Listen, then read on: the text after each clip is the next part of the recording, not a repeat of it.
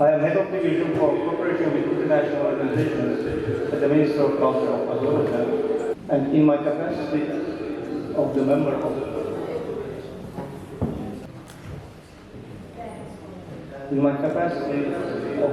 the organization committee as a designated moderator, I will. Okay, perfect. So, first of all, as a designated moderator of the opening panel, I would like to warmly welcome all the participants of the second sub-regional seminar on Silk Road's Volga-Caspian corridor. Welcome to Azerbaijan, welcome to Baku, welcome to Caucasus. We are very glad to host the second annual seminar of the Silk Road Sub-Regional Conference. And for the opening speech, let me first invite to the floor Ms. Sabina Hajieva, Head of the State Service for Protection, Development and Restoration of Cultural Heritage under the Ministry of Culture of Azerbaijan. Ms. Hajieva, the floor is yours.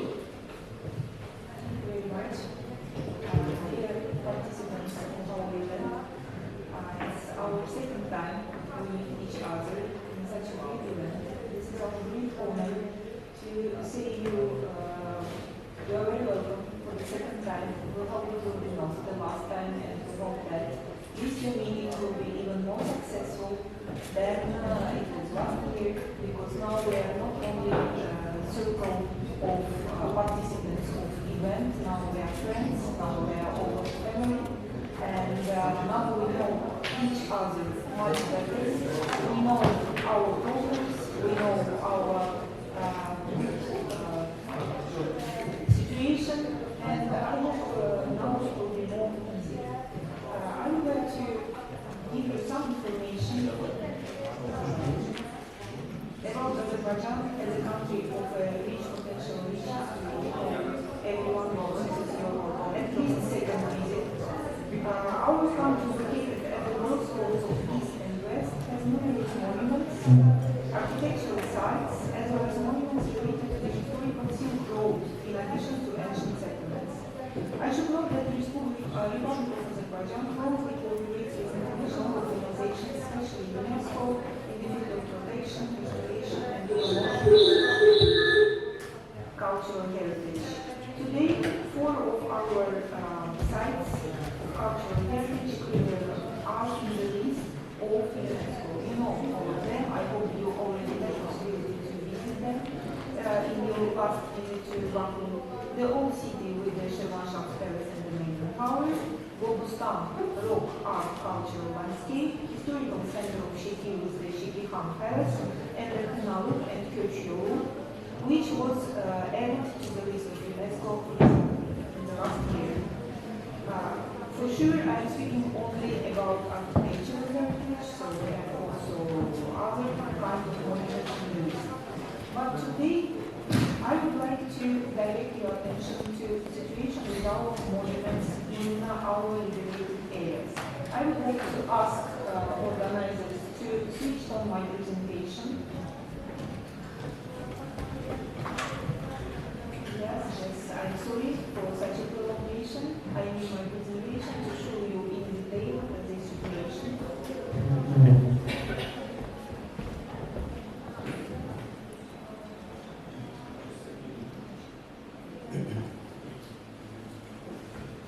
So my presentation is, could you please enlarge the screen?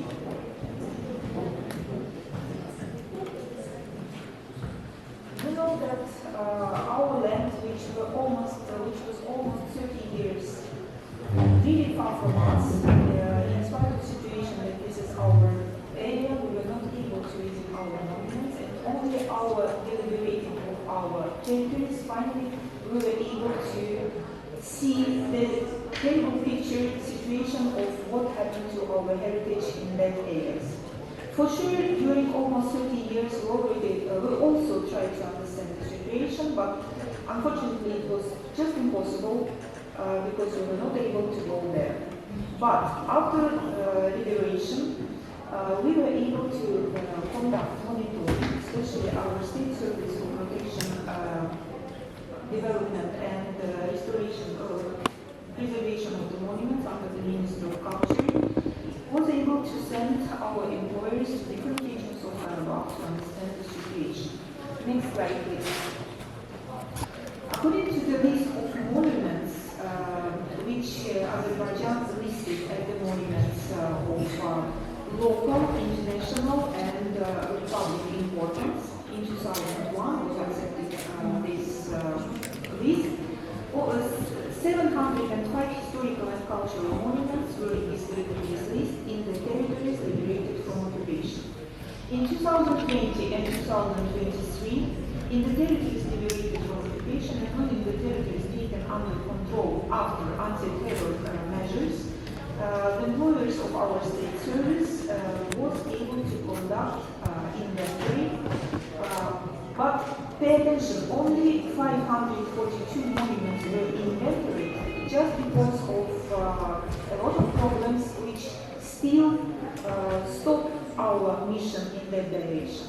196 of that monuments located in the city of Shusha, preserved, as well as 368 historical, architectural, archaeological monuments which were not listed in 2001, because in 2001 area was already occupied, so some monuments were out and it was not possible to list them. So we discovered during our inventory, during our monitoring, 368 historical, architectural, and archaeological objects.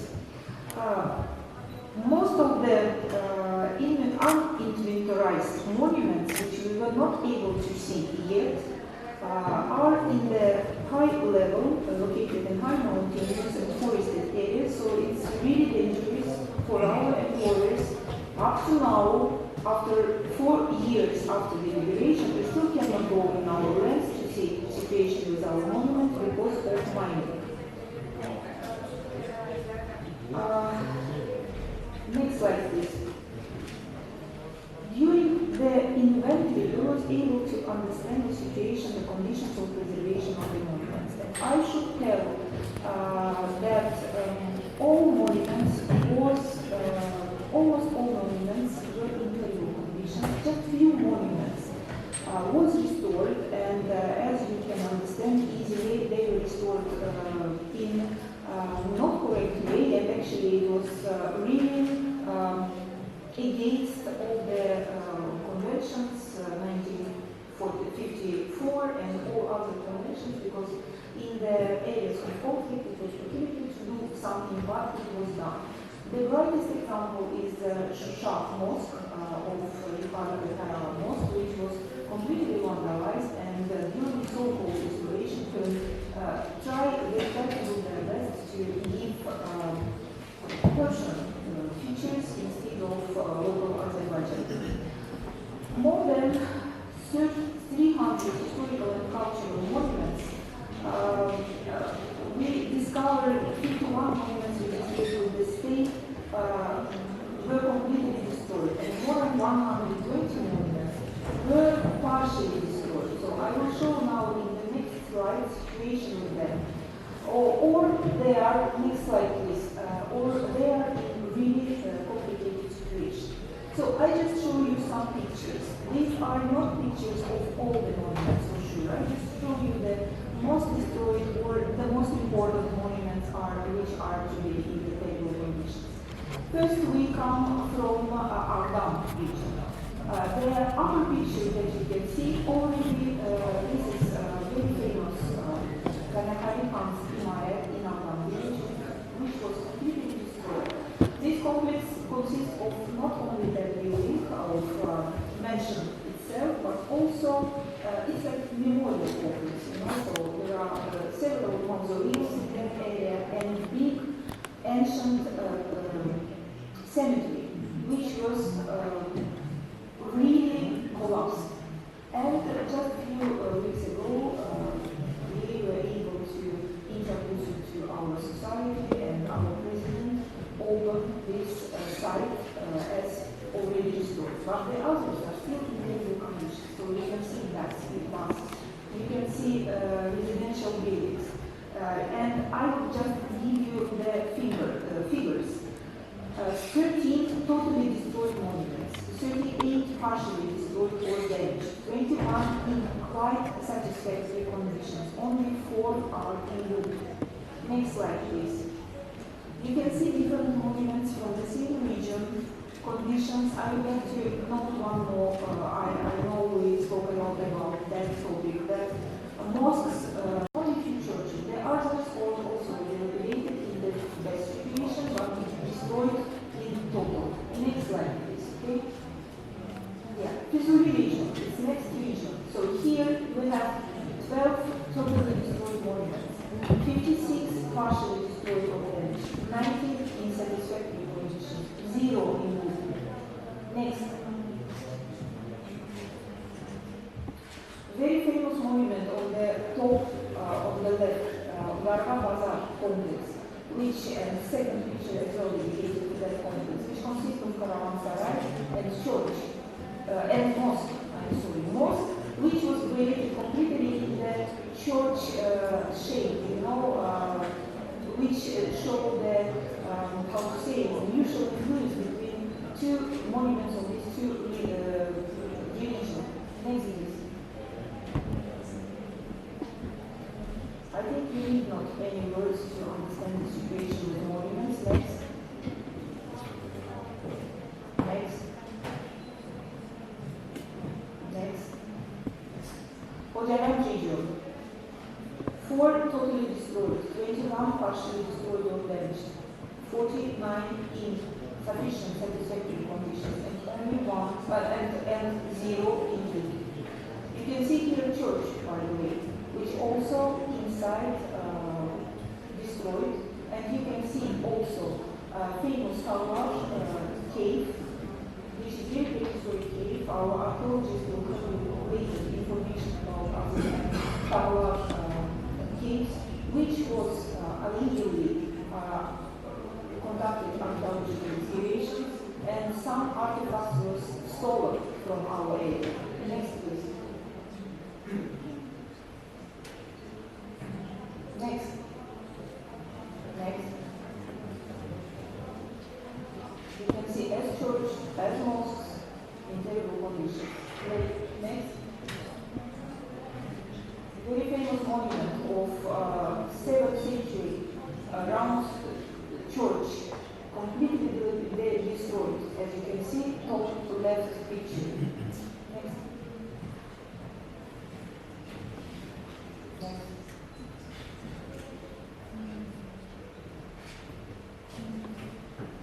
Houses as well, mansions. So water resources, bridges. Next, please. Okay, Haqverdiyev region. Haqverdiyev is very mountainous region, and the most important Christian churches and monastery complexes, not only them, but the most important Christian monuments placed here.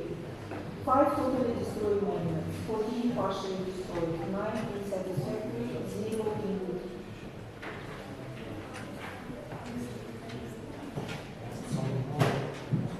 Famous Genceser and Haqverdiyev monastery, Aram monastery.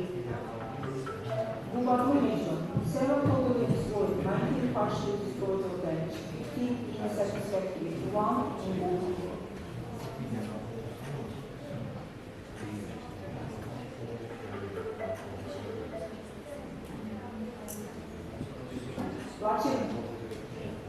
Famous Latin Basilica of 7th century, 11 totally destroyed monuments, 39 partially destroyed or damaged, 53 satisfactory sufficient, 1 in ruin. I would like to point one thing more. That churches that you can see, maybe it seems to you that they are in good condition because yes, they are stable and so on, but mostly all of them reconstruction or some additions. In most cases, if they did such activity, they use during occupation appropriate materials like cement, like concrete. In some places, new additions. In some places, destructions.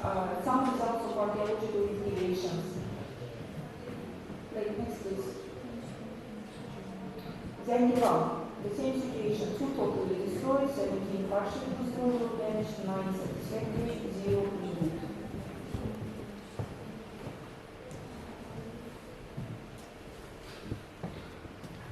And the final district which I'm going to tell about is Caspian-Volga district, 4 totally destroyed, monuments 22 partially destroyed, 20 in satisfactory condition, 0 removed. So as you can see, situation with monuments in regions almost the same with some differences for sure, but for sure it's a great now target before us to investigate, because this information that I give to you is just brief information, because again, we were able to do some brief understanding about situation with monuments. And some of them we were not able to go inside. Some of them were only possible to take by using drone or some other technical equipment because of a dangerous situation. One of the main tasks today is to preserve the monuments and to investigate the possibilities of using them after they were done. For that reason, the most important is demining of the areas. First of all, restoration and conservation of historical monuments are prioritized and carried out in parallel with infrastructure and urban development works. With this, the restored monuments will be given to the citizens who have returned to their native homes. This will create new jobs for residents who have returned to their homes. Issues related to this have been included in the first stage program of the Great Return to the Related Heritage of the Revolution Republic.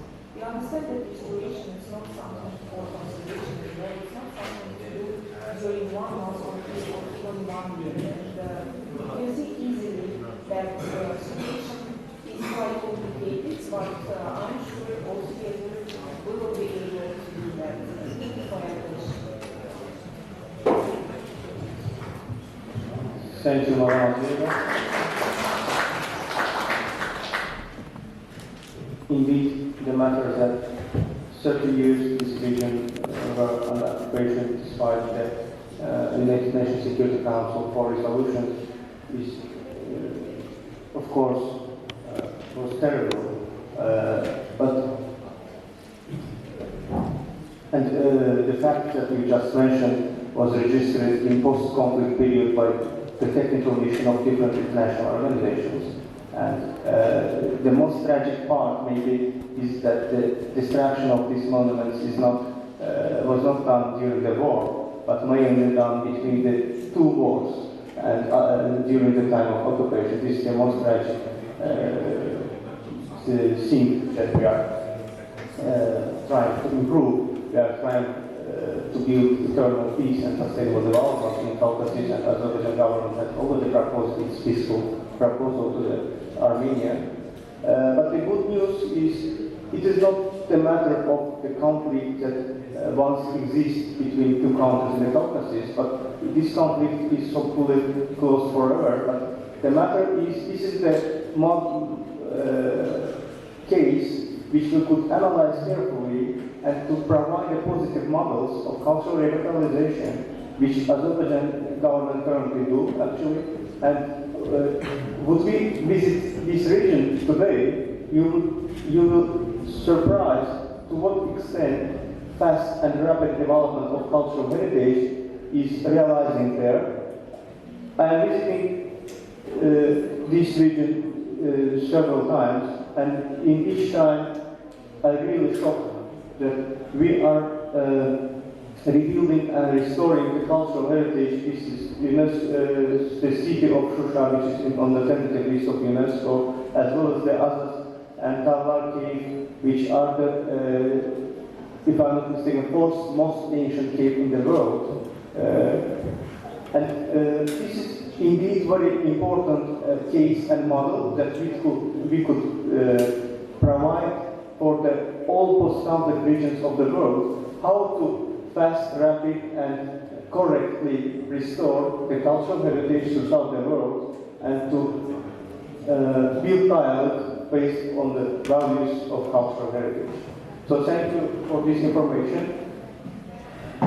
Dear friends, we are now located in the National History Museum of Azerbaijan. By the way, the famous jawbone of the woman, of the prehistoric Neanderthal woman, is also here at this museum. So this is a very important museum, not only for Azerbaijan, but for the history of the whole region. So therefore, I would like to invite Professor Naila Galifanli, director of this beautiful museum, to deliver her welcome speech for us. Ms. Galifanli, the floor is yours. Çok sağ olun.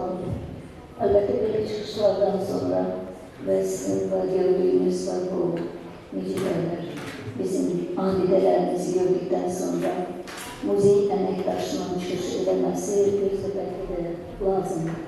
Çünkü biz bu abidelerden elde olunmuş bizim zengin mirasımız bazıları görürsüz atıp dağıtılmıştı, yoktu.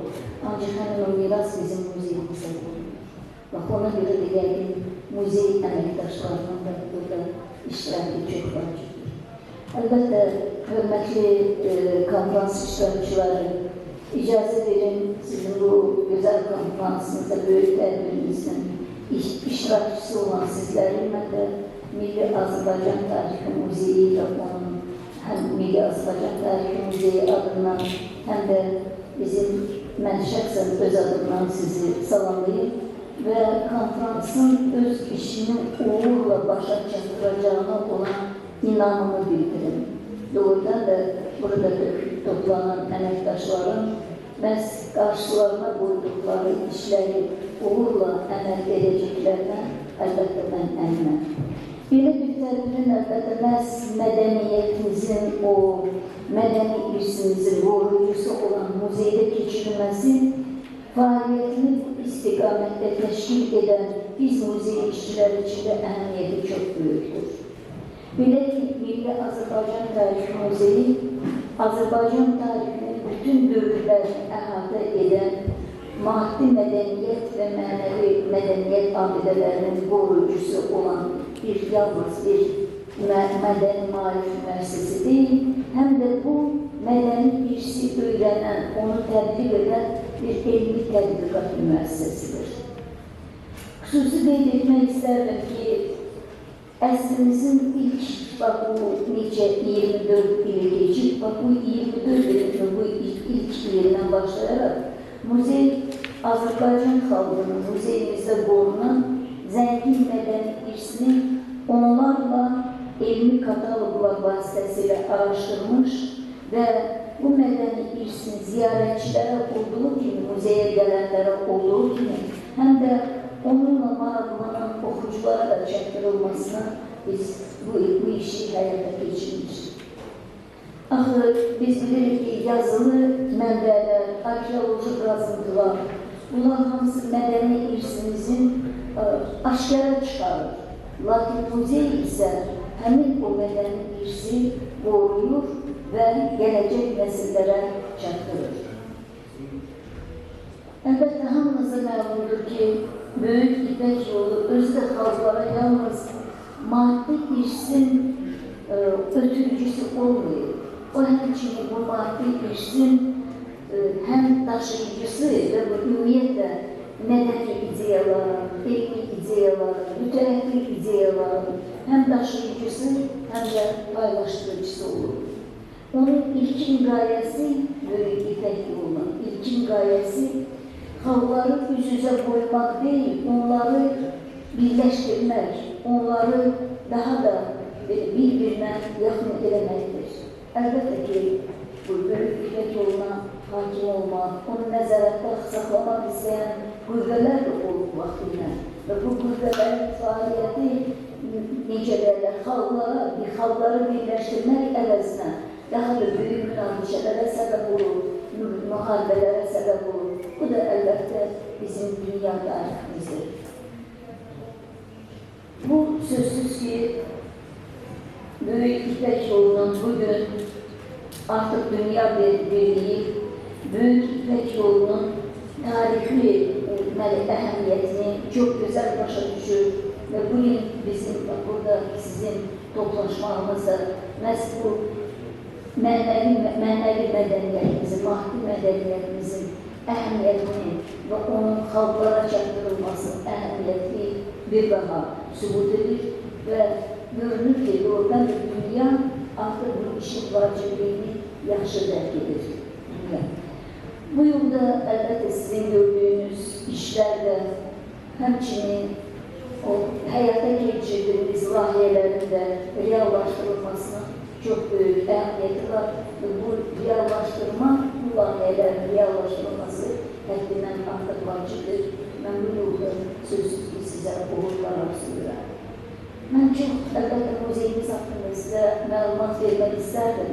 Ancaq mən çox istərdim ki, siz bu tamamlayandan sonra işlərimizi bizim muzeyimizlə tanış olasınız. Çünki bizim muzeyimizin, onu da deyilsə ki, bu Milli Azərbaycan Tarixi Muzeyi Azərbaycanlı dövlət səviyyəsində təşkil olunmuş 104 il bundan əvvəl təşkil olunmuş bir muzeydir. Və bu muzeydə yalnız siz o mədəniyyətimizi, mədəni sərvətimizi görmürsünüz, tariximizi görmürsünüz. Burada həmçinin bu muzeydə tədqiqat işləri aparılır.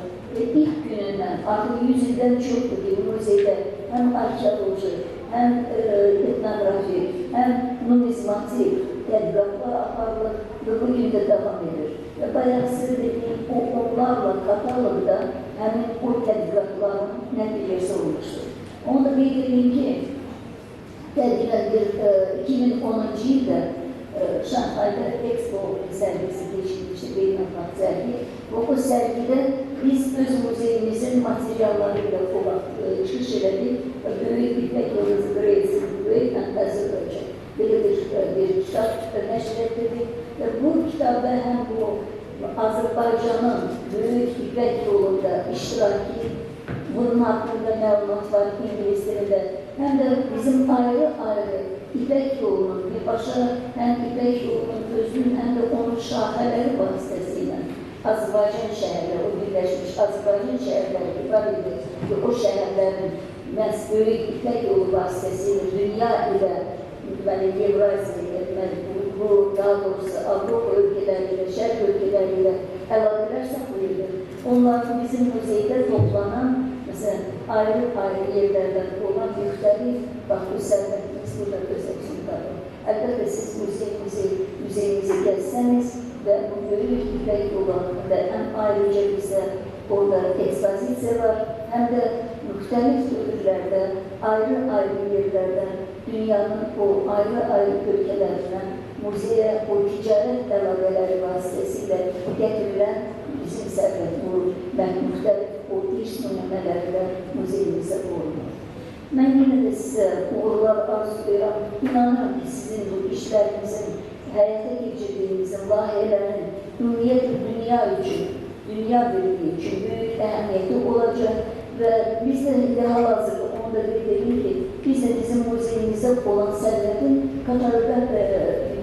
kataloglaşdırılmasına, pasportizasiyasına keçiririk və əminlik ki, bizim də bizdə olan toplanan da dünya irsi səviyyəsində, dünya irsi səviyyəsində o da nümayiş olunacaq. Mən sizə təşəkkür edirəm və sizi sözsüz ki, muzeyimizə tamaşa etməyə, baxmağa dəvət edirəm. Çox sağ olun.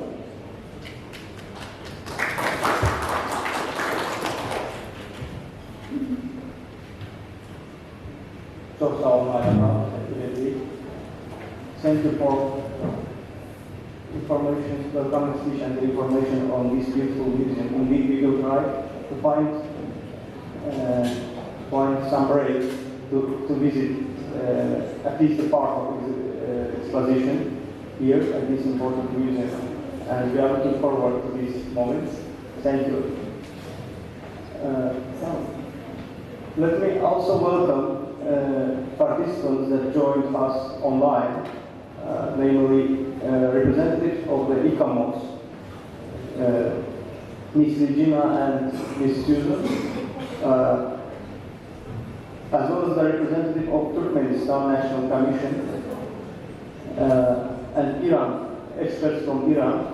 So welcome who is joining online. And now, let me give the floor to Mr. Malik-Abbas, Head of International Cooperation Department at the Ministry of Council of the Republic of Azerbaijan. Mr. Malik, the floor is yours. Distinguished guests, dear participants, ladies and gentlemen, I'd like to first of all welcome you all in our event, especially welcome to Azerbaijan and Baku City for the second annual Sub-Regional Conference on Seafood Caspian-Volga. I would like to extend my gratitude to organizers, namely UNESCO, World Heritage, Nation, Japan, as well as International Institute for Central Asian Studies for the partnership on organizing such events. And their tireless efforts in bringing us together with significant conference. Together, through our progress and endeavors, we have achieved remarkable progress in implementing the first phase and second phase of the UNESCO-Japan Funds and Trust project. And our work during this period was focused mainly on identifying, documenting, and safeguarding the invaluable cultural assets that create the seaport trade.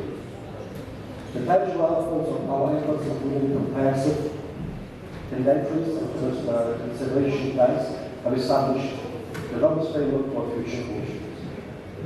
This project not only underscores our commitment to preserving cultural heritage, but also aligns with the target set by Sustainable Development Goals 11.4, which calls for protection of our world cultural legacy, as well as supports SDGs 8.5, aimed at promoting sustainable tourism, which generates jobs and enhances the prestige of local culture and partners.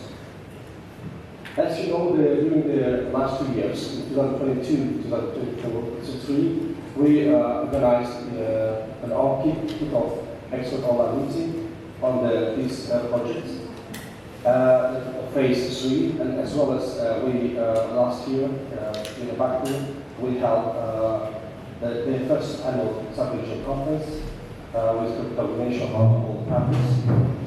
So in this regard, this was provided a digital platform for exchanging knowledge, sharing experiences, and highlighting the best practices. It fostered a sense of unity and commitment toward the preservation of our environmental cultural heritage along with this corridor. The primary focus of that conference was establishing a general plan for project implementation, emphasizing the need for enhanced coordination by experts working on this seaport for the Caspian program for all heritage sites.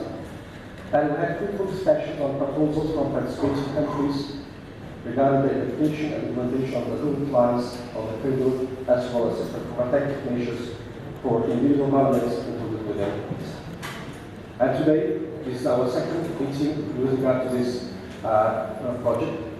And our objective is to maintain our momentum and build our previous successes.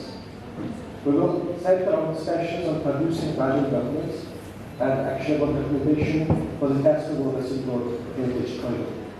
By developing clear framework for future actions, I mean the action plan and roadmap that we're going to today discuss and to future to implement, we ensure that our efforts and contribute effectively to long-term sustainability of exceptional cultural heritage landscape of the region.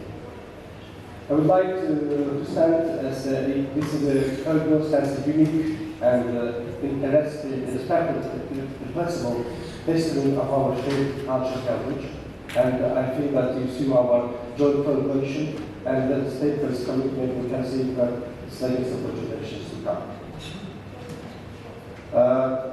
This at the same time gives us opportunities through this conference to strengthen our partnership, share invaluable insights, and to take meaningful steps toward preserving the rhythm, tapestry of cultures and history that has shaped the region's centuries. As you know, this region is covered by perspective countries, and they have a rich history and rich heritage that we have to identify and protect for the future generation.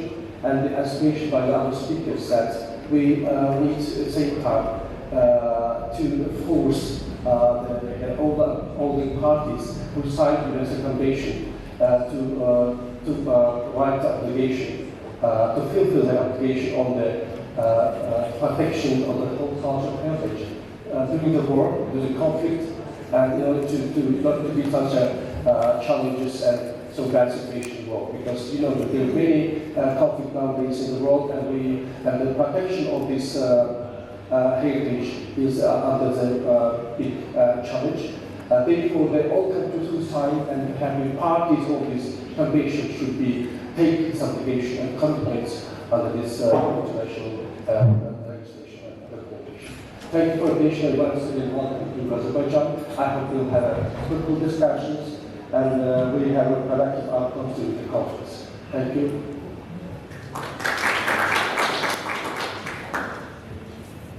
Thank you, Mr. Jumayev. Indeed, you are absolutely right that our partners, namely the UNESCO World Heritage Center and the Japan government, is allowed to build this partnership and to strengthen our cooperation within this project. But I'm confident that it will not be limited to only this project, because Azerbaijan being a country that always supported the regional cooperation and collaboration, and especially in the cultural field, we are very glad to host this sub-regional seminar. And unfortunately, the ambassador of the Japan today had his commitment to COP29. You know that Azerbaijan is going to host the COP29 in November, and this is a very important and huge event. But I know that he is very supportive to this project, and he always deliver this supportive message to this project. And thank you for funding the project, this regional project. Today we have representatives of regional countries and mainly expert meeting, but we also have representatives from the ministries. So I would like to welcome the advisor to the Ministry of Culture and Information of the Republic of Kazakhstan, Mr. Ozas Shayazdanov.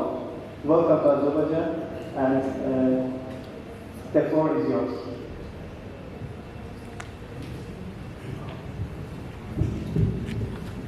Большое спасибо.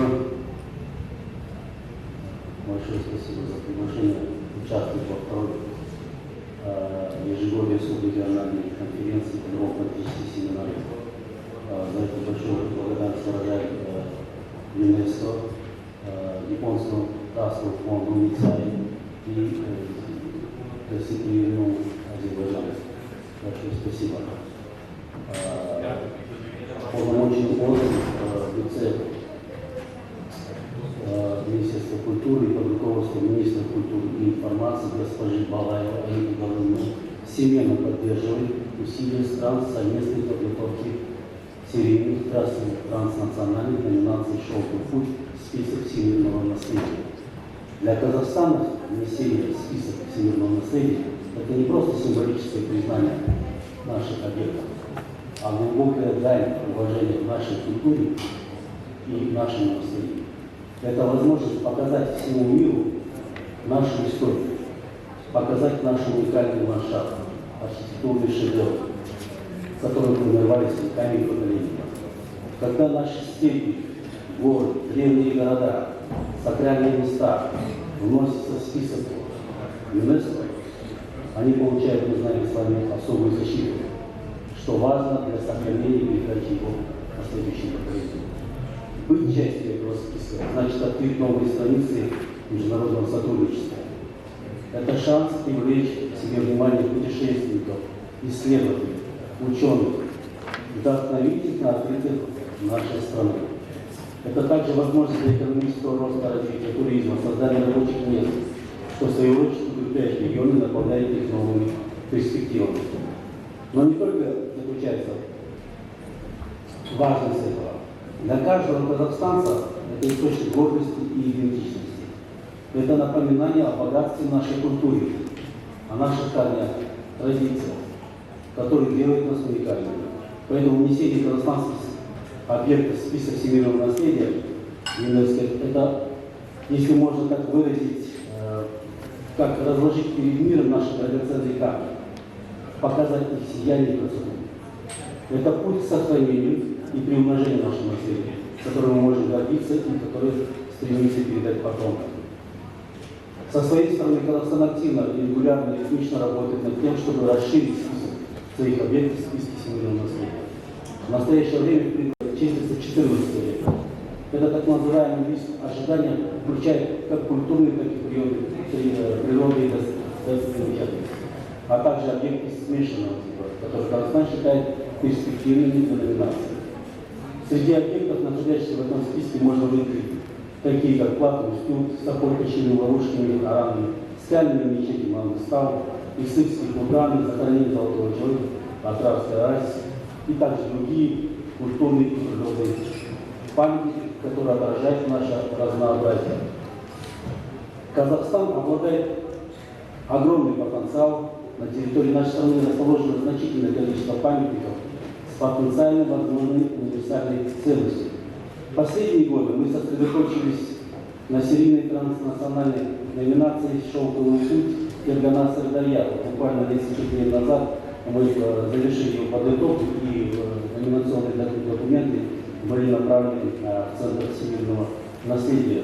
Туда вошли наши казахстанские объекты, как известно, городища Акрар, Сауран, Туркестан, Сагнар, Жанкен, памятники Житасарского оазиса, которые мы вместе готовили совместно номинации с Кыргызстаном, Таджикистаном и Узбекистаном. При этом мы также самостоятельно номинировали объекты, такие как Скальные мечети Мангустау, который включает подземные мечети Бекетата, Раманата, Шахпатата, Шопаната и Султана Кубека. Номинацию Казахстан был членом, как вы знаете, Комитета всемирного наследия 2013 по 2017 год. И вновь занял этот почетный и ответственный пост. Членство в комитете позволяет комитету не только участвовать в принятии решений, но и активно влиять на международные стратегии по охране культурного и природного наследия. Таким образом, работа по включению новых объектов в список всемирного наследия ЮНЕСКО ведется параллельно на всех уровнях. Этот процесс требует тщательной и длительной подготовки. Все мы об этом с вами знаем. Тесного международного сотрудничества и значительных усилий, но при этом он играет важную роль в сохранении и популяризации нашего культурного и природного наследия. Республика Казахстан динамично укрепляет свою законодательную систему, имплементирует нормы международных конвенций, продолжает проводить комплексную работу с учетом регламентов и правил, предусмотренных законом или нормами конвенций, которые были ратифицированы нашей страной. Сотрудничество с ЮНЕСКО также укрепляет культурные и дипломатические связи. Участие Казахстана в международных инициативах по сохранению наследия способствует укреплению его нашего имиджа как ответственного и развитого государства. Это позволяет активно участвовать в глобальной диалоге по охране наследия и поддерживать устойчивые отношения, в данном случае с нами, с российскими государствами. Таким образом, мы рассматриваем включение объектов в список всемирного наследия как стратегический инструмент, который при грамотном управлении может привести к многоплановым выгодам для Казахстана, мы рассматриваем как и тесном сотрудничестве с вами, выгоды для нас всех. Это не только защита и сохранение уникального наследия, но и возможность для устойчивого экономического и социального развития, привлечения инвестиций, развития туризма и укрепления сотрудничества. Нам известно, что в прошлом году, в период с 22 по 26 октября, прошла первая ежегодная субрегиональная конференция при поддержке Японии Императорского фонда, и где национальные эксперты представили результаты, сосредоточились на выявлении и документировании объектов Каспийского волжского коридора Шелкового пути и оценки статуса сохранности его потенциальных объектов. Принятая Бакинская резолюция подчеркивает важность комплексных исследований и создания секретариата при Министерстве культуры Азербайджанской Республики для упорядочения коммуникации и эффективной реализации процесса номинации. Уверен, что по итогам нашей сегодняшней встречи и сегодняшней конференции и практического семинара будут приняты руководящие документы и рекомендации для продвижения проекта Каспийско-Волжского коридора Великого Шелкового пути. Определим приоритетные компоненты для номинации, продолжим тематические научные исследования и согласован традиционный механизм для процесса номинации. Со своей стороны, Министерство культуры Казахстана приложит все усилия для дальнейшей поддержки и подготовки совместной номинации этого проекта. Благодарю за внимание.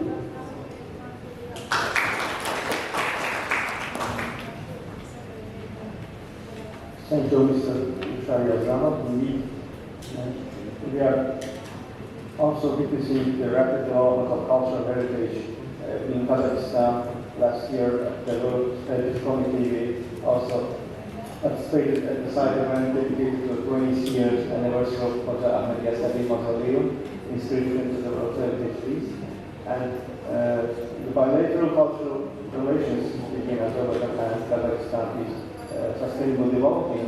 For instance, just an example that this year, the 12th of March, two presidents together inaugurated the Children's Creativity Center in the visual region that we see before. This disruptive city become developing again, and the friendly countries starting as a gift from their nation, starting to build different creativity centers and cultural institutions in this region, and we are grateful to Kazakhstan. But also within the regional projects, we are very passionate about building new cooperation with all friendly neighborhood countries, and this project is one of such examples where we could enhance our cooperation.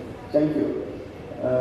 Now, I would like to invite a person who put a huge effort to our project since the very beginning, and we all know him very well. Professor Roland Lee, Project Officer, Asia and the Pacific Youth, Dr. Center University. Dr. Lee, the floor is yours. Thank you, moderator of this section. If I may put my PowerPoint on the screen, can you put it on the screen? Yeah. Before presenting the results of two previous UNESCO Trust Fund for Signal Award Regional Management Project, an objective for the second annual sub-regional meeting and field practical workshop, I wish on behalf of the UNESCO Heritage Center to thank the authority of Azerbaijan to organize this year again second sub-regional conference, and especially thanks Madam Sabina Hajiyeva, Professor Naina Fakalini, Mr. Farouk Jumayev to present the richest cultural heritage and your willingness to facilitate this regional collaboration. Thank you. And my dear friend, if I may, Mr. Araz Akivili, we can move forward together. I will mention later on this. And sincere thanks to the government of Japan, like Professor Yamauchi, Dr. Sasaki-san are here. Without the kind and continuous support from the people of Japan, the UNESCO Japan Trust Fund cannot make place today going forward.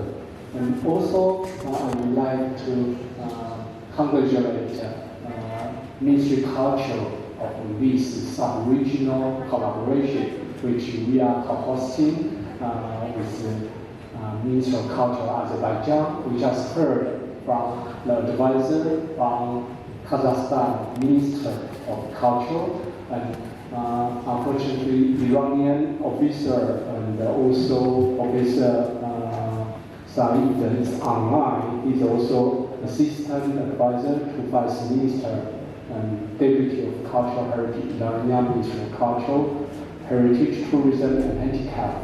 And we have also Turkmenistan National Commission and the Ministry of Culture, Turkmenistan. So we are in the beginning stage, but we are in good hands, driven by countries, driven by related Ministry of Culture these participant countries. And we are very honored to have two senior ECMOS advisors, Artist Suzanne and Regina Giurigato, who will speak after my presentation. So without delay, I want to present you in three sections. Next slide, please. First is about can we have the next slide, please? The background, as you can see, the recent World Heritage magazine putting Sigro in the hall. Next slide, please.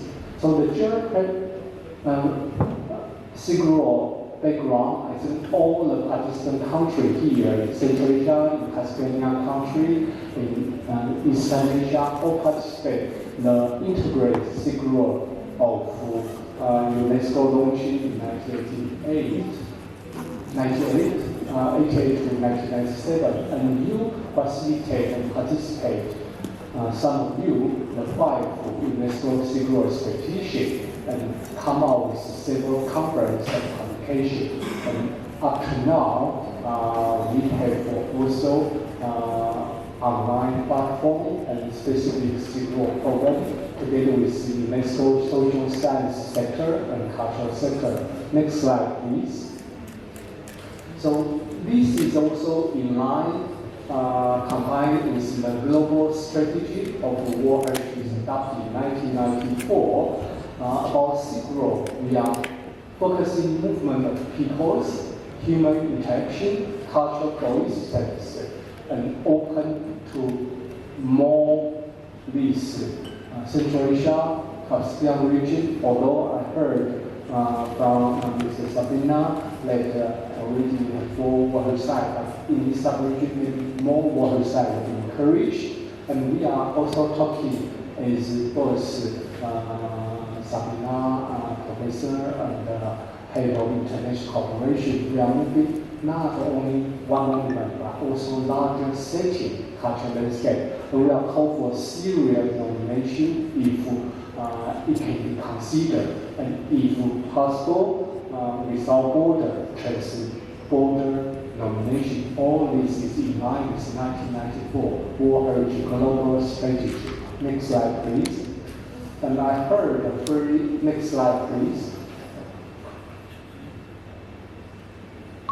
Can I have next slide, please?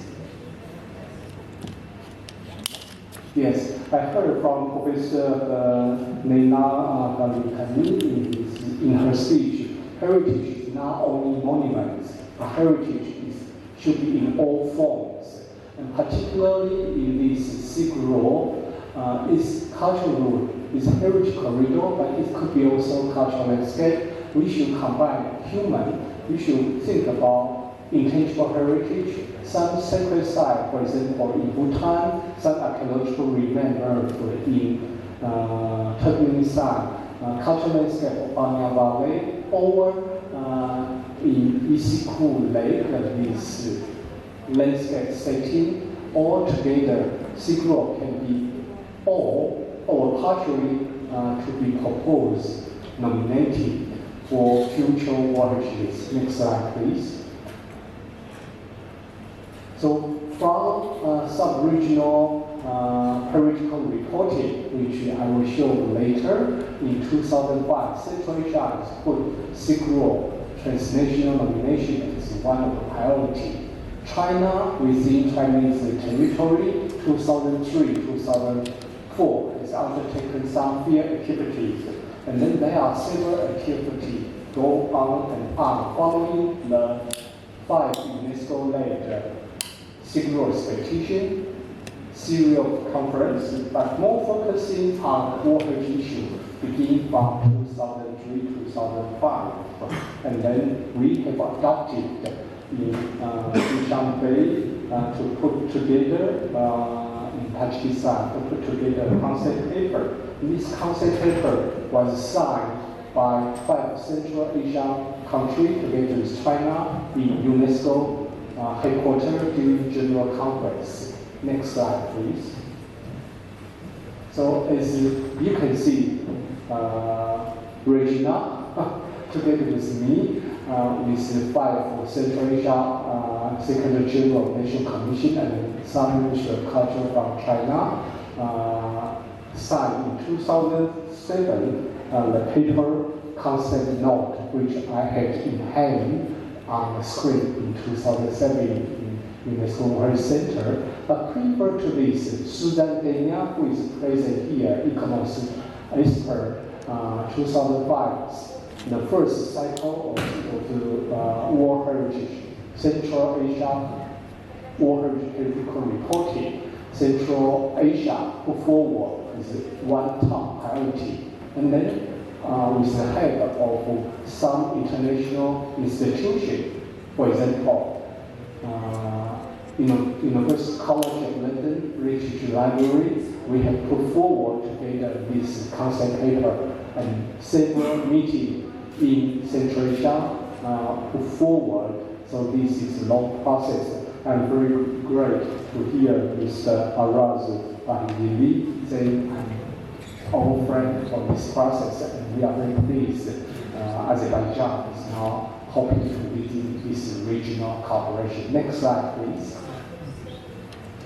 And in the same time, e-commerce international undertook under the request of UNESCO and participant country the e-commerce Silk thematic study, which I believe the e-commerce expert and some international resource person will talk more. There are 222 tentative designs when undertaking this thematic study, and it came out agreed in Ashgabat, Turkmenistan, in International Coordination Committee for Silk Road to propose a heritage corridor approach. As a whole, 54 or 55 heritage corridor, and it's all over several heritage corridor have replanting outstanding resource value. So this is a very step forward. Next slide, please. So this background, next slide, please. Background is put together governmental expert level, hand by hand to work together. So the very first international coordination meeting took place back to back in Kazakhstan, Almaty, and in China, Xi'an. And then up to now, we have 6 coordination meetings. Hopefully, we can resume if the authority of Azerbaijan could be helpful, resume the 7th coordination very shortly in the future.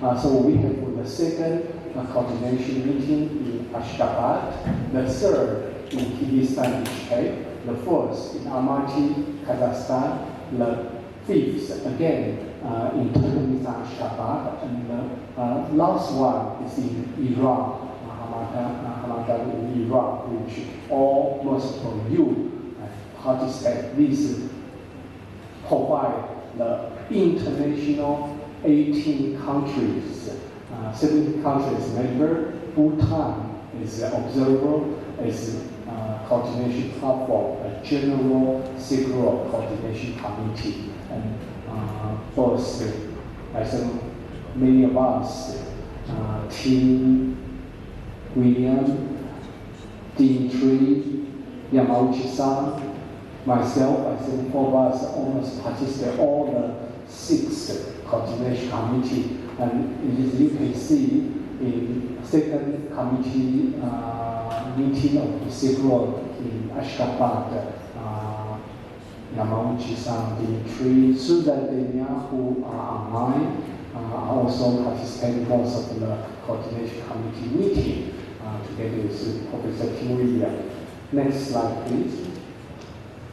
So all this a good showcase of South-South-North cooperation with international contribution from UK, from Italy, from Netherlands, but very important from Japan, Korea, China, and now more and more from Kazakhstan, and we count upon the participation actively from Azerbaijan, as mentioned by the head of international cooperation of cultural ministry, and several ongoing or previous operational projects to facilitate as Ms. Saminas mentioned, documentation, preservation are key important. And all this has been regarded in UN system as a good example of South-South North collaboration to forward preserve the heritage, in the same time promoting the potential nomination process. Next slide, please. Now we are looking to very briefly the result since again to the Japan Trust Fund, phase 1 and phase 2, very quickly to move to the result. Next slide, please. So the very first focus of phase 1, we are focusing on documentation and capacity building, particularly in Central Asia. I believe Kazakhstan has led intensively activities in situ, and we are very pleased that we have contributed for capacity building. Some Kazakh experts are now requested to provide the technical assistance to our Central Asian country, to China, and hopefully can be very helpful also for Caspian country. And also the resource person here, team and Yamauchi-san are always with us. And this is the very first phase, South-North cooperation, particularly funded by Japanese government to UNESCO. Next slide, please. This is successfully, by end of the project, facilitate, provide financial and technical assistance to the very first nomination, Chang'an Tianshan Corridor, a joint nomination submitted by China, Kazakhstan, and Kyrgyzstan. Next slide, please. And this successful nomination, the very first one, was proposed by 3 countries. They are using 4 heritage corridor plus 1 part of heritage corridor altogether. 5 heritage corridor with 33 component sites. Next slide, please.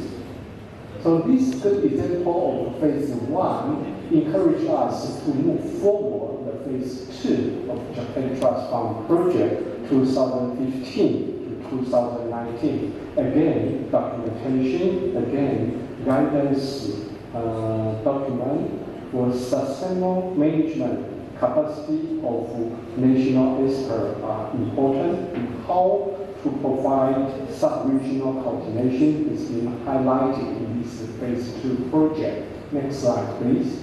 And besides the phase 1, phase 2 activities for capacity building, sustainable management, with phase 2 under the funding from the Japan Trust Fund, we have secured an important advisory mission from e-commerce experts, particularly to Uzbekistan, and working together with Uzbek and Tajik and ECAS. And this e-commerce expert advisory mission has been led by Susan Dania, who are present online, and Chinese e-commerce vice president at the time, Mr. Guo Zhang, because this unfortunate at that time nomination was sending back and referring back in 2014. At that time, we call it Penjikan Samarkand Polycan corridor, and why the issue in mind is 2014 Doha warranty decision to report back to reconsider outstanding universal value of this specific corridor. Next slide, please.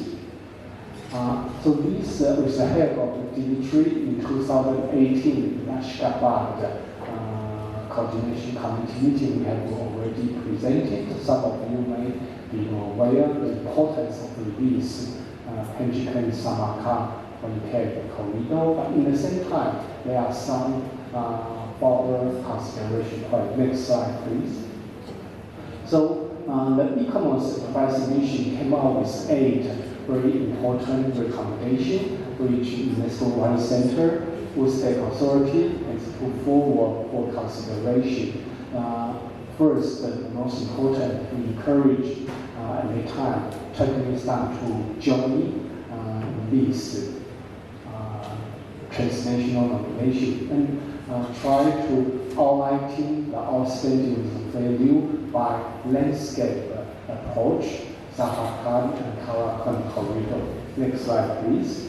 So I'm taking, next slide, please. I'm taking from e-commerce presentation during the last section, last year, 2023 section. After advice mission, thanks to UNESCO Open Trust Fund, phase 2, Zaha Karakan corridor, Tajikistan, Turkmenistan, Uzbekistan, Georgia, we presented again this nomination with component side from Turkmenistan. Next slide, please. So this finally was considered as successful nomination from 3 countries. Next slide, please. E-commerce evaluation together with e-commerce World Heritage Panel consider the boundary protection conservation, integrate authenticity, made the inscription, and then put forward criteria 2, interchanges, criteria 3, tradition, civilization, criteria 5, land use, and settlement. Next slide, please. So we are very happy to see last year, 2023, the important reform back and then with new approach nomination thanks to e-commerce enterprise initiative, close collaboration with Uzbekistan, Tajikistan, and Turkmenistan. This Zaha Karakan corridor successfully inscribed with 31 component sites. Next slide, please. And as we know, this has been proposed in criteria 2, 3, 5 with the successful celebration and the start of PR in September 2023. Next slide, please. So let's move very briefly objective of phase 3 and at the same time call upon your attention. This 2 days conference and our field work hopefully can contribute the objective and expected result of UNESCO Japan Trust Fund phase 3. Next slide, please. So the phase 3, now we move further. Next slide, please. We follow further west, and then we see the whole Central, Western Asia, and Trans-Caspian country, Azerbaijan, Iran, Kazakhstan, Russian Federation, and Turkmenistan, 5 participant countries can work together. And we are very lucky to have the continuous support international resource person, Yamauchi-san from Keio University of Japan, Professor Tim Williams, University College of London, UK, and former director of International Center for Central Asia Study CAS, Dr. Dimitri Bayaki. Next slide, please. So again, in this phase, next slide, please. In this secure Caspian-Volga corridor, we hope the component side can be presented. We will see how the country experts level today, tomorrow will present their pre-identified site, and then how the management, interpretation, preservation need to be well considered. And very important, sub-regional management coordination, knowledge of data sharing, how this can come further together. And thanks again for ECAS to provide some basic map to show the importance of this. And also already in Aktau, Kazakhstan, September 2023, and here in Baku, October 2023, this Caspian seashore we are very lucky to have again Japanese Technical University Dr. Sasaki provide some potential land law link with seashore or underwater heritage, how to link and contribute the potential outstanding UNESCO value. Next slide, please. So as mentioned, the tangible result leading to objective of ongoing, but we will finalize at the end of this year, this UNESCO Japan Trust Fund project. The tangible result last year, we have a Haqverdiyev resolution. We have Sabina Haqverdiyev, UNESCO Cultural Convention, including World Heritage Convention, 1972 Convention, and 5 other conventions. We are all working together for peace, for sustainable development. So this UNESCO Convention hopefully can go hand in hand for sustainable development with all forms of heritage. Next slide, please. This is crucial, and we are very pleased to have all participant country expert officials. We are very pleased for the very first time, ECOMOS expert from Paris and London can follow and join and contribute as UNESCO World Heritage Convention. Believe policy support, methodology, technical guideline, capacity building, and international cooperation platform as UN objective for peace and development. Secure World Heritage transnational nomination may be helpful. And thanks again, Japanese government continued contribution phase 1, phase 2, phase 3. Two previous phases we got the 2014 Secure China-Tianzan Corridor inscription, 2023 Secure Zabahan-Karakun Corridor inscription. Is now really to the countries, member states, state party to rise, to drive, and to put forward their responsibility and obligation for preserving the world heritage using taking secure heritage preservation and rehabilitation and reworking. As mentioned, tourism can be positive. So with United Nations tourism strategy with Central Asia common tourism strategy for the Secure Heritage Corridor, and we are very pleased. Kazakhstan Ministry of Culture are leading as a secretariat for the ongoing potential Secure Vietnam-Siberia Corridor, and potentially China, Bhutan, Nepal, India may pursue South Asian Secure, and as we know, since decades, Chinese authorities are proposing maritime secures, and recent years, India has proposed more some maritime route and cultural landscape perspective. And thanks to Korea Fund Trust contribution, ECOMOS has working together with UNESCO World Center have a scoping paper for Eastern Asia Secure. And now we are very important secure Caspian-Volga countries for 5 countries experts are here together to work further. And we are very pleased. Azerbaijan Ministry of Culture is serving, proposing to reinforce the subregional cooperation with the Secretariat. Next slide, please. So with this, I encourage all the experts, all the officials, and thanks again the authority of Azerbaijan for hosting this country. And I wish you a successful conference and field work. Thank you.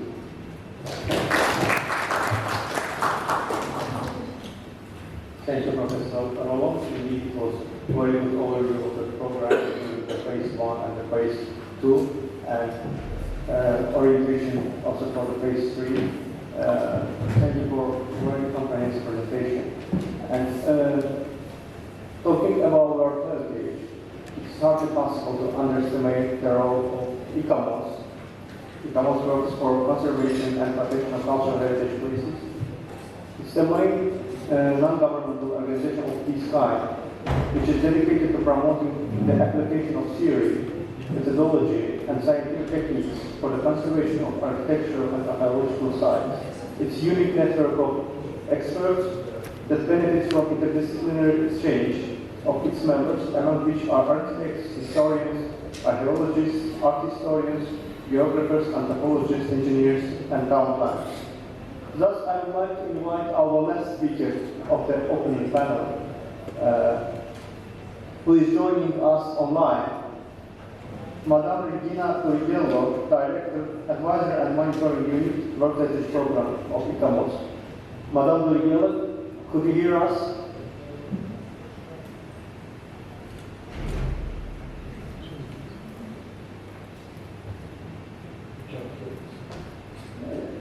Could you switch on the microphone, please?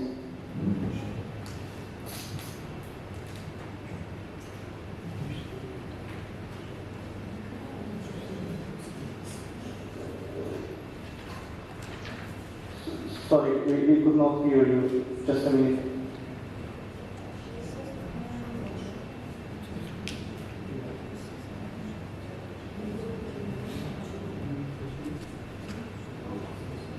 She's talking.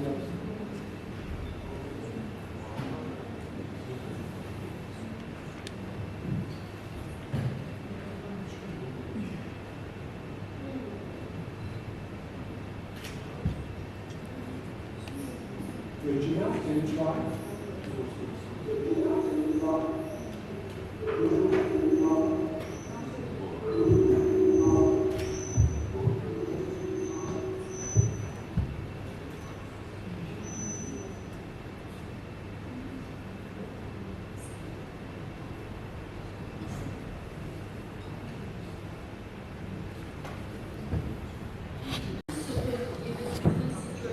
Is acknowledged as well.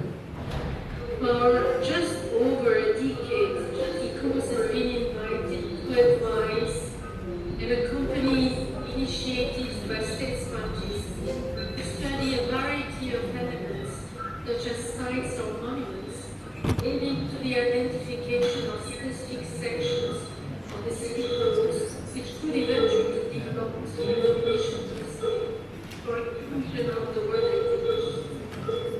ICAMOS therefore welcomes the opportunity to take part in this coordination meeting and to hear of the recent activities that have taken place during the past few years in fossil growth in Central Asia and particularly around the Caspian area. We welcome the commitment now being given to exploring parts of the western end of the scenic roads. Collaboration amongst these parties is essential for the two steps of the nomination process and further. It is especially critical at the nomination phase when it is necessary to identify the contribution of the Caspian-Volga to the wider scenic roads.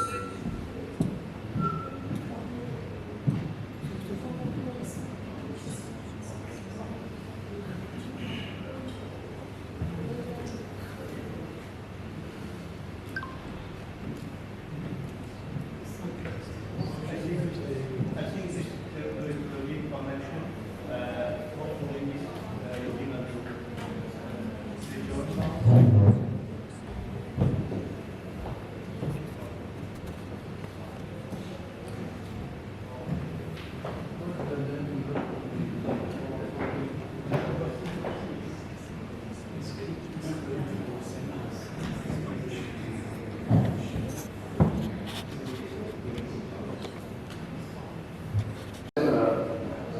to the front of our banner to make a panel photo, and then we will have 15 minutes coffee break. So the opening session is closed.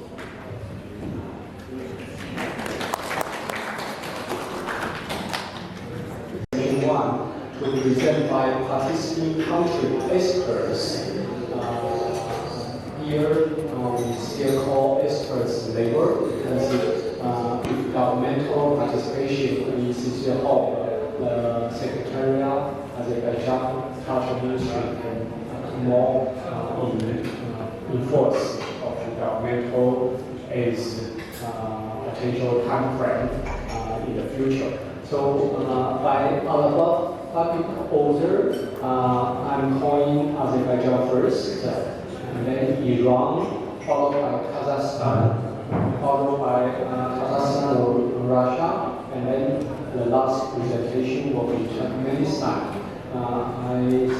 Due to unforeseen circumstances, Iran and Turkmenistan may present online, and I hope the online presentation will be better in this section. Now, without delay, can I call for short presentation from Azerbaijan? Who is representing Azerbaijan?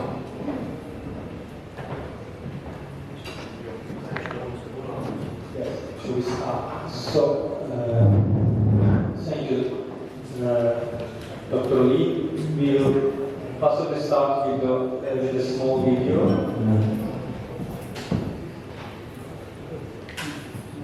Video hazırlamışlar.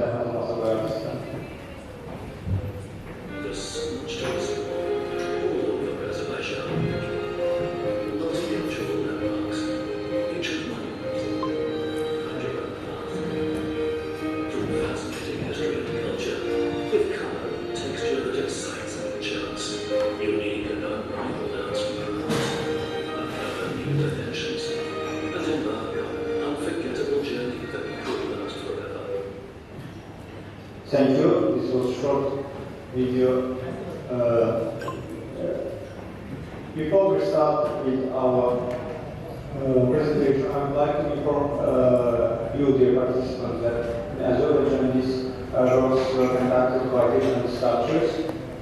Namely, the Ministry of Culture is doing part of the job by organizing special exhibition to the objects that are nominated to be inscribed to the World Heritage within the Syrian nomination, while the National Academy of Sciences also conducting deep research on each object proposed by the Ministry of Culture, and we have several expeditions through the year to these objects. In general, of course, there are different opinions on whether this or that object should be inscribed or not. These are mainly representing the early medieval times as well as the late medieval times, depending on the region, and different kinds of objects, including caravanserais and other monuments. But to explain in general and take into consideration the time limit we have, I would like to give the floor to the representative of the National Academy of Sciences, Professor Koshkar, to inform us in general about works done by the National Academy of Sciences. Koshkar, Eldar Akademiyası'nın bu istikamette gördüğü işlerden umumen yalnız vermeniz karşıydı. Buyurun, reportluyoruz.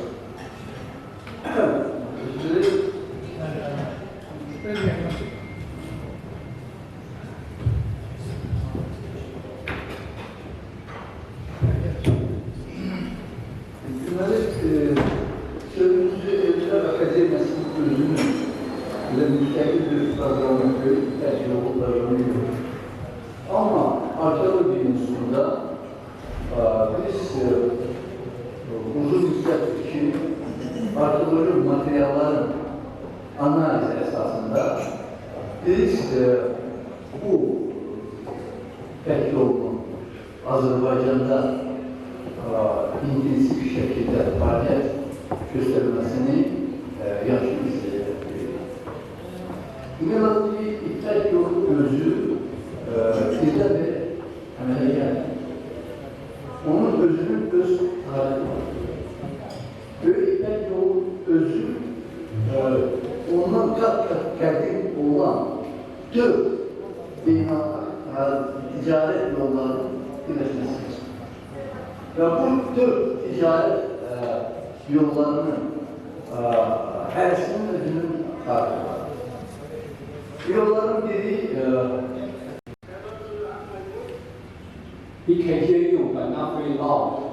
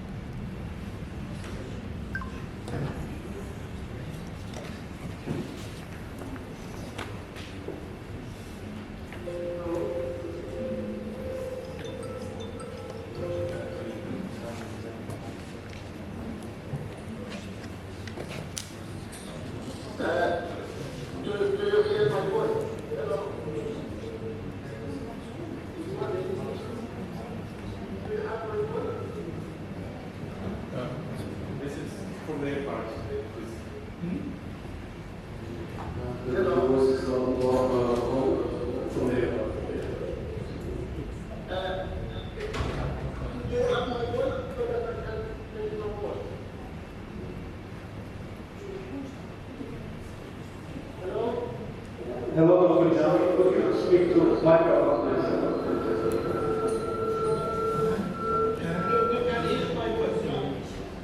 We can hear, but we would like to hear louder.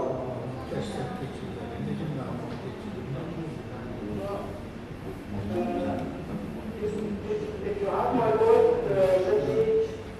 let me thank UNESCO and the government of Japan for supporting the project of Silk Road Corridor Caspian-Volga, and also the government of Azerbaijan for hosting the second regional sub-regional meeting on this important project. Actually, it's a list that I myself, representing IPIS and an expert from the Ministry of Cultural Heritage, could not attend in person this important meeting due to the condition that hello? Yes, we can hear you. Please continue.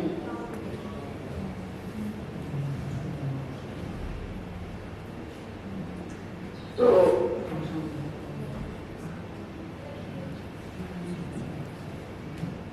I see that somebody is written here that Mr. Ruigi is making a presentation, but I could not see Mr. Ruigi in the meeting from Iran, but my name is Damat Parjam. So it's not Dr. Ruigi, but this is Damat Parjami from the Institute for Political and International Studies of the Ministry of Foreign Affairs of Iran. Once again, hello everybody, and I'm happy that at least I could attend this conference online. Although the internet condition is not so good and the voice, at least that I hear, is not in a very good condition and good quality. But after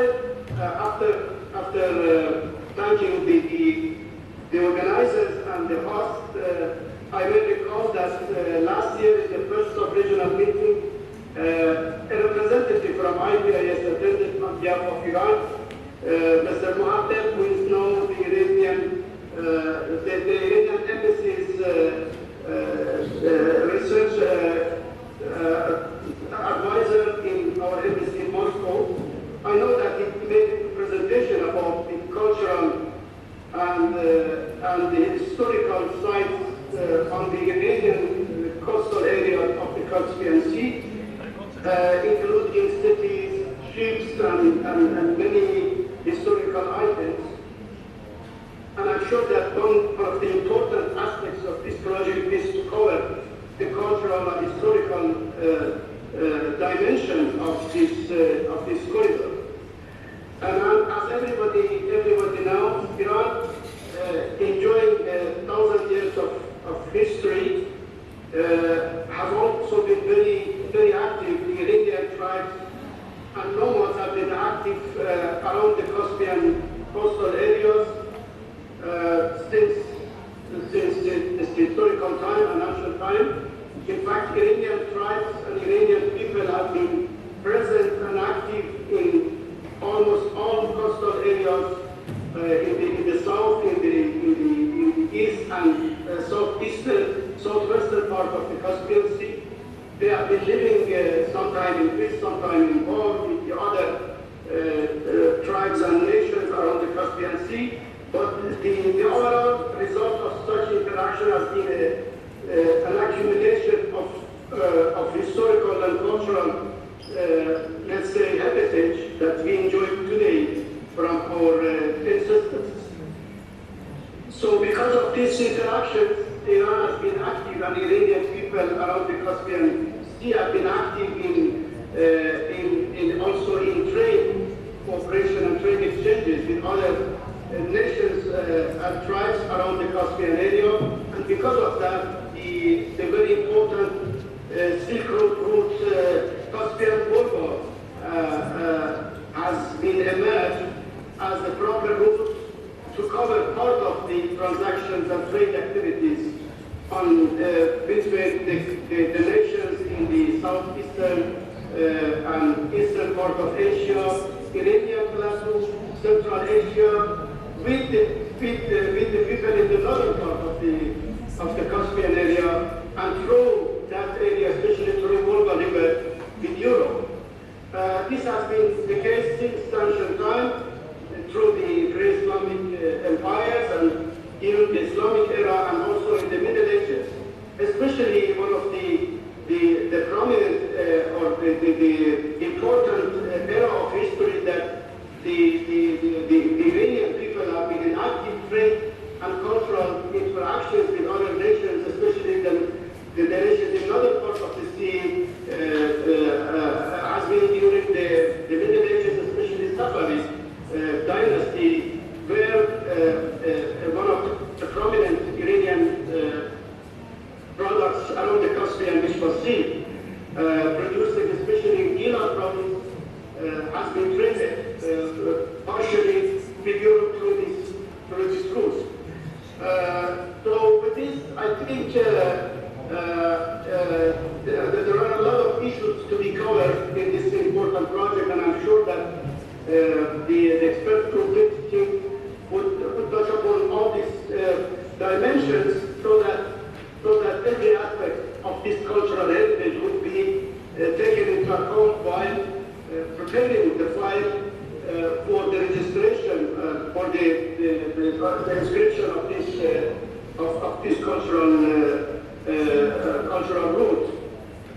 As part of the Iranian, let's say, research activities, there have been important research activities done by, apart from the European and Russian researchers about the Caspian Sea and the Caspian nations and trade and other aspects, but there have been important Iranian researchers done in different stages of time, especially in recent decades. Our center, our IIS, have published many of such researchers about the Caspian, including Caspian names, Caspian routes, Caspian trade, and Caspian nations.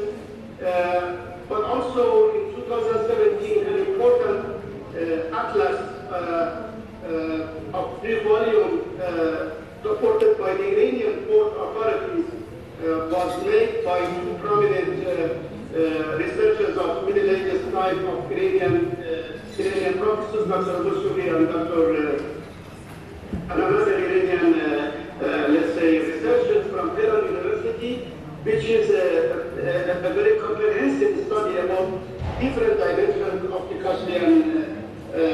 Caspian, let's say, region.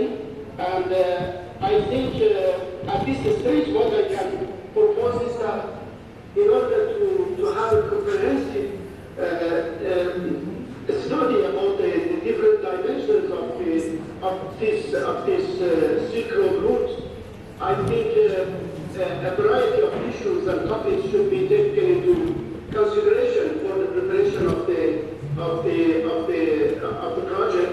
And I just outlined these topics, which should be the origins of the name given to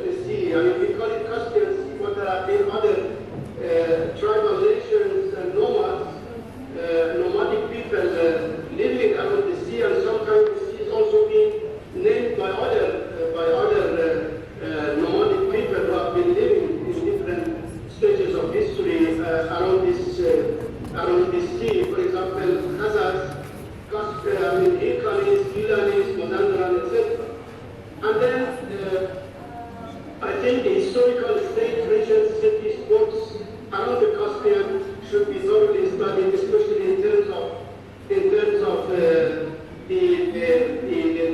cultural symbols of Caspian nations, festivities, handicrafts, archaeological sites, religions, languages, calligraphy, and alphabets which have been used in an evolutionary manner around by different nations around this scene. Then also because trade has been one of the main issues involving this route, and the route is has been initially invented for trade activities from the Caspian, southern, eastern, and western part towards the north and from Volga to Europe. So main trade routes from land to sea and sea to land involving Volga Caspian route should be also thoroughly studied. What have been the main items and goods trading in the Caspian region from early time to the present? I mean, silk has been one of the main. Either the silk produced along the Caspian, for example, on the southern coastal areas, for example, in Gilan province, Tunis, Gilan province, but also the silk which have been traded coming from China, or the spices coming from India and traded through this route. So, and then what have been the main products, either natural or man-made, in the Caspian region, main centers of silk production in the Caspian region, evolution of the naval fleets in the Caspian navigation. So these are the issues that I think, while the study is being made and completed, they need to be taken into consideration. And from our part, I think we would be ready to make and to present any information about this. Actually, I personally am being sometime from 2013 to 2019, a member of the Scientific Council of GAS, which is one of the co-organizers of this meeting. So, and I've been involved in studies and research activities. I would be ready to provide my share, to make my contribution in this process. Once again, thank you for this important meeting, and I wish you all the best for you and for the meeting. Thank you, Professor Saeed Ali Amani, for your online presentation and putting importance on Iranian, Caspian corridor, and also some proceed. I hope Institute translation is okay, but I want to encourage you, when you have time to put together in written text, kindly share with me and the co-organizer, ICAS, and Minister of Culture of Azerbaijan, if possible. Not urgent, whenever you can. Is it okay? And thank you again. I just call for, is there any questions or any remark, or we will wait until at the end of a joint discussion? It's up to you. Do you want to raise a question to our Iranian colleagues, or no? No question for now. We will come back if required, and hope Saeed, you can stay online with us. So thank you again for the presentation from Iranian experts, and also in the Global System Facilitator of Culture in Iranian Ministry. May I now give the floor, invite the Kazakhstan experts or officers to speak. You have the floor. Yes, Dr. Dear Roland, dear all our colleagues, I'm very glad to see you again. And first, I want to say a lot of thanks for our Japan feed and our Japan colleagues supporting a very important project for Caspian region. And thank you very much for our Azerbaijan colleagues for this invitation and organizing this meeting. Разрешите презентовать наше выступление, и хотелось бы подчеркнуть, что очень высокую важность междисциплинарного подхода в нашем проекте, уникальном, я считаю, проекте данной ветки, потому что здесь помимо сухопутного пути есть водный путь, и направление движения данного пути – это загадка, которую нам предстоит с вами определить. И это один из важных критериев, это географическое проложение этого пути, который связан с многими факторами, о которых я хотела и рассказать. Но вначале хотела бы отметить, что как Каспийский регион большой, так и с казахстанской части Прикаспия достаточно большой, туда как минимум входят наши 4 региона, 4 области, каждая из которых уникальна и лежат в нескольких природных зонах, и я хотела бы это подчеркнуть. Следующий слайд, пожалуйста.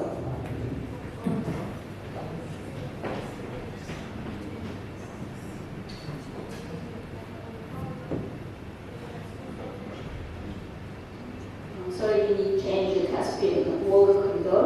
Yes. И, конечно же, вот мы видим 4 области Казахстана, помимо Мангостауской области, которую мы показываем, это еще и Атырауская область, где впадает река Урал в Каспийское море. Это и Западно-Казахстанская область, Актюбинская область. Казахстан уникален тем, что у нас проложен через горы Урал, 60-й меридиан, делится Европа и Азия, да? И восточно-европейская равнина, слагающая эту территорию посередине Каспия, разделяет океаническую плиту с континентальной плитой, которая влияет на колебания уровня Каспия и достаточно сложно прогнозируема. Следующий слайд. И как мы видим, на данной карте у нас несколько путей, либо шелковые пути, здесь проложены не все пути, средневековые данные. Карта была построена Институтом географии Казахстана. Вот, и поэтому, безусловно, нам предстоит большая работа, чтобы определить в рамках данного проекта. Поэтому хотела бы начать с направления номер 1. Уникальность данной территории – это колебание уровня Каспия. Есть такое выражение «Каспий дышит», и он всегда будет колебаться, и с точки зрения археологического положения данные условия снижения уровня Каспия играют позитивную роль. Почему? Потому что открываются загадочные места, которые были ранее затоплены, и открывается целый архив. И замечательное время сейчас стартовать работы по подводной археологии в том числе. И для нас большая честь работать и получать опыт от наших японских коллег, которые давно продвинуты в этой направлении, и для нас очень важно совместное сотрудничество. Далее, как вы видите, на данном слайде представлены на верхней графике колебания уровня Каспия, начиная с 6 века до нашей эры до 2000-х годов, через каждые 20 лет, и мы с вами можем замечать, что есть абсолютные тренды, где во 2 веке до нашей эры и 6 век колебание снижалось до 30-36 метров. Основная часть, которая заходила в коридоры от минус 22 до минус 29 метров. Следовательно, для нас это очень важный критерий по поиску данных объектов с учетом уровня на каждый период для всех 5 прикаспийских государств. Но, конечно же, дистанционный анализ нам уже позволяет анализировать с имеющей информацией, начиная уже с 20 века, поэтому, безусловно, для нас очень важен данный коридор. Следующий слайд. Ну и, конечно же, следующее направление для нас очень важно, учитывающее, это гидрологический фактор. Почему? Потому что большие караванные пути пролагают данную территорию территории, они должны были идти по тому пути, где были водные источники. И поселение городища находится рядом. Прежде всего, это реки. На территории Прикаспия со стороны Казахстана это Жаик-Жемский бассейн, мы называем это между Волгой и рекой Эмба. Это две крупные реки Каспия, а далее только ее притоки, целый регион Мангостауский у нас находится без поверхностных вод. Следовательно, открывается второй важный источник для нас, это критерий. Это подземные воды, это колодцы.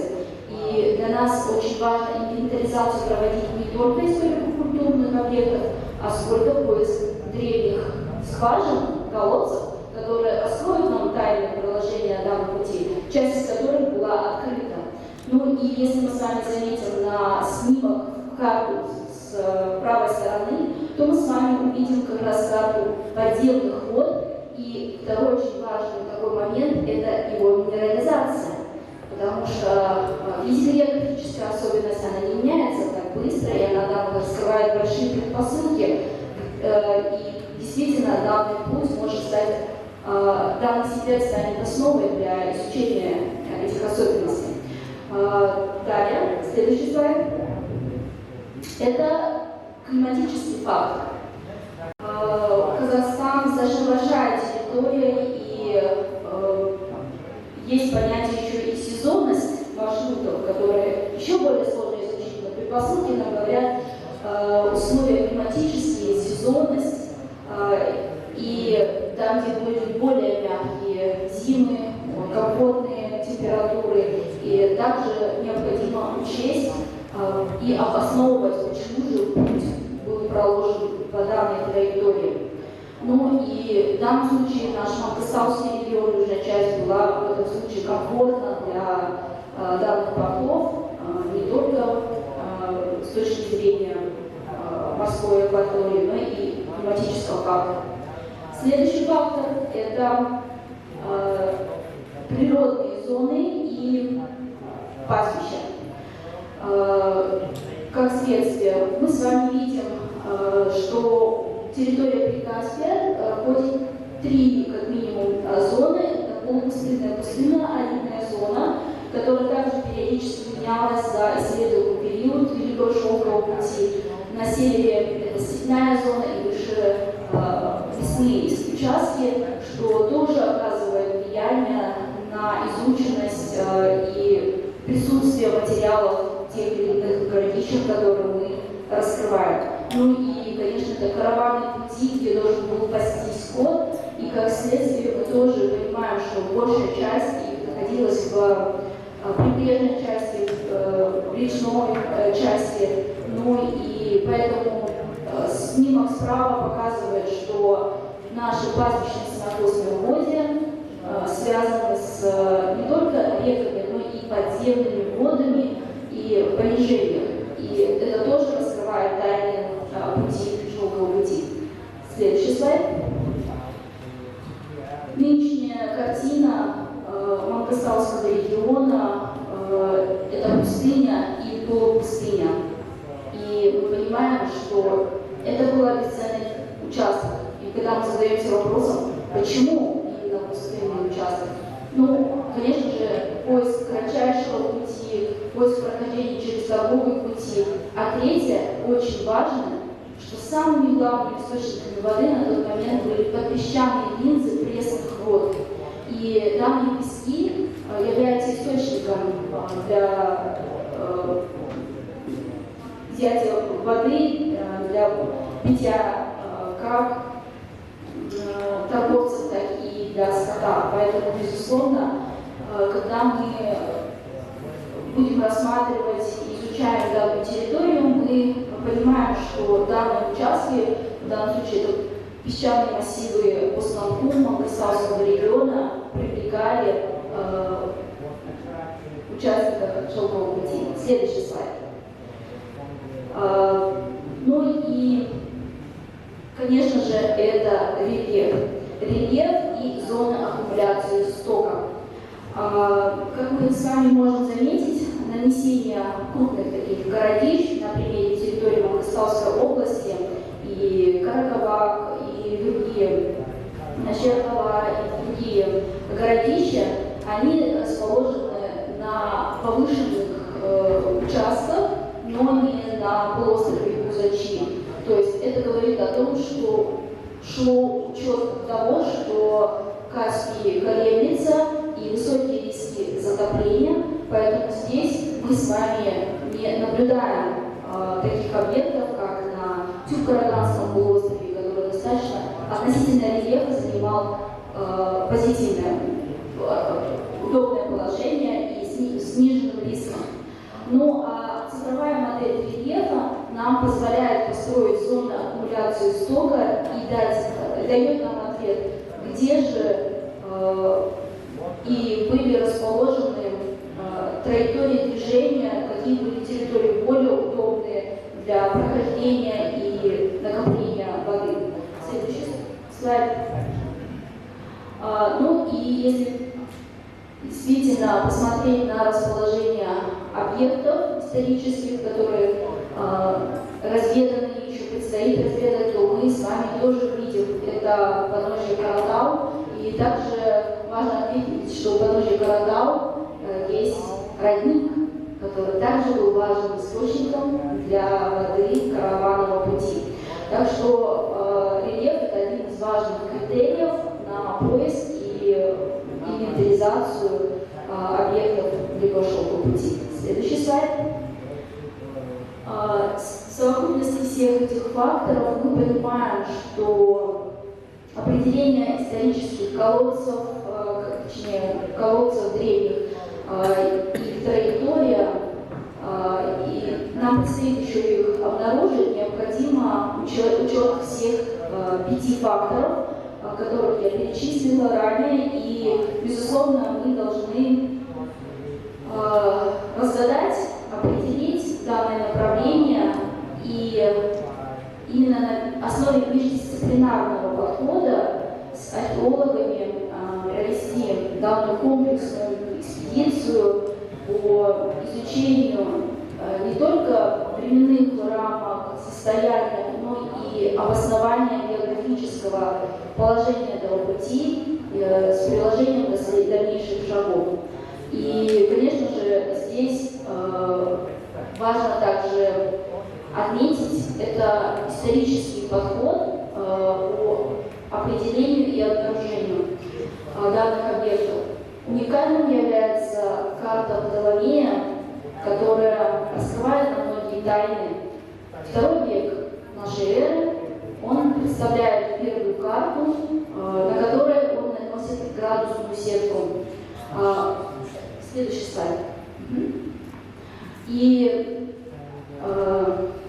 Эратосфен представил самую первую карту мира, а Птоломей нанес на нее меридианы и параллели. И в итоге мы видим более насыщенную карту, первую карту, по которой мореплаватели совершали первые свои не только путешествия внутри регионов, но и кругосветное путешествие. И тут мы с вами замечаем, что название Каспия называлось Геркания, Герканское море. И возле Герканского моря обнаружено было поселение, которое называется Аль-Вода, Аспа-Вода.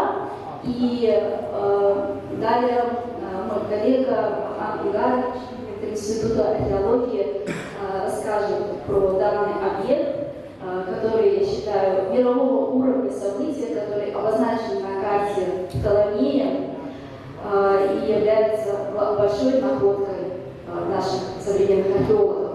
Ну и здесь очень важно, очень приятно, что присутствует у нас Тим, наш коллега по объектам ЮНЕСКО, где важность геоинформационной базы данных, сбора данных, который позволяет нам. Одна презентация состоялась из 2 частей. Первая часть она уже выступила. Позвольте мне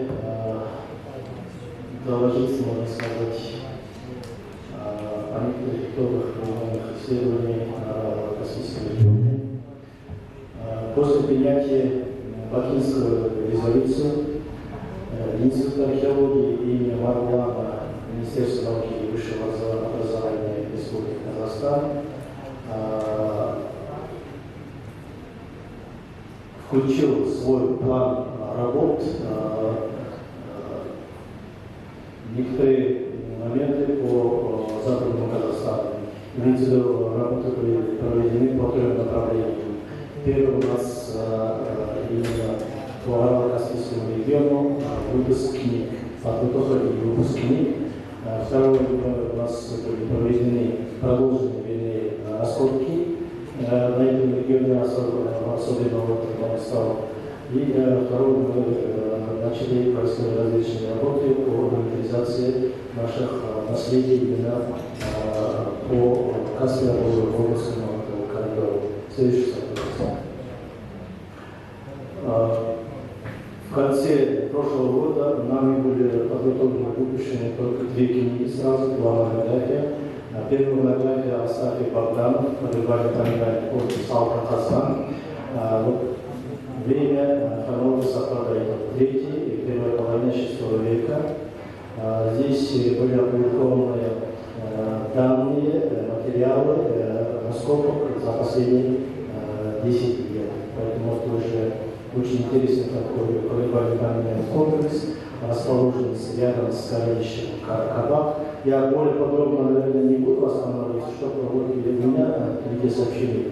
Следующий слайд.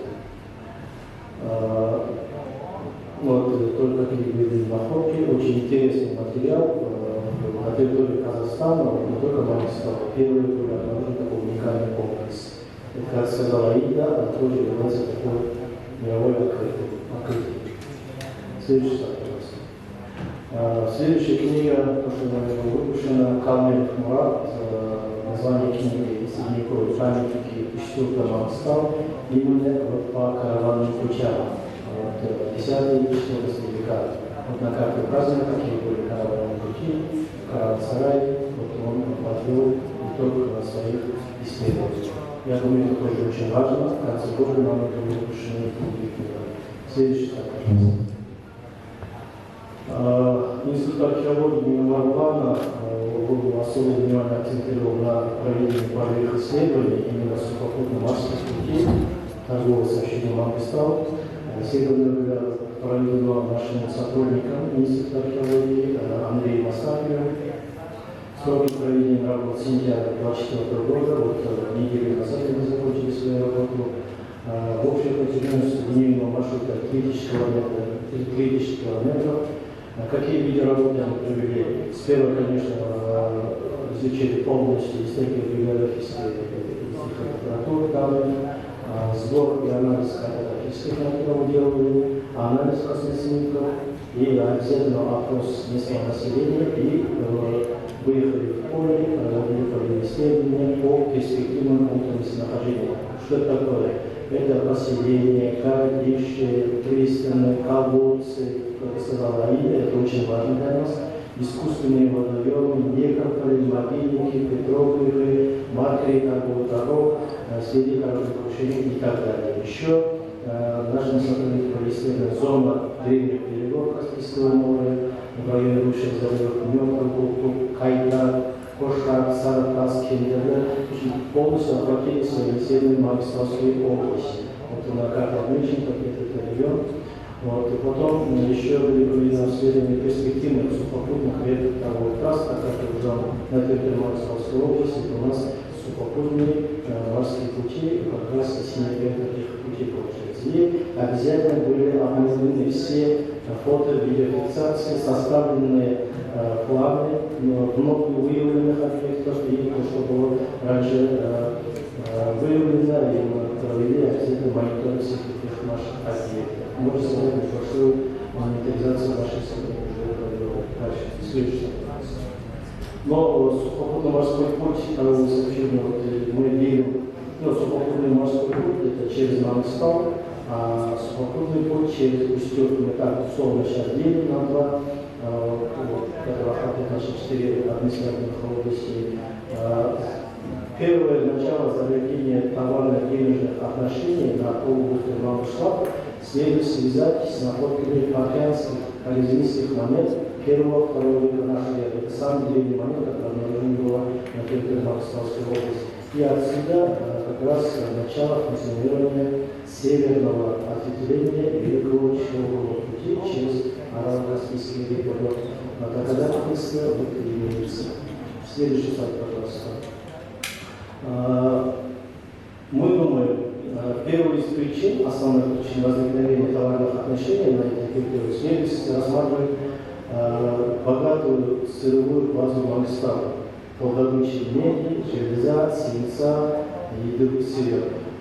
Но до сегодняшнего дня никто не додумался, что вот Мангстан очень богат с этими сырьевыми базами. Оказывается, вот, привлекли геологов, и вот район Каратал, это то, что выше отметил наш Аида, вот здесь, оказывается, очень силовая база предполагается. Поэтому здесь проходили эти торговые пути. Можно сказать, на основе этих прохождений торговых путей и возникли местные торговые центры с развитием инфраструктуры. Вот то, что с правой стороны, это местный сырье, это уже определение берут, и это, наверное, есть анализ металла. И вот также, что это местное сырье, сделано из местного сырья. Следующий слайд, пожалуйста. Вот одно время наши сотрудники обязательно то, что вот выше отметил Аида, изучая конкуренцию, регрессию, полностью Каспия, другие маршруты, еще отрабатываем путь. С конца, вот, по нашему мнению, на сегодняшний день, нанося на карту все обнаруженные памятники, имеется в виду работая по КИСу, мы можем сейчас использовать вывод, что с конца IV века становится актуальным единственный византийский путь через Мангстан посредством Каспийского, Волжского, Донского и Черноморского водных магистралей. Вот это не пустые слова, это можно ответить с нашими объектами археологии, археологическим наследием. Вот на карте, если там посмотрите, можете увидеть справа. Вот, даже наши сотрудники сейчас отметили для себя следы 5 следов кровообращения. Это не только то, что нам местное население сдает, а опрос делаем, и работаем сейчас с черными катателями. И вот выявили такие точки здесь, и можно начать подобные исследования подобных населений. Можно рассказать. Следующий слайд, пожалуйста. Отметить для себя примерные перспективные объекты на сухопутном морском пути, вот через Мангстан. Это в первую очередь городище Кызылкала. Инфраструктура все позволяет, как раз горы Каратал, и здесь рядом источник, здесь рядом природная хорошая объект Хала, и очень хорошая сохранность, из камня сделанная крепость и так далее. Поэтому это очень хорошая масса точка для перспективы такой объекта получается. Городище Кызылкала, 10 начало 13 века. Следующий, пожалуйста. Ну, просто быстро я пройдусь по особенным объектам. Очень такое мировое открытие, можно смело так сказать, это у нас городище Каракабак. То, что наши археологи даже обнаружили. Сейчас вот институтом археологии здесь проводятся археологические раскопки. Вот на фотографии можно посмотреть, Каракабак занимает природный скальный останец. Высота станции там более 100 метров. Такой, скажем так, природный такой крепость. И площадь жилой застройки поверхность станции составляет 5 гектаров. Вот. Это очень уникальный объект, очень много интересных материалов. Следующий. Основная раскопка заложена в юго-восточном центре поселения. Здесь были открыты остатки 4 жилых построек с многочисленными следами последовательных перестроек, изменения планировок, помещений и разрушений. Вот справа можно посмотреть наши раскопки. В ранний период функционирования поселения в строительстве используется кладка из сырца, кирпича сырца, а позже полностью из камня. Получается такой интересный объект, многослойный. Следующий, пожалуйста. В начале VI века, следующий, is Silk Road, is cultural road, is heritage corridor, but it could be also cultural landscape. We should combine human we should think about intangible heritage. Some sacred sites, for example, in Bhutan, some archaeological remains in Turkmenistan, cultural landscape of Bamyan Valley, or in Isiku Lake, this landscape setting, all together, Silk Road can be all or partially to be proposed, nominated for future watch lists. Next slide, please. So from sub-regional heretical reporting, which I will show you later, in 2005, Central Asia has put Silk Road transnational nomination as one of the priority. China within Chinese territory, 2003-2004 has undertaken some field activities, and then there are several activities go on and on following the 5 UNESCO-led Silk Road expedition, series of conference, but more focusing on the heritage issue beginning from 2003-2005, and then we have adopted in Dushanbe to put together in Tajikistan to put together a concept paper. And this concept paper was signed by 5 Central Asian countries together with China in UNESCO headquarters during General Conference. Next slide, please. So as you can see, Regina, together with me, with the 5 Central Asia Secretary General of National Commission and some Ministry of Culture from China, signed in 2007 the paper concept note, which I had in hand on the screen in 2007 in UNESCO World Center. But prior to this, Susan Denia, who is present here, e-commerce expert, 2005, the first cycle of the World Heritage, Central Asia World Heritage Heretical Reporting. Central Asia put forward as one top priority. And then with the help of some international institutions, for example, University College of London Literature Library, we have put forward together this concept paper and several meetings in Central Asia put forward. So this is a long process. I'm very great to hear Mr. Araz Bahili saying I'm old friend for this process, and we are very pleased Azerbaijan is now hoping to begin this regional cooperation. Next slide, please. And in the same time, e-commerce international undertook under the request of UNESCO and participant country, the e-commerce Silk Road thematic study, which I believe e-commerce expert and some international resource person will talk more. There are 222 technical sites when undertaking this thematic study, and it came out agreed in Ashgabat, Turkmenistan, in International Coordination Committee for Silk Road to propose a heritage corridor approach. As a whole, 54 or 55 heritage corridor and its own over several heritage corridor had representing outstanding value. So this is a very step forward. Next slide, please. So this background, next slide, please. Background is put together governmental expert level hand by hand to work together. So the very first international coordination meeting took place back to back in Kazakhstan, Almaty, and in China, Xi'an. And then up to now, we have 6 coordination meetings. Hopefully, we can resume if the authority of Azerbaijan could be helpful, resume the 7th coordination very shortly in the future.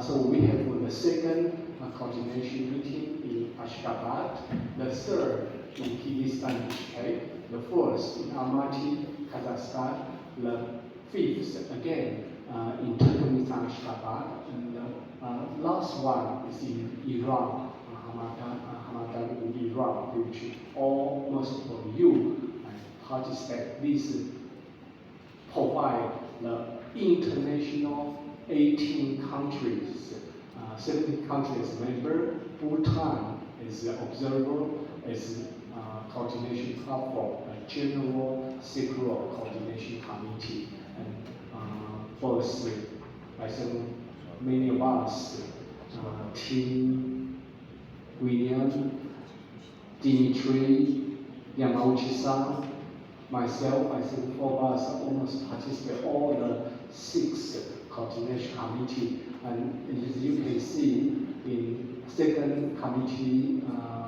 meeting of the Secretary in Ashgabat, Yamauchi-san, Dimitri, Susan, Daniel, who are online, also participate most of the coordination committee meeting together with Professor Tim William. Next slide, please.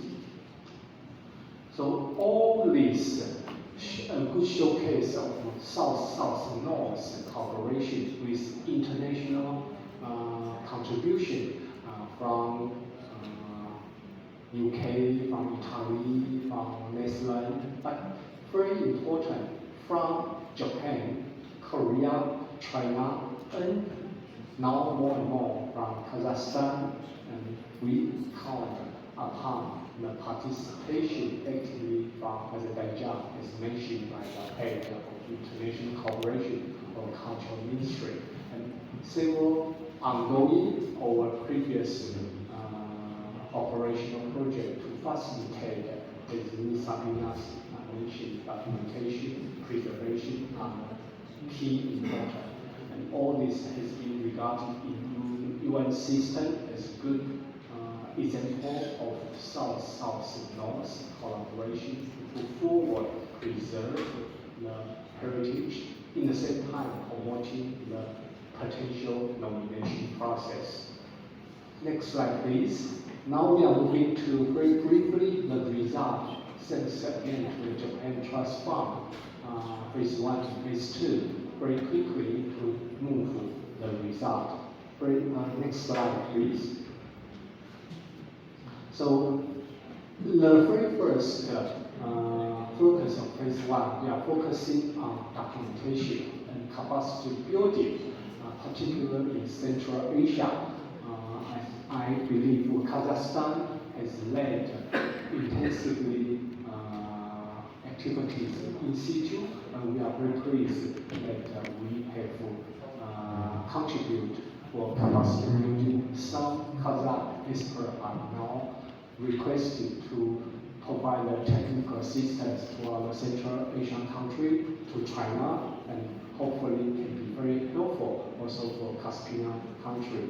And also the resource person here, Tim and Yamauchi-san are always with us. And this is the very first phase, South-South-North cooperation, particularly funded by Japanese government to UNESCO. Next slide, please. This is successfully, by end of the project, facilitate, provide financial and technical assistance to the very first nomination, Chang'an Tianshan Corridor, a joint nomination submitted by China, Kazakhstan, and Kyrgyzstan. Next slide, please. And this successful nomination, the very first one, was proposed by 3 countries. They are using 4 heritage corridor plus 1 part of heritage corridor altogether. 5 heritage corridor with 33 component sites. Next slide, please.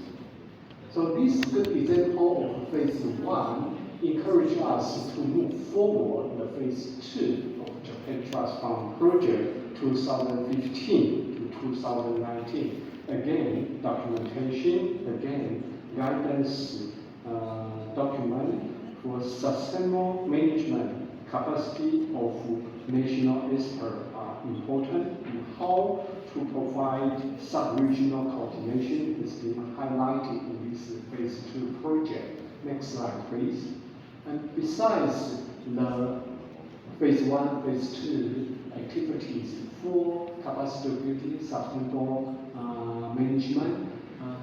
With phase 2, under the funding from UNESCO Japan Trust Fund, we have secured an important advice mission from e-commerce experts, particularly to Uzbekistan, and working together with Uzbek and Tajik and ECAS. And this e-commerce expert advice mission has been led by Susan Dania, who are present online, and Chinese e-commerce vice president at the time, Mr. Guo Zhang, because this unfortunate at that time nomination was sending back, referring back in 2014. At that time, we call it Penchikan Samarkand Oil Camp Corridor, and why the mission in line with the 2014 Doha World decision to refer back to reconsider outstanding universal value of this specific corridor. Next slide, please. So this was the head of Dimitri in 2018 in Ashgabat coordination committee meeting. We have already presented. Some of you may be aware the importance of this Penchikan Samarkand corridor, but in the same time, there are some further consideration. Next slide, please. So the e-commerce advice mission came out with 8 very important recommendations, which UNESCO Vice Center, Uzbek Authority has put forward for consideration. First, most important, we encourage at the time Turkmenistan to join this transnational nomination and try to highlight the outstanding value by landscape approach, Samarkand and Karakoram corridor. Next slide, please. So I'm taking, next slide, please. I'm taking from e-commerce presentation during the last section, last year, 2023 section. After advice mission, thanks to UNESCO Japan Trust Fund, phase 2, Zahahan Karakoram corridor, Tajikistan, Turkmenistan, Uzbekistan jointly represented again this nomination with component side from Turkmenistan. Next slide, please. So this finally was considered as a successful nomination from 3 countries. Next slide, please. E-commerce evaluation together with e-commerce World Heritage Panel consider the boundary protection conservation, integrate authenticity, make the inscription, and then put forward criteria 2, interchanges, criteria 3, tradition, civilization, criteria 5, land use and settlement. Next slide, please. So we are very happy to see last year, 2023, the important reform back and then with new approach nomination, thanks to e-commerce enterprise mission, close collaboration with Uzbekistan, Tajikistan, and Turkmenistan. This Zahahan Karakoram corridor successfully inscribed with 31 component sites. Next slide, please. And as we know, this has been proposed in criteria 2, 3, 5 with the successful celebration and the start of PR in September 2023. Next slide, please. So let's move very briefly objective of phase 3 and at the same time call upon your attention. These 2 days conference and our field work hopefully can contribute the objective and expect the result of UNESCO Japan Trust Fund phase 3. Next slide, please. So the phase 3, now we move further. Next slide, please.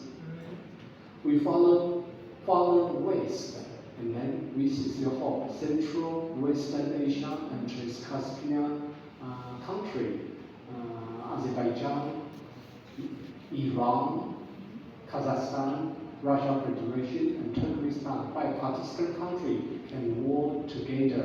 And we are very lucky to have the continuous support international resource person, Yamauchi-san from Keio University of Japan, Professor team leader, University College of London, UK, and former director of International Center for Central Asia Study, Dr.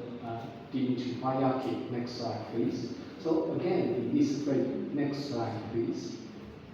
In this Silk Caspian-Volga corridor, we hope the component side can be presented.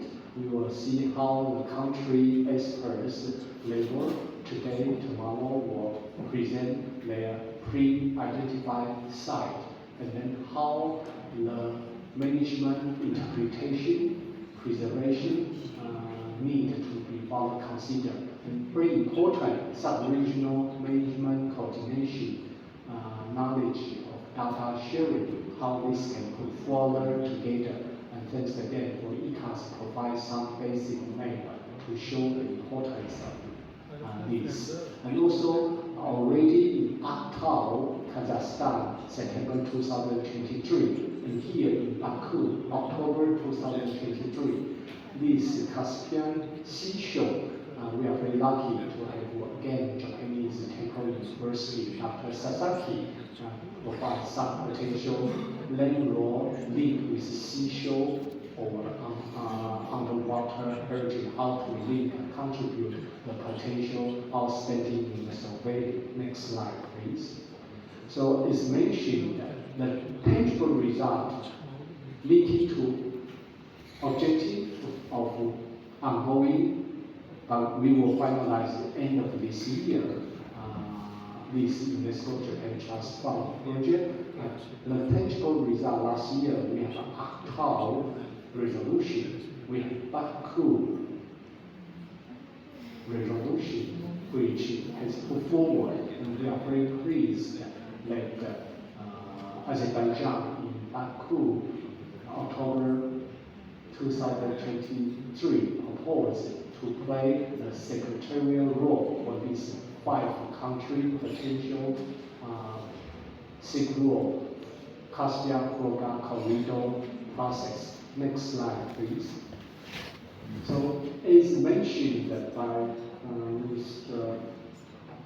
Jumayev, UNESCO World Heritage Convention, and also by Madame Sabina Hajiyeva, UNESCO Cultural Convention, including World Heritage Convention, 1972 Convention, and 5 other conventions. We are all working together for peace, for sustainable development. So this UNESCO Convention hopefully can go hand in hand for sustainable development with all forms of heritage. Next slide, please.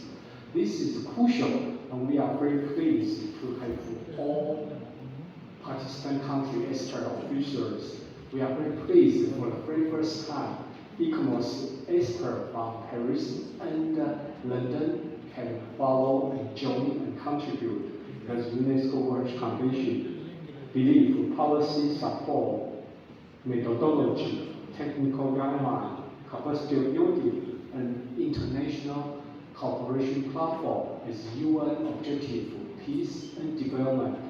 Silk Road World Heritage transnational nomination may be helpful. And thanks again, Japanese government continued contribution phase 1, phase 2, phase 3. To preserve phase, we got the 2014 Silk Road Chang'an-Tianshan corridor inscription. 2023 Silk Road Zafahan-Karakum corridor inscription is now ready to the countries, member states, state party to rise, to drive, and to put forward their responsibility and obligation for preserving the world heritage using taking Silk Road heritage preservation and rehabilitation and reworking. As mentioned, tourism can be positive. So with United Nations Tourism Strategy with Central Asia, common tourism strategy for the Silk Road Heritage Corridor, and we are very pleased Kazakhstan Ministry of Culture are meeting as a secretariat for the ongoing potential Silk Road Vietnam-Siberia corridor, and potentially China, Bhutan, Nepal, India may pursue South Asia Silk Road. And as we know, since decades, the Chinese authorities are proposing maritime Silk Roads. And recent years, India has proposed more some maritime route and cultural landscape perspective. And thanks to Korea Fund Trust contribution, e-commerce has working together with UNESCO World Center have a scoping paper for Eastern Asia Silk Road. And now we are very important Silk Road, Caspian-Volga countries for 5 country experts are here together to work further. And we are very pleased Azerbaijan Ministry of Culture is proposing to reinforce the sub-regional cooperation with the Secretariat. Next slide, please. So with this, I encourage all the experts, all the officials, and thanks again the authority of Azerbaijan for hosting this country. And I wish you a successful conference and field work. Thank you.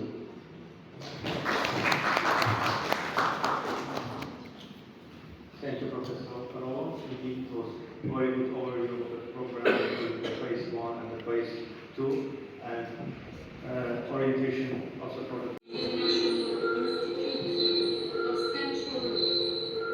Initiatives by state parties to study a variety of elements, such as sites or monuments, aiming to the identification of specific sections of the Silk Road, which could eventually develop to a nomination for inclusion on the World Heritage.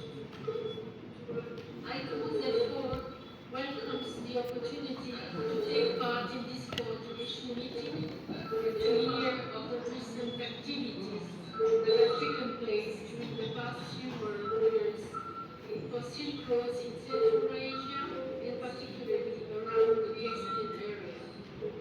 We welcome the commitment now being given to exploring parts of the eastern end of the Silk Roads.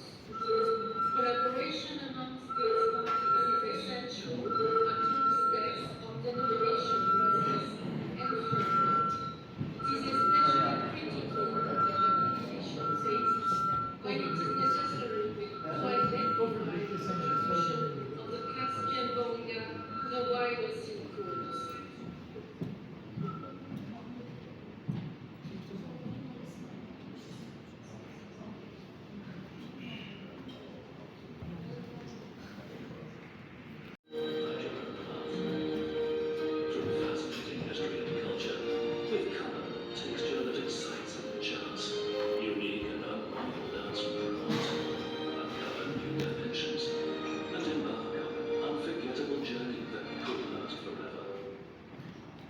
Thank you. This was a short video. Tüm poligonlara nezaret edildi. Mübadelede aktif iştirak eden 2 defa oldu. Birinci yıllardaki binalar. Birinci merhalede, ikinci yılda üstünlük gösterildi. İkinci merhalede, birinci yıldan ve birinci günlüğün 6. 5. eserlerine başlayarak yavaş yavaş dominant geçiyor. Onlar da bunlar aralı tenzilde, kiçik askerler. Onlarla mentekeler yapıyor. O mentekeler ki orada mallar yiyor. Tazeler gelip orada mücadele ediyor. Onların her şeyi sonra büyük şehre çeviriyor. Ondan bir bölüm Efes şehri, Gül'de, Türkiye'nin ticaret meselelerinin Barbaros şehirler olmuş. Bu proses ona çıkardı ki Aralık Denizi'nde ticarette sistemik yapıyor. Aralık Denizi'nin istiyorsan Afrika sahilindesin, Avrupa sahilinde onlarla büyük ticaret dönüşü olan yerler.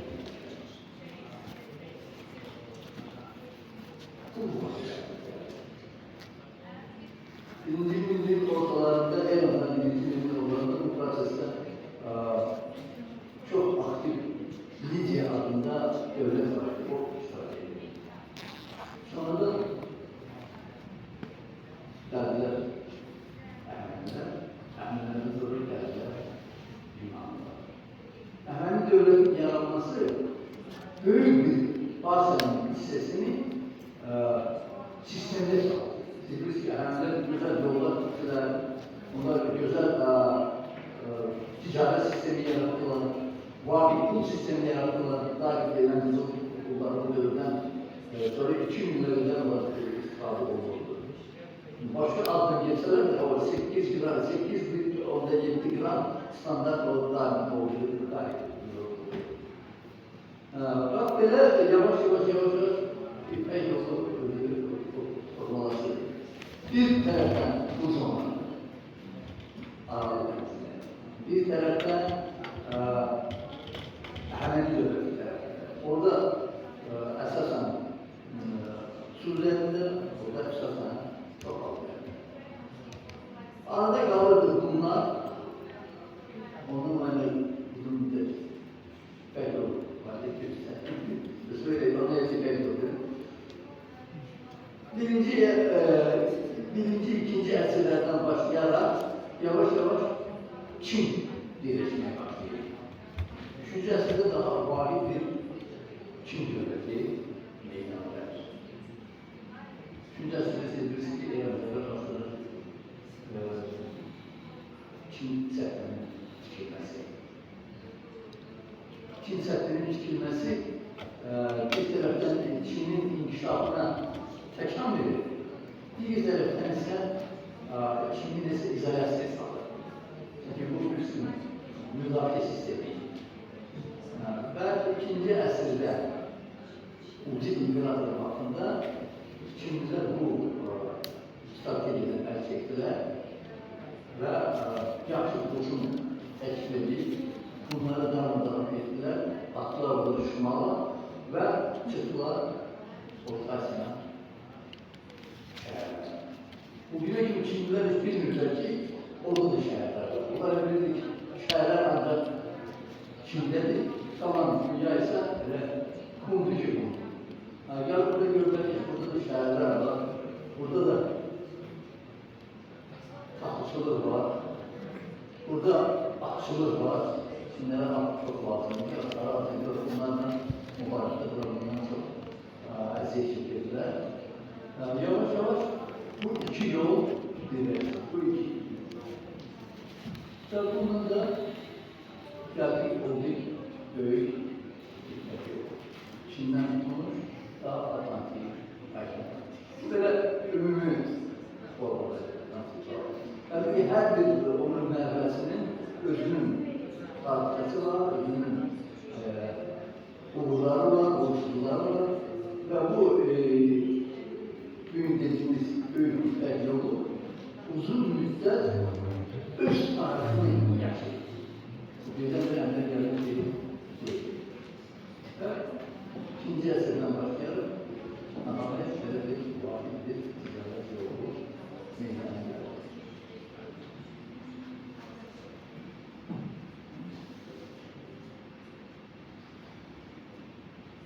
Bu sistemin içinde mühtelif halklar, mühtelif devletler bu ya diğer formada iştirak ediyor. Bu yüzden Azerbaycan arasında Qədim dövrdən başlayalım. Ta 15-ci 16-cı əsrlərə qədər İpək yolunun vacip bir oldu daimi.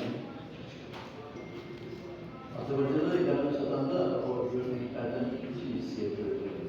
Bir sesi getirdi.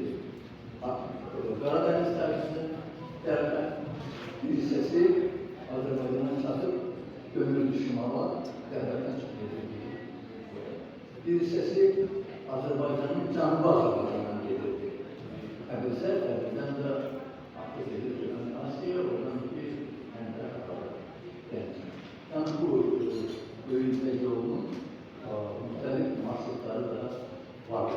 Ve siyasetten asıl olarak, siyasi vaziyette asıl olarak bu diğer dövrlerde daha aktif olacaklar. Bak böyle bu ticaret yolu faaliyet gösteriyor. Marabızı orasındaki bu ticaret meselelerini dayanmıyor. Burada bir malla karşı ideyalar getirdi. Dinler getirdi. Bu yolların üzerinde çeşit facialar yok. Siyasetçiler, mazlumçuklar, piyonlar, nelerse ama iştirak edildi. Herhangi bir meksetleri var, herhangi bir sahası var. Bu çok böyle şahali, çok tedagali bir mesele.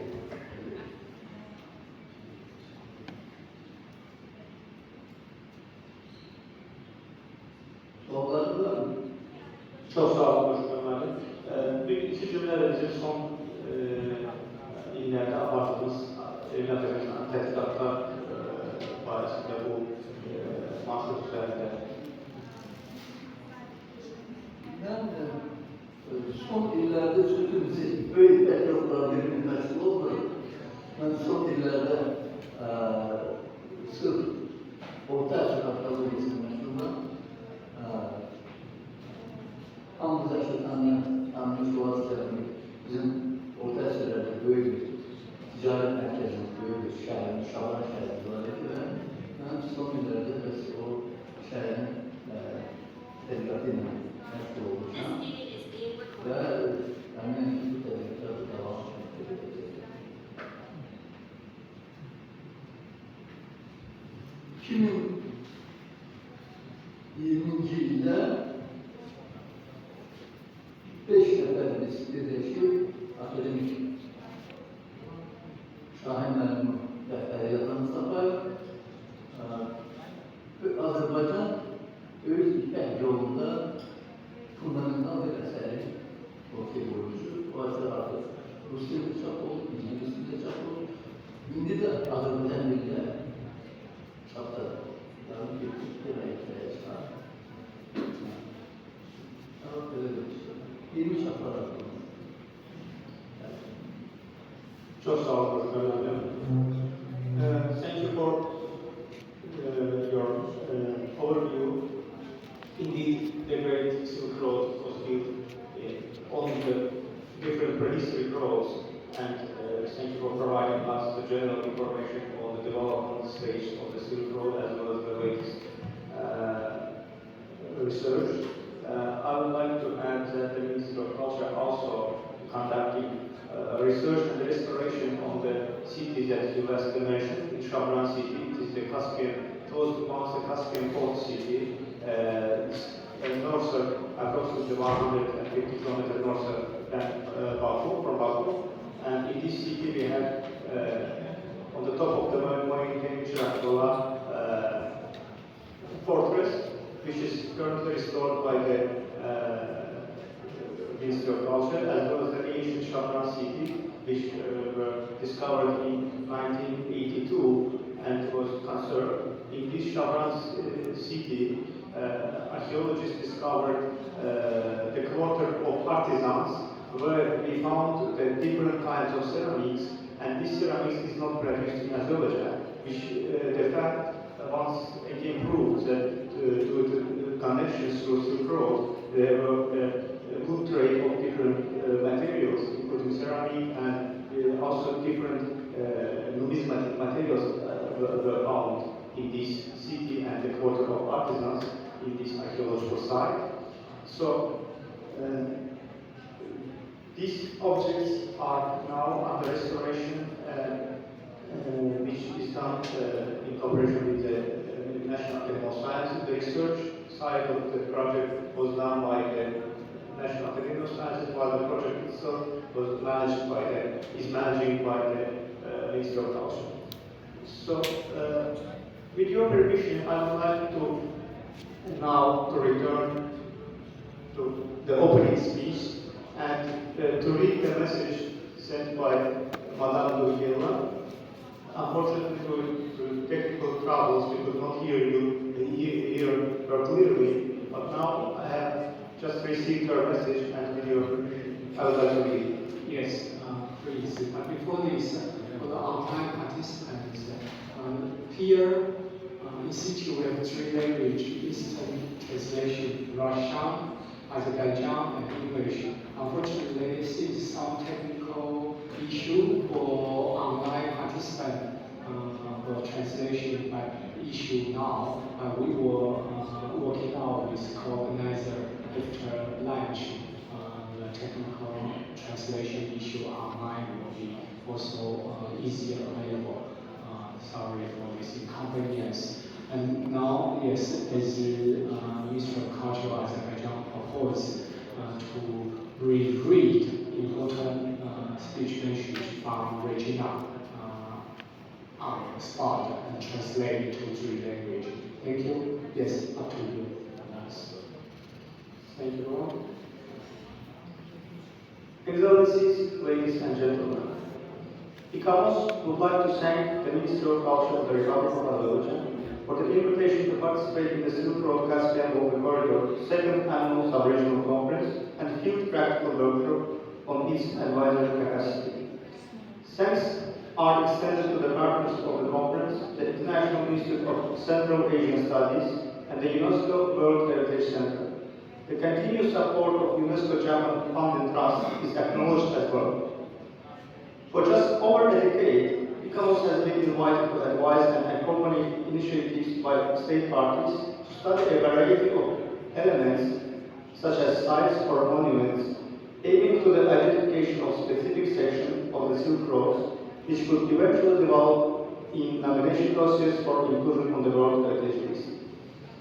ICAMOS welcomes the opportunity to take part in this coordination meeting and to hear of the recent activities that have taken place during the past few years for Silk Road in Central Asia and particularly around the Caspian area. We welcome the commitment now being given to exploring parts of the western end of the Silk Roads. Collaboration among state parties is essential at all steps of the nomination process and further. It is especially critical at the initial phases when it is necessary to identify the contribution of the Caspian-Volga to the wider Silk Road. The World Heritage Committee has increasingly put emphasis on upstream support for nominations in order to minimize failures and optimize the resources directed at preparing them. The preliminary assessment process will formalize this arrangement, which is especially necessary for complex serial nominations such as Silk Roads. We see this meeting in this upstream context and so allowing us to learn how a possible Caspian nomination might move forward and to explore how ICAMOS might offer support with that process. Please accept all the best wishes for a fruitful meeting. Thank you, Mr. Aras Lili, for rereading and with Institute three-language translation for this important ICAMOS International advisory message, and also putting importance of upstream context and potential preliminary assessment process from 2027 will be applicable for all potential nominations. Thank you, and thank you again for two important experts from Azerbaijan for the country expert presentation. I don't know whether Iranian participant, Professor Ahmed, are you online? Are you willing to present online?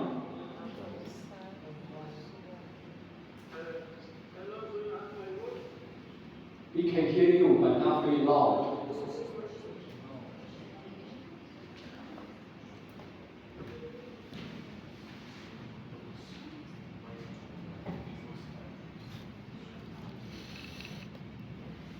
For Caspian-Volga, and also the government of Azerbaijan for hosting this second sub-regional meeting on this important project. Actually, it's a risk that I myself, representing IPIS and an expert from the Ministry of Cultural Heritage, could not attend in person this important meeting due to the condition that hello? Yes, we can hear you. Please continue.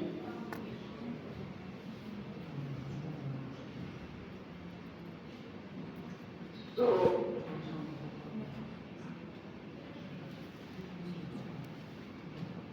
I see that somebody is written here that Mr. Ruimi is making the presentation, but I could not see Mr. Ruimi in the meeting from Iran, but my name is Daman Bacham.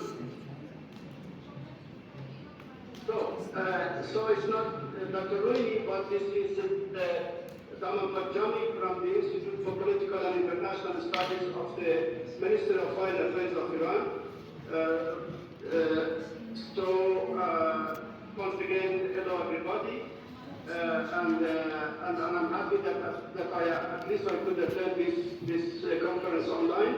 Although the internet condition is not so good and the voice, at least that audio is not in a very good condition and good quality.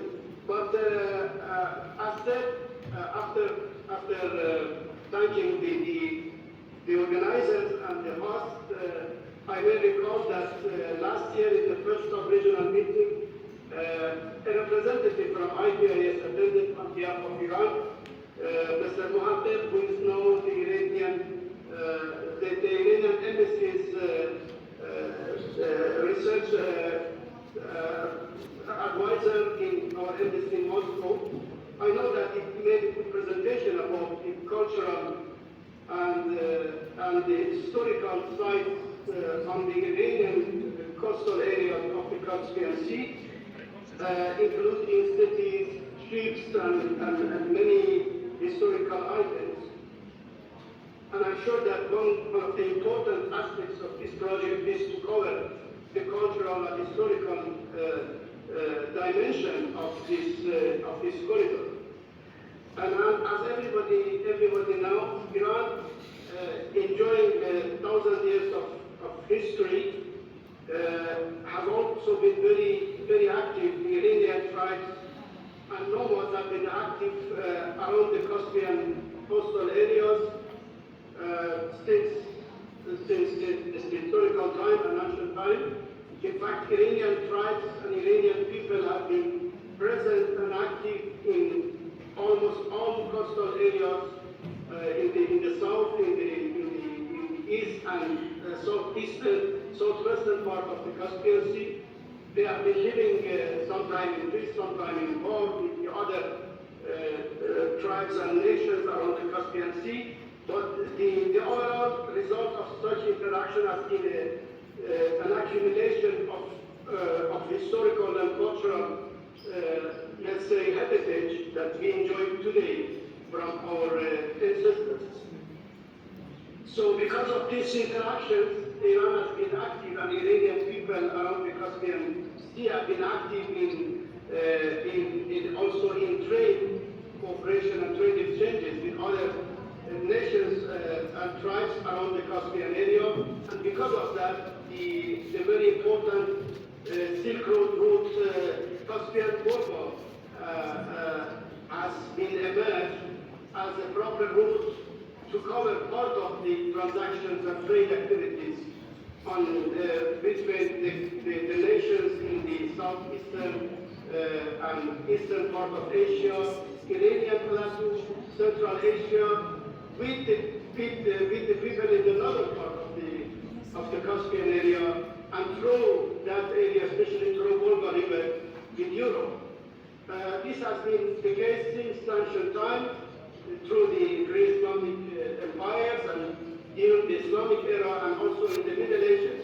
Especially one of the prominent or the important era of history that the Iranian people have been in active trade and cultural interactions with other nations, especially the nations in other parts of the sea, has been during the Middle Ages, especially Safavid dynasty, where one of the prominent Iranian products around the Caspian, which was silk, producing especially in Gila province, has been traded partially with Europe through these routes.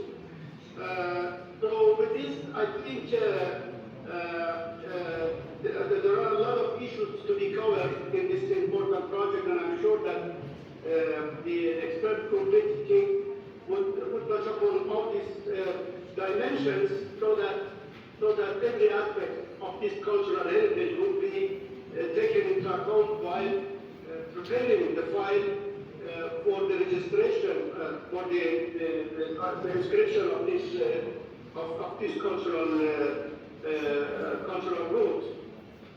As part of the Iranian, let's say, research activities, there have been important research activities done by, apart from the European and Russian researchers about the Caspian Sea and the Caspian nations and trade and other aspects, but there have been important Iranian researchers done in different stages of life, especially in recent decades.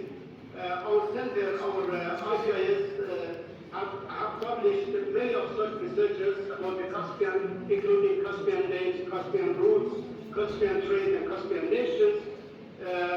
But also in 2017, an important atlas of 3 volumes supported by the Iranian port authorities was made by 2 prominent researchers of Middle Ages type of Iranian professors, Dr. Mustafa and Dr.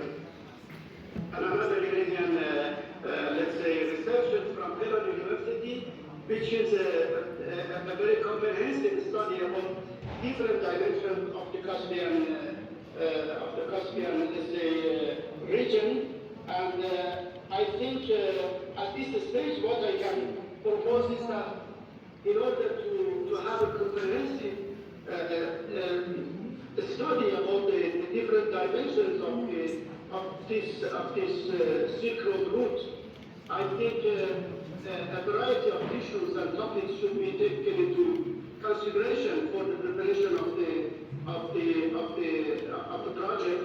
And I just outlined these topics, which should be the origins of the name given to the sea. I mean, we call it Caspian Sea, but there have been other tribal nations, nomadic people living around the sea, and sometimes the sea is also being named by other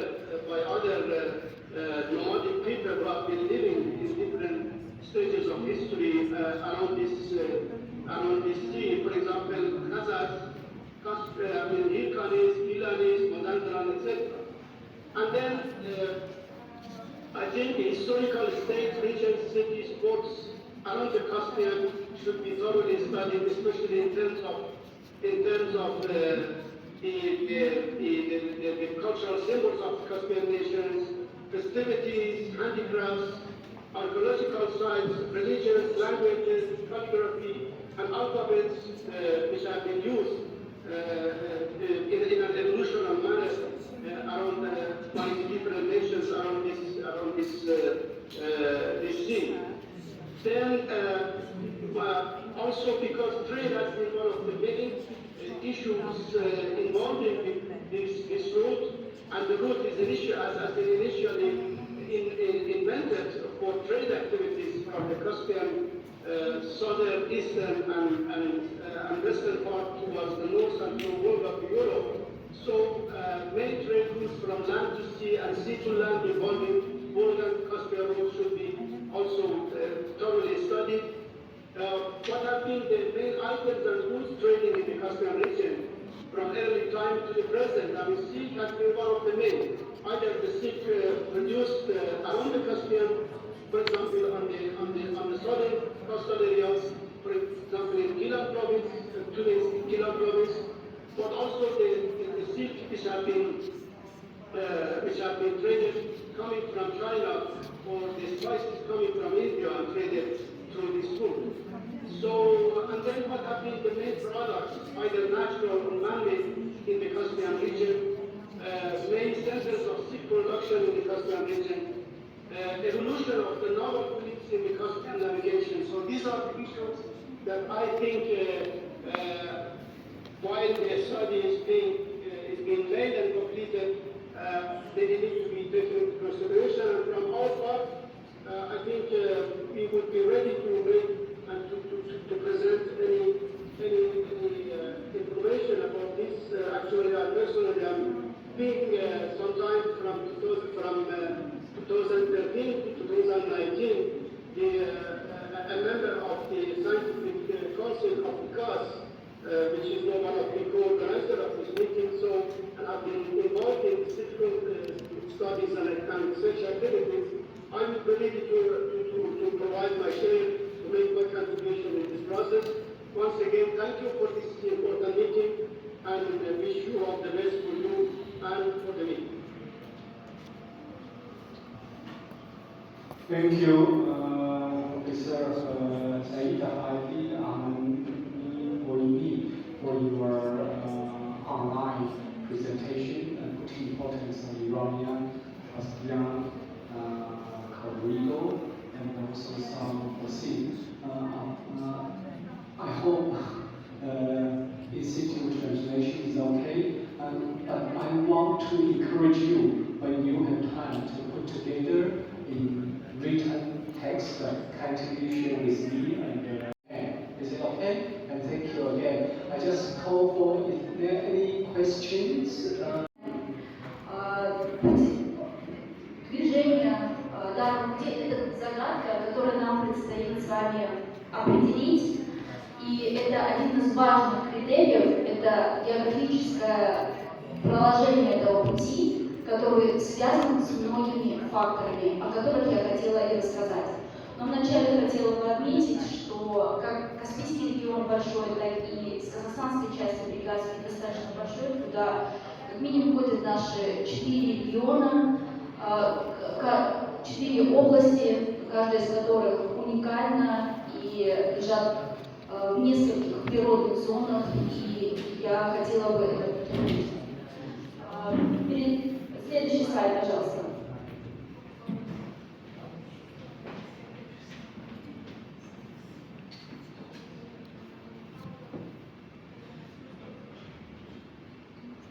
Sorry, we changed the Caspian-Volga corridor.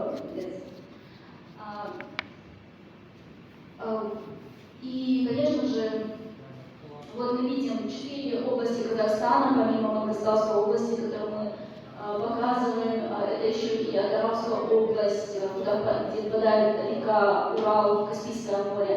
Это и Западно-Казахстанская область, Актюбинская область.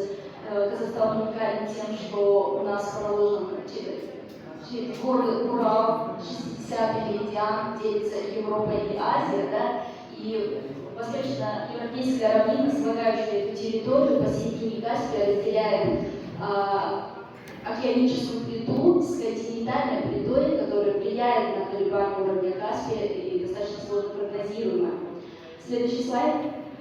И как мы видим, на данной карте у нас несколько путей Великого Шелкового пути, здесь проложены не все пути, средневековая данная карта была построена Институтом географии Казахстана. Вот, и поэтому, безусловно, нам предстоит большая работа, чтобы определить в рамках данного проекта. Поэтому хотела бы начать с направления номер 1. Уникальность данной территории – это колебание уровня Каспия. Есть такое выражение «Каспий дышит», и он всегда будет колебаться, и с точки зрения археологического положения данные условия снижения уровня Каспия играют позитивную роль. Почему? Потому что открываются загадочные места, которые были ранее затоплены, и открывается целый архив. И замечательное время сейчас создавать работы по подводной археологии в том числе. И для нас большая честь работать и получать опыт от наших японских коллег, которые давно продвинуты в этой направлении, и для нас очень важно совместное сотрудничество. Далее, как вы видите, на данном слайде представлено на верхней графике колебания уровня Каспия, начиная с VI века до нашей эры до 2000-х годов, через каждые 20 лет, и мы с вами можем замечать, что есть абсолютные тренды, где во II веке до нашей эры и VI век колебание снижалось до 30-36 метров. Основная часть, которая заходила в коридоры от -22 до -29 метров. Следовательно, для нас это очень важный критерий по поиску данных объектов с учетом уровня на каждый период для всех 5 прикаспийских государств. Но, конечно же, дистанционный анализ нам уже позволяет анализировать с имеющейся информацией, начиная уже с 20 века, поэтому, безусловно, для нас очень важен данный коридор. Следующий слайд. Ну и, конечно же, следующее направление для нас очень важно, учитывающее это гидрологические факторы. Почему? Потому что большие караванные пути, попадая в данную территорию, они должны были идти по тому пути, где были водные источники. И поселение городища находится рядом. Прежде всего, это реки. На территории Прикаспия со стороны Казахстана это Жаик-Жемский бассейн, мы называем это между Волгой и рекой Элдар. Это две крупные реки Каспия, а далее только ее притоки, целый регион Мангостауский у нас находится без поверхностных вод. Следовательно, открывается второй важный источник для нас, это критерии. Это подземные воды, это колодцы. И для нас очень важно инвентаризацию проводить не только историко-культурных объектов, а сколько поиск древних скважин, колодцев, которые раскроют нам тайны проложения данного пути, часть из которых была открыта. Ну и если мы с вами заметим на снимок карту с правой стороны, то мы с вами увидим как раз карту подземных вод. И второй очень важный такой момент – это его минерализация. Потому что физико-географическая особенность, она не меняется так быстро, и она раскрывает большие предпосылки. И действительно, данный путь может стать, данный секрет станет основой для изучения этих особенностей. Далее, следующий слайд. Это климатический фактор. Казахстан достаточно большая территория, и есть понятие еще и сезонность маршрутов, которые еще более сложно изучить, но предпосылки нам говорят условия климатические, сезонность, и там, где были более мягкие зимы, комфортные температуры, и также необходимо учесть и обосновывать, почему же путь был проложен по данной траектории. Ну и в данном случае наш Мангостауский регион, южная часть, была в этом случае комфортна для данных портов, не только с точки зрения морской акватории, но и климатического фактора. Следующий фактор – это природные зоны и пастбища. Как следствие, мы с вами видим, что территория Прикаспия входит в 3, как минимум, зоны. Это полупустынная пустыня, аридная зона, которая также периодически менялась за исследуемый период Великого Шелкового пути. На севере это степная зона и выше лесные участки, что тоже оказывает влияние на изученность и присутствие материалов тех или иных городищах, которые мы раскрываем. Ну и, конечно, это караванные пути, где должен был пастись скот, и как следствие мы тоже понимаем, что большая часть их находилась в прибрежной части, речной части. Ну и поэтому снимок справа показывает, что наши пастбищные сенокосные угодья связаны с не только реками, но и подземными водами и понижением. И это тоже раскрывает тайны пути, шелкового пути. Следующий слайд. Нынешняя картина Мангостауского региона – это пустыня и полупустыня. И мы понимаем, что это был обесцененный участок. И когда мы задаемся вопросом, почему именно пустынный участок, ну, конечно же, поиск кратчайшего пути, поиск прохождения через торговые пути. А третье, очень важно, что самыми главными источниками воды на тот момент были подпесчаные линзы пресных вод. И данные пески являются источником для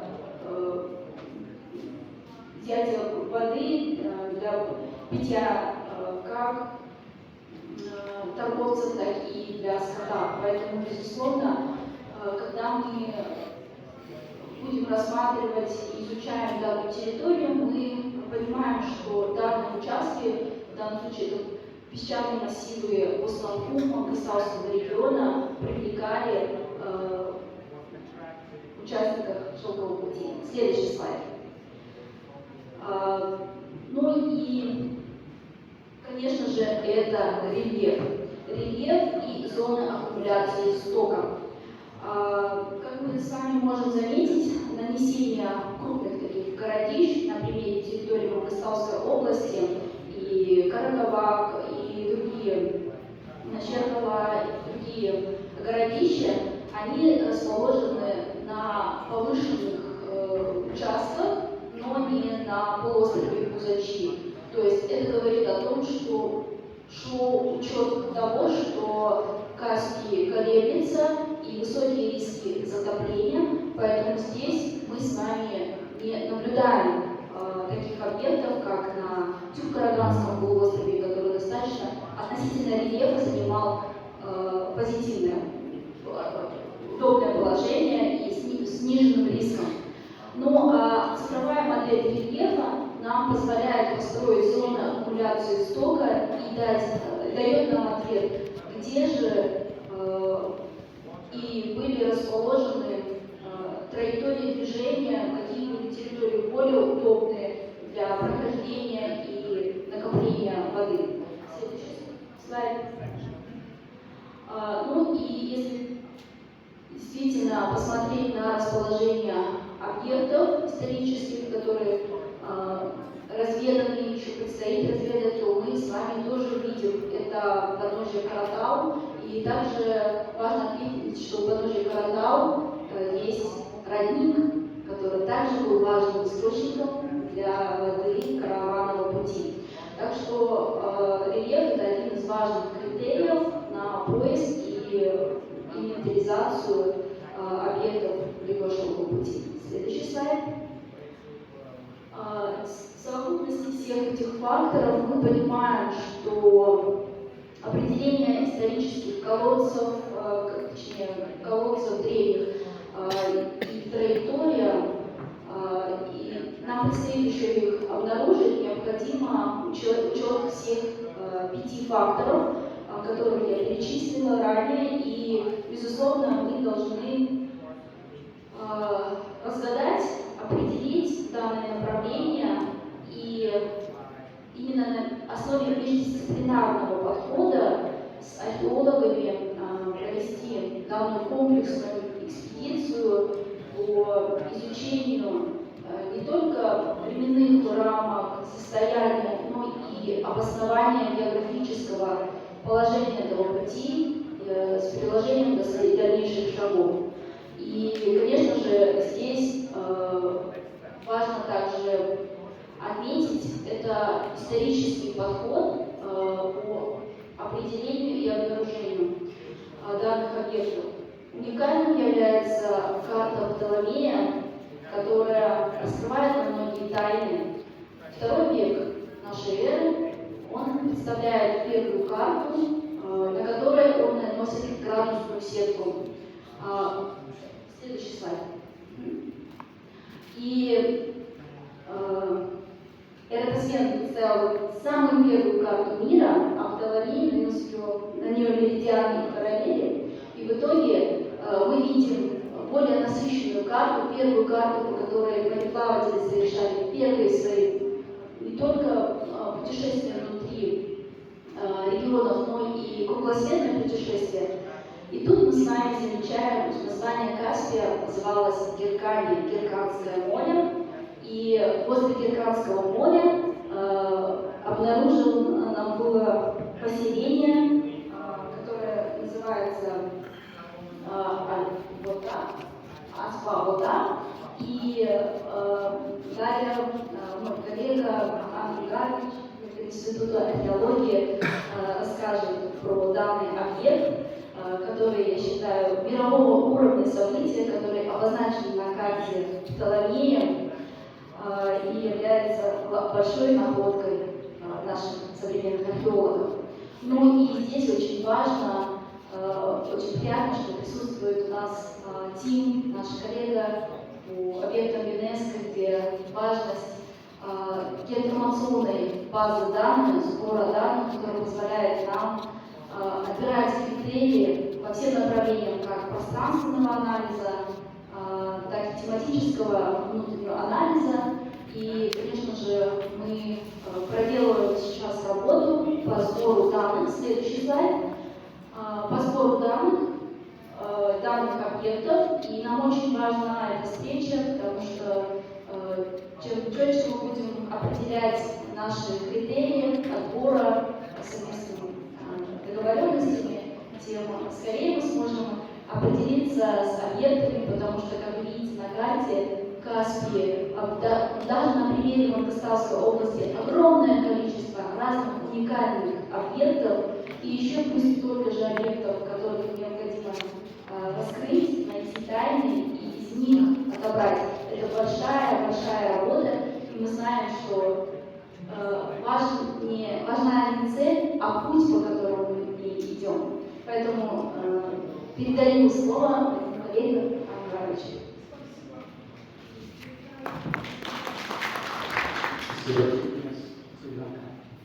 Спасибо, Эда. У нас последний доклад профессор Рональд. Одна презентация состоит из двух частей. Первая часть позвольте мне доложить, можно сказать, о некоторых итогах криминальных исследований в Каспийском регионе. После принятия Бакинской резолюции Институт археологии имени Маргулана Министерства науки и высшего образования Республики Казахстан включил в свой план работ некоторые моменты по Западному Казахстану. Имеется в виду, работы проведены по трем направлениям. Первый у нас именно по Каспийскому региону выпуск книг, подготовка и выпуск книг. Второй у нас продолжены раскопки на этом регионе, особенно в Мангостау. И второй мы начали свои различные работы по инвентаризации наших наследий именно по Каспийско-Волгинскому коридору. Следующий слайд, пожалуйста. В конце прошлого года нами были подготовлены выпущены только две книги сразу, два монография. Первая монография о Астафе Барганов, который криминальный корпус Алтын Хасан. Время хронологии совпадает в третьей и первой половине VI века. Здесь были опубликованы данные, материалы раскопок за последние 10 лет. Поэтому это уже очень интересный такой погребально-каменный комплекс, расположен рядом с городищем Кабак. Я более подробно, наверное, не буду останавливаться, что вот и у меня видео сообщение идет. Следующий слайд. Вот только такие находки, очень интересный материал на территории Казахстана, не только Мангостау. Первый был обнаружен такой уникальный комплекс. Вот, как сказала Аида, она тоже является такой мировой открытием. Следующий слайд, пожалуйста. Следующая книга, то, что нами была выпущена, Камель Мурат, название книги «Средневековые памятники Института Мангстау», именно вот по караванным путям, вот, 10-14 века. Вот на карте указано, какие были караванные пути, караван-сараи, вот он подвел итог своих исследований. Я думаю, это тоже очень важно, в конце года мы были выпущены книги. Следующий слайд, пожалуйста.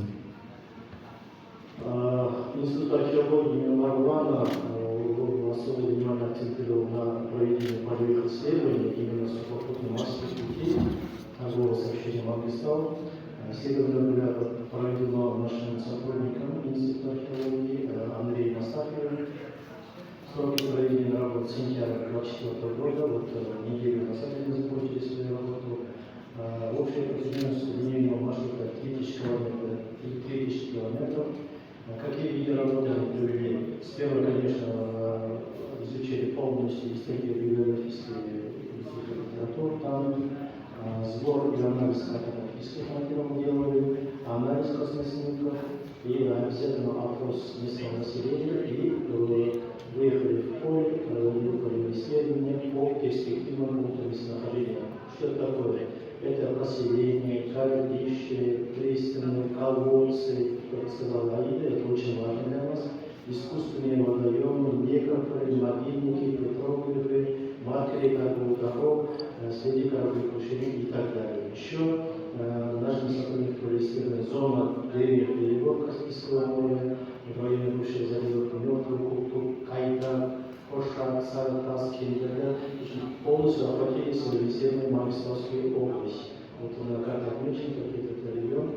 Вот. Потом еще были обследованы перспективных сухопутных веток того трасс, как зона на территории Мангистауской области, это у нас сухопутные морские пути, как раз синевые таких путей получается. И обязательно были обновлены все фото, видеофиксации, составленные планы много выявленных объектов и то, что было раньше выявлено, и мы провели обязательно мониторинг этих наших объектов. Можно сказать, небольшую монетаризацию нашей сотрудников уже провела. Дальше, следующий вопрос. Но сухопутно-морской путь того сообщения вот, мы делим, сухопутный морской путь это через Мангистау, а сухопутный путь через Устюг мы так условно сейчас делим на два. Это охватывает наши 4 административных области. Первое начало зарождения товарно-денежных отношений на область Мангуслав следует связать с находками фархянских харизмийских монет первого-второго века нашей эры. Это самая древняя монета, которая обнаружена была на территории Мангуславской области. И отсюда как раз начало функционирования северного ответвления Великого Широкого пути через Каспийский регион. Доказательства вот имеются. Следующий слайд, пожалуйста.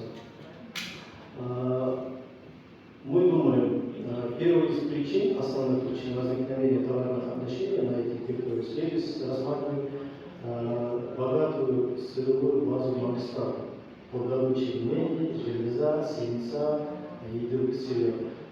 Вот для сегодняшнего дня никто не додумался, что Мангистау очень богат этими сырьевыми базами. Оказывается, привлекли геологов, и вот район Каратон, то, что выше отметил наша Аида, вот здесь, оказывается, очень сырьевая база богат. Поэтому здесь проходили торговые пути. Можно сказать, на основе этих проходили торговых путей и возникли местные торговые центры с развитием инфраструктуры. Вот то, что с правой стороны, это местный сырье, это уже определение мира, и анализ металла. И вот я вижу, что это местное сырье. Сделано за местное сырье. Следующий слайд, пожалуйста. Вот одновременно наши сотрудники обязательно то, что вот выше отметил Аида, изучая трансгрессию, регрессию, полностью Каспия, другие маршруты, еще отрабатываем путь. С конца, вот, по нашему мнению, на сегодняшний день, нанося на карту все обнаруженные памятники, имеется в виду, работая по КИСу, мы можем сейчас приводить такой вывод, что с конца IV века становится становится актуальным туристский византийский путь через Мангистау, посредством Каспийского, Удмуртского, Донского и Черноморского магистралей. Вот это не пустые слова, это можно ответить в отношении видимой археологии, туристской наследия. Вот на карте, если там посмотрите, можете увидеть справа. Вот даже наши сотрудники сейчас отметили для себя следы 5 следов кораблекрушения. Это не только то, что нам местное население сдает, опрос делаем, и работаем сейчас с черными копателями. И вот выявили такие точки здесь, можно и начать подобные исследования подобных населений. Можно смело рассказать. Следующий слайд, пожалуйста. Отметить для себя примерные перспективные объекты на сухопутном пути вот, через Мангистау. Это в первую очередь городище Кызылкала. Инфраструктура все позволяет как раз город Каратау. И здесь реально источник, здесь реально природно хороший объект Щерхала. И очень хорошей сохранности, из камня сделаны крепость и так далее, поэтому это очень хорошая у нас точка будет для перспективы такого объекта получается. Городище Кызылкала, 10 начало 12 века. Следующий, пожалуйста. Ну, просто быстро я пройдусь по особым объектам. Очень такое мировое открытие, можно смело так сказать, это у нас городище Каракабак. То, что наши археологи обнаружили. Сейчас вот институт археологии здесь проводится археологические раскопки. Вот на фотографии можно посмотреть, Каракабак занимает роль скальной пространства. Высота станции там более 100 метров. Такую, скажем так, такую крепость. И площадь жилой застройки поверхности станции составляет 5 гектаров. Это очень уникальный объект, это очень много интересных материалов. Следующий. Ну, основная раскопка заложена в юго-восточной центре населения. Здесь были открыты остатки 4 жилых построек с многочисленными следами последовательных перестроек, изменения планировок, помещений и разрушений. Вот справа можете посмотреть наши раскопки. В ранний период функционирования поселения строительство используется кладка из СССР, сейчас СССР, а позже полностью из камня. Получается такой интересный объект, многослойный. Следующий слайд, пожалуйста. В начале VI века, следующий слайд. 6 века городище было разрушено сильным землетрясением, это уже доказано. Для жилых помещений здесь отдельно наличие разных металлов, исследований камней, квадратных начинов, каменных баз, колонн и так далее. Потому что это уникальный интересный объект. И вот как раз первый объект, который, наверное, будет давать как присутственный объект, это будет настоящий Каракабак. Это мировое открытие. Здесь справляли раскопки, сейчас готовится тоже монография. Но следующий, пожалуйста. Быстро можно посмотреть, какие были находки. На подписи непосредственно есть связь с Северным Черноморьем, Кавказ, Западный Каспий, Средней Азии, Южный Казахстан. Найдены были более 140 монет, партий, древнего харизма, Бухарского сопла, Сасанинского Ирана, начиная с 3 века нашей эры. Как альтернативы Ирана позже, если существовало, что Каспийское политическое пути и Византийской империи. Это очень важное открытие, и вот сейчас над этим направлением работы. Очень много материалов, сейчас сотрудники Андреастатики разбирают эти материалы. Мы 100% связь будет этого городища с Анатолией. Это обязательно будет показать, но сейчас идем с анализом, разборки и так далее. Следующий слайд, пожалуйста. Ну, сейчас выше отметил, очень интересно, какое у нас получилось. Мы получили данные, когда работали непосредственно с фотографическими материалами. Вот Каспийское море на 7-й карте Азии второго мира, первой половины II века с указанием города Аспабота. Вот Аспабота как раз мы идентифицируем с нашим Каракабаком, потому что там других городищ на территории отведенной участка не было обнаружено. Вот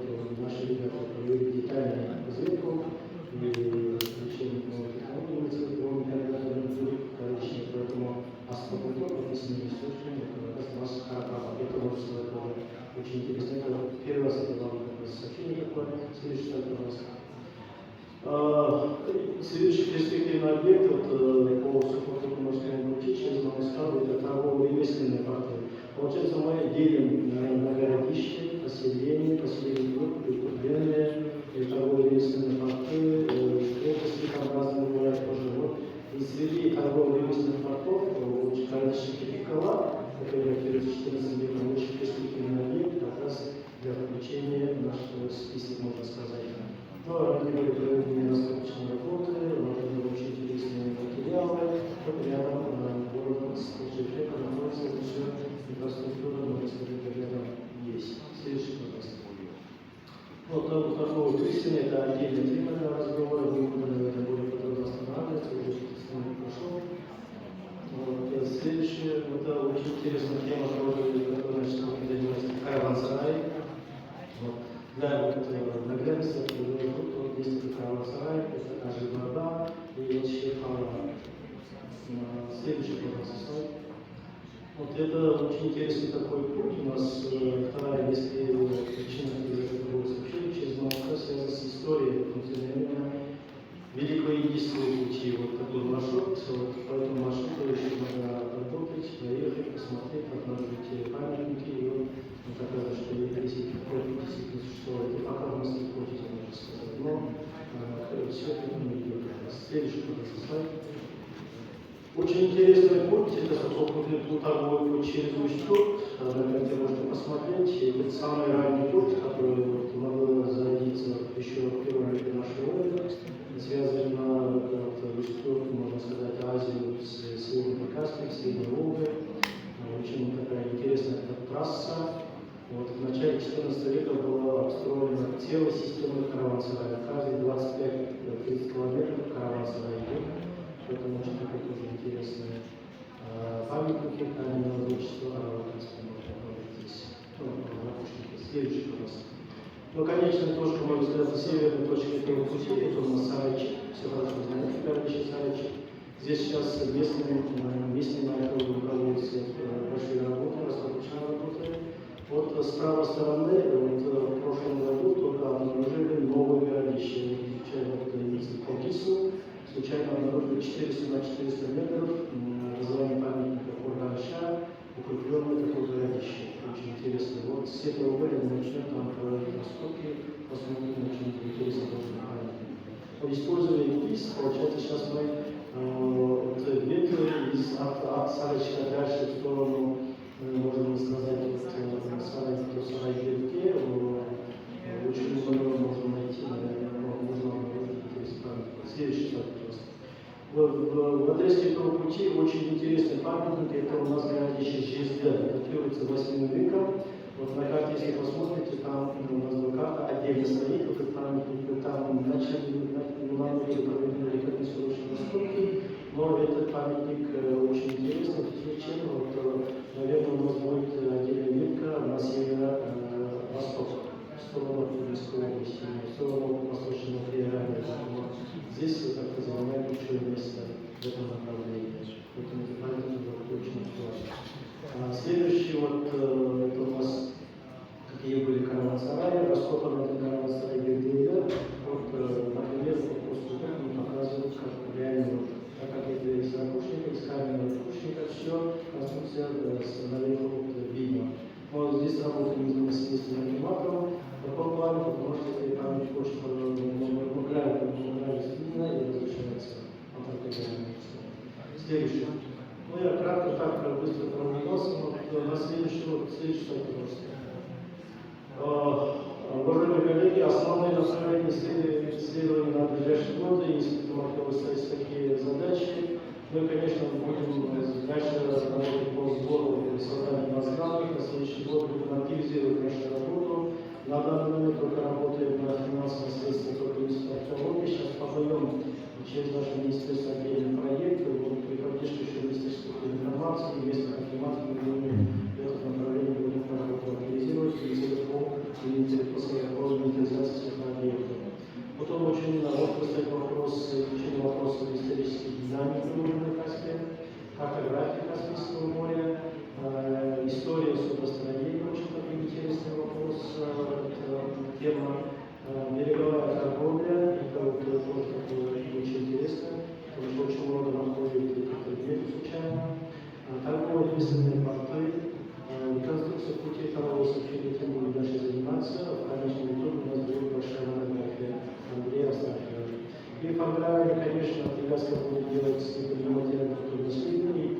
социально-территориальном комплексе Мангистау и Сибирским духовным центром. Я так полагаю, это очень важно для разработки этих маршрутов, путей и так далее.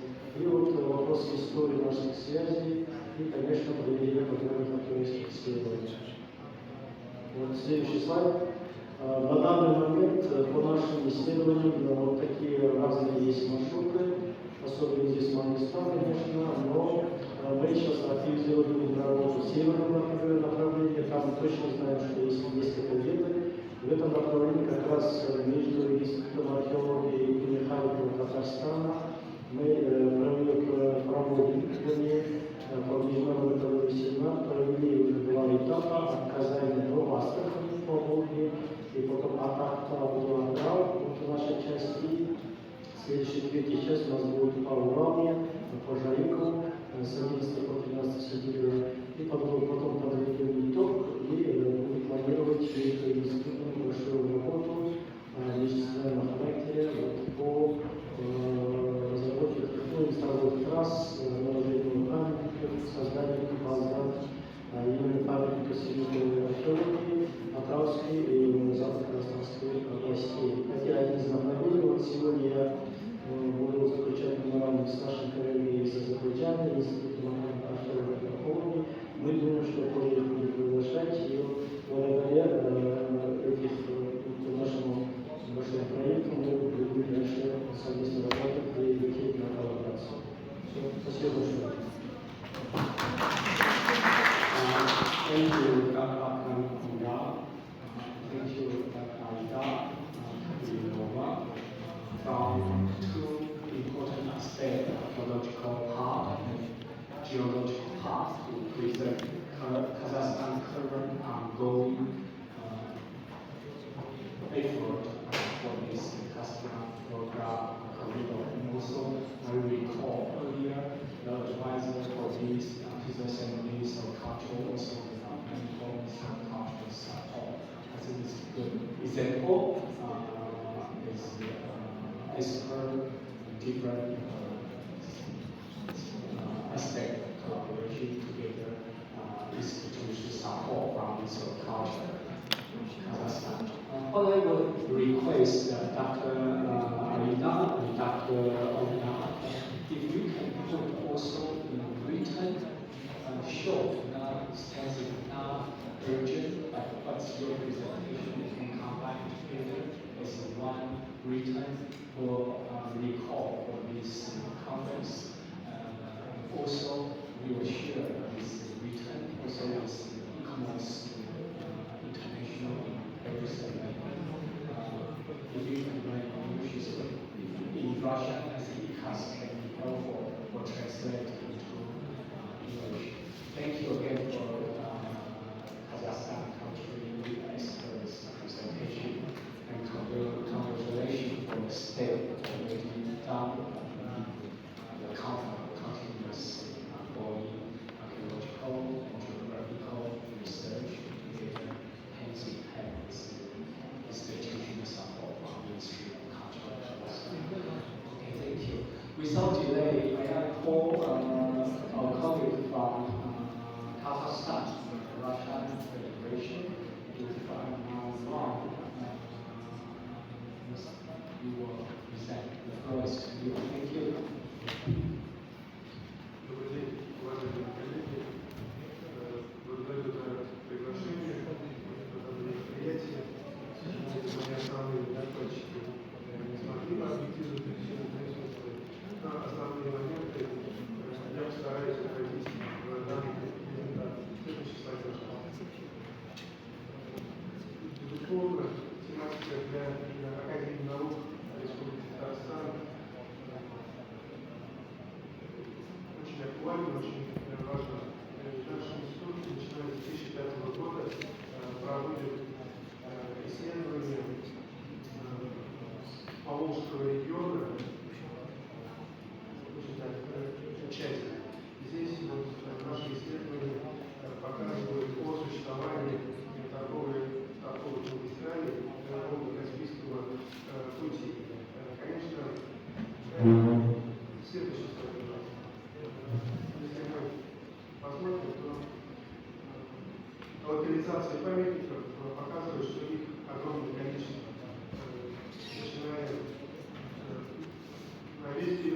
формирования великого шелкового пути.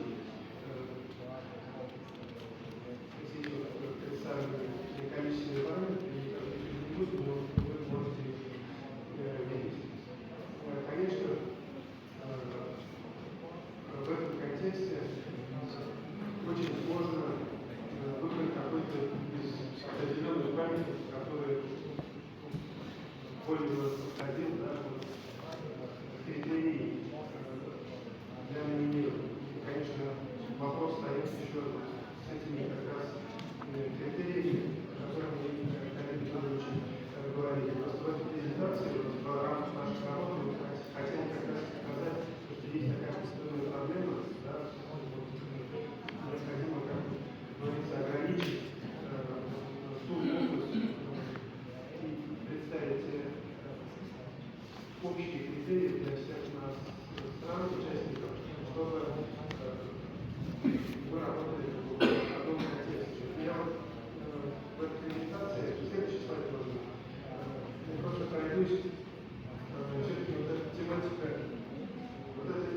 вот эта тематика Поволжья, да, как вы уже обратили внимание, все Поволжье представлено, которое связано с рассматриваемой проблематикой.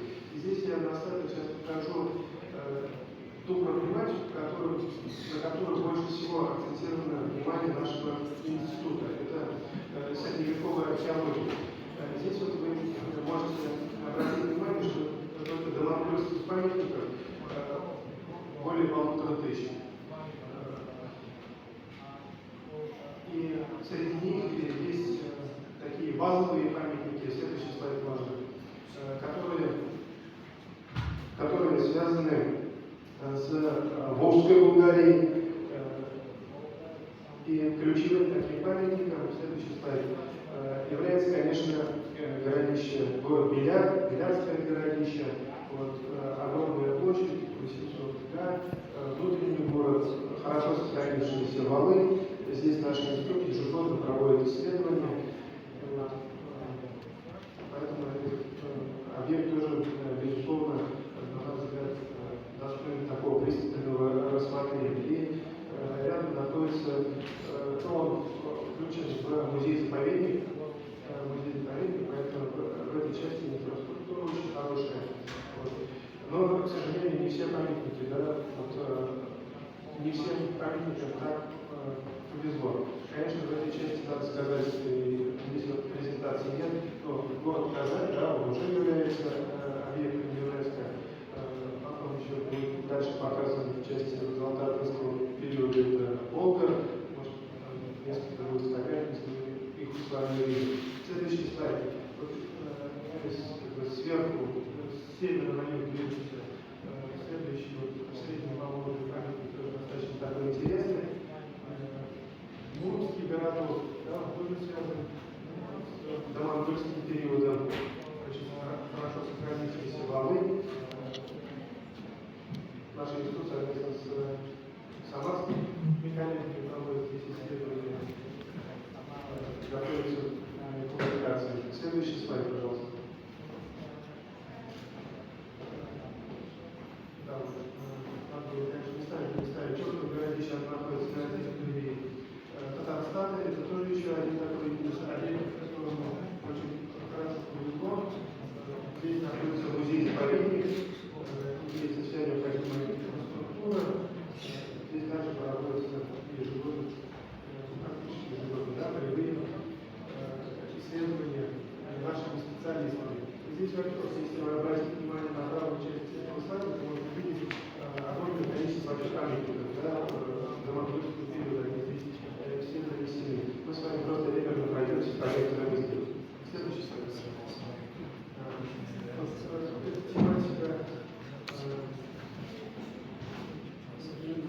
такого переходного плана, да, она требует отдельного рассмотрения.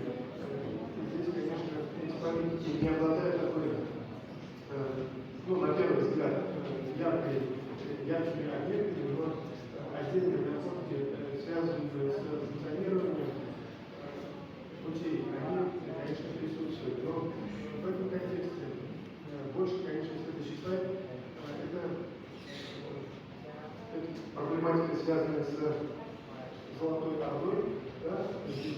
специально нужны совершенно исключительно важного и прошлого пути, и прошлого пути до рождения российской ситуации в Азии.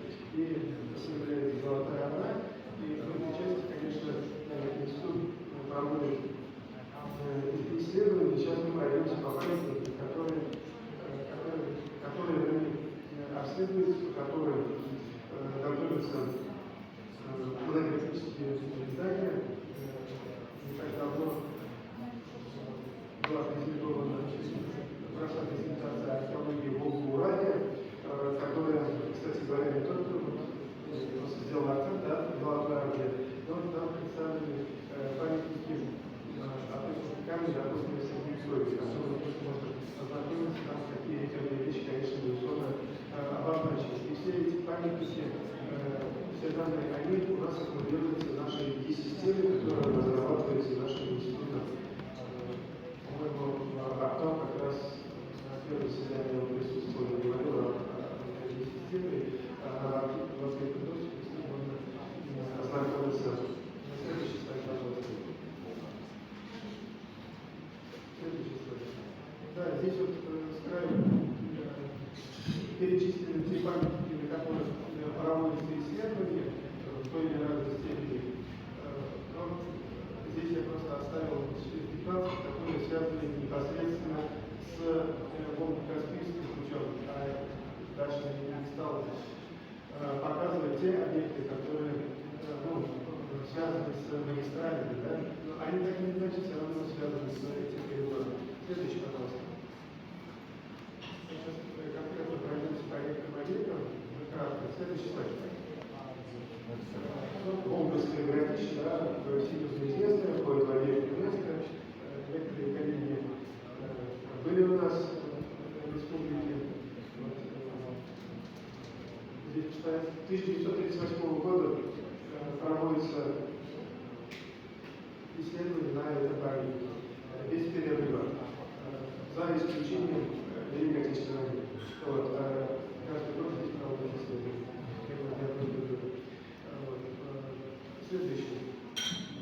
Следующий слайд, пожалуйста. Да, здесь вот объекты представлены, да, соборные ячейки, реконструкция. Вот, и на карте вы видите памятники до Торжественного периода и до Среднего Поволжья.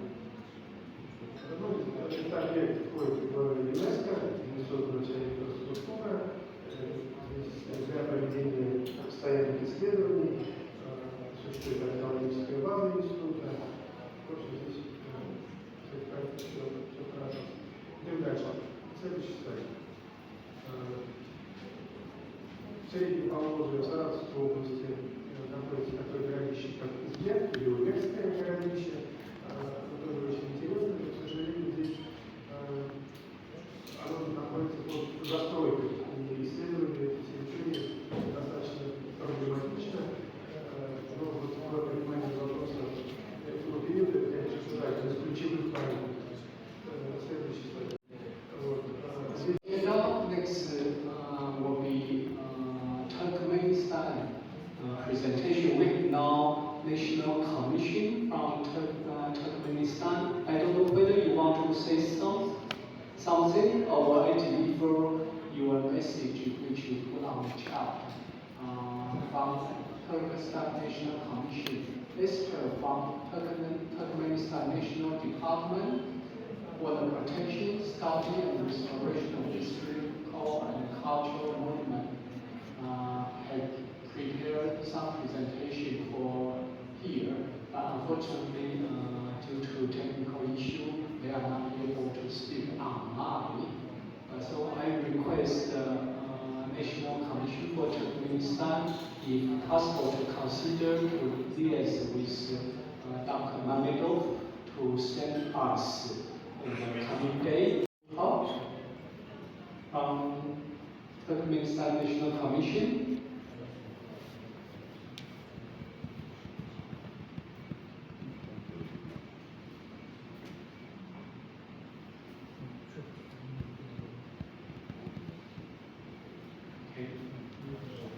So we are Professor Tim William, Civil Professor of University College of London in UK, and also key contributor for Mədəniyyət International to provide your very brief comments or advice for this morning for country presentation. Please, team. Thank you very much, Roland. It's been a fascinating session. I'm really excited to see how much progress has been made in the years since the last meeting here in Baku. Really intensive work in many of the countries, looking at inventories, identification of routes and potential sites. And I think the project as a whole has come forward enormously in that year.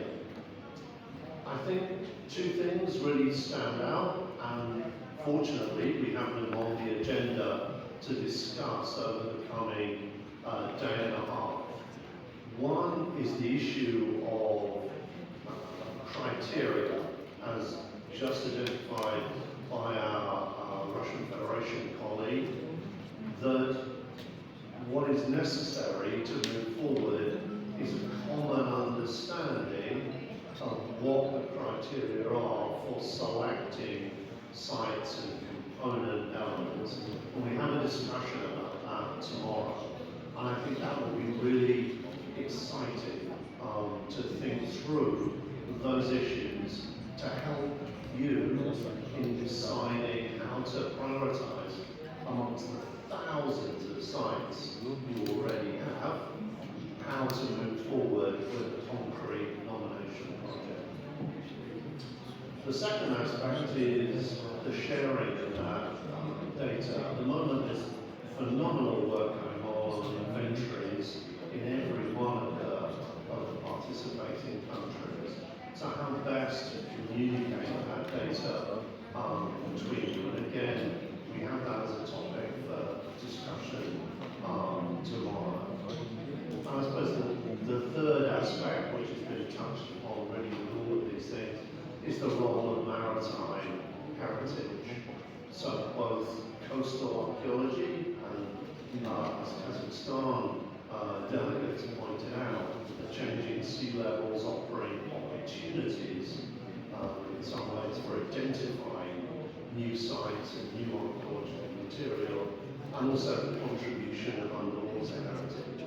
And again, I think all of those issues came out very clearly within all of the presentations this morning. And again, we're very lucky that that's exactly the topic that we're going to be coming back to this afternoon to look at. So my overall impression is that the project has made a huge stride forward in the last year, that the work of each of the individual countries has been enormous, and there's really now a solid platform of information to start talking about issues like criteria, data sharing, maritime heritage.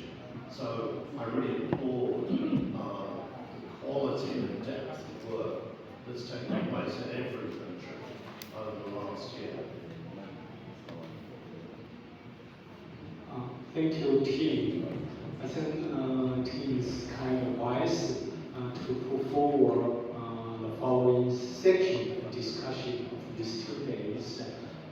Will be very helpful based on your very fascinating presentation. From my part, I have 2 points for conclude this morning plenary section. First part is already each time after your presentation, may I request ICAS to help to reach maybe country presentation in the coming day to provide your written either in English or in Russian in your format if you are comfortable in the coming day. The very first request for all the country, including Turkmenistan, which you may wish to provide written input for this sub-regional meeting. Second is in line with what Tim mentioned, and your very fascinating presentation from Azerbaijan, from Kazakhstan, from Tatarstan Russia Federation, and from Iran already. It might be a good moment already from now on, besides individual Aktau region or individual Kazakhstan, begin to think maybe it's atlas or digital compilation of what you have in hands from as soon as possible with the help of scientifically from ICAS, from UCL, from Keiko University, how this existing material can put step by step together. And of course, I call upon, we will discuss this, the role of Secretariat of Visual Culture of Azerbaijan, this facilitating the very first step of digital compilation of data. And I'm calling also Econos International, Regina and Susan, how this can be guided from Econos International. We will discuss this compilation, begin to put together some data not possible shared or joint in the future. If go for outstanding value is a whole with Caspian-Volga corridor, besides your individual country, individual management side. So these are the two requests from my side, is experience sharing, and also to conclude these morning sessions, particularly the first preliminary section, participating country experts presentation. Thanks again for your fascinating presentation from countries expert. Thanks again for your co-organizer. So, with your permission, now I give the floor to Arat. If there's any invitation for lunch. Thank you. Thank you. Very much, yes, announcement of the further steps. Now we are inviting you to the lunch. The bus is waiting for us outside.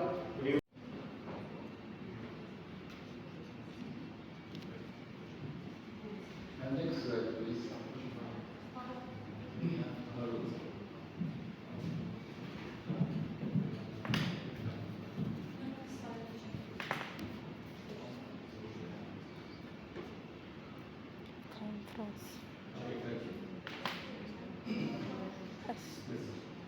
As you know, at the center of the Caspian-Volga corridor is the Caspian. The Caspian Sea was not an obstacle to interaction and dialogue between peoples. On the contrary, it was a stage for interaction and dialogue between peoples. Therefore, in considering the inscription of the Caspian-Volga corridor on the market list, it is necessary to integrate the land route around the Caspian Sea with the maritime route using Caspian thematic study as a distinctive feature characterized by the combination of maritime and overland routes. The importance of synergies between land and sea routes was recognized by the meeting participants, but further discussion was called for on scientific directions and measures. Next slide. In plenary sessions 3 of the Silk Road Caspian-Volga corridor, first annual regional conference in Baku, Dr. Sasaki gave a presentation on conducting research on underwater heritage and capacity building and synergy of the land routes archaeology and underwater archaeological work. Following this presentation, a discussion took place among the participants. In summary, the team recent comment is some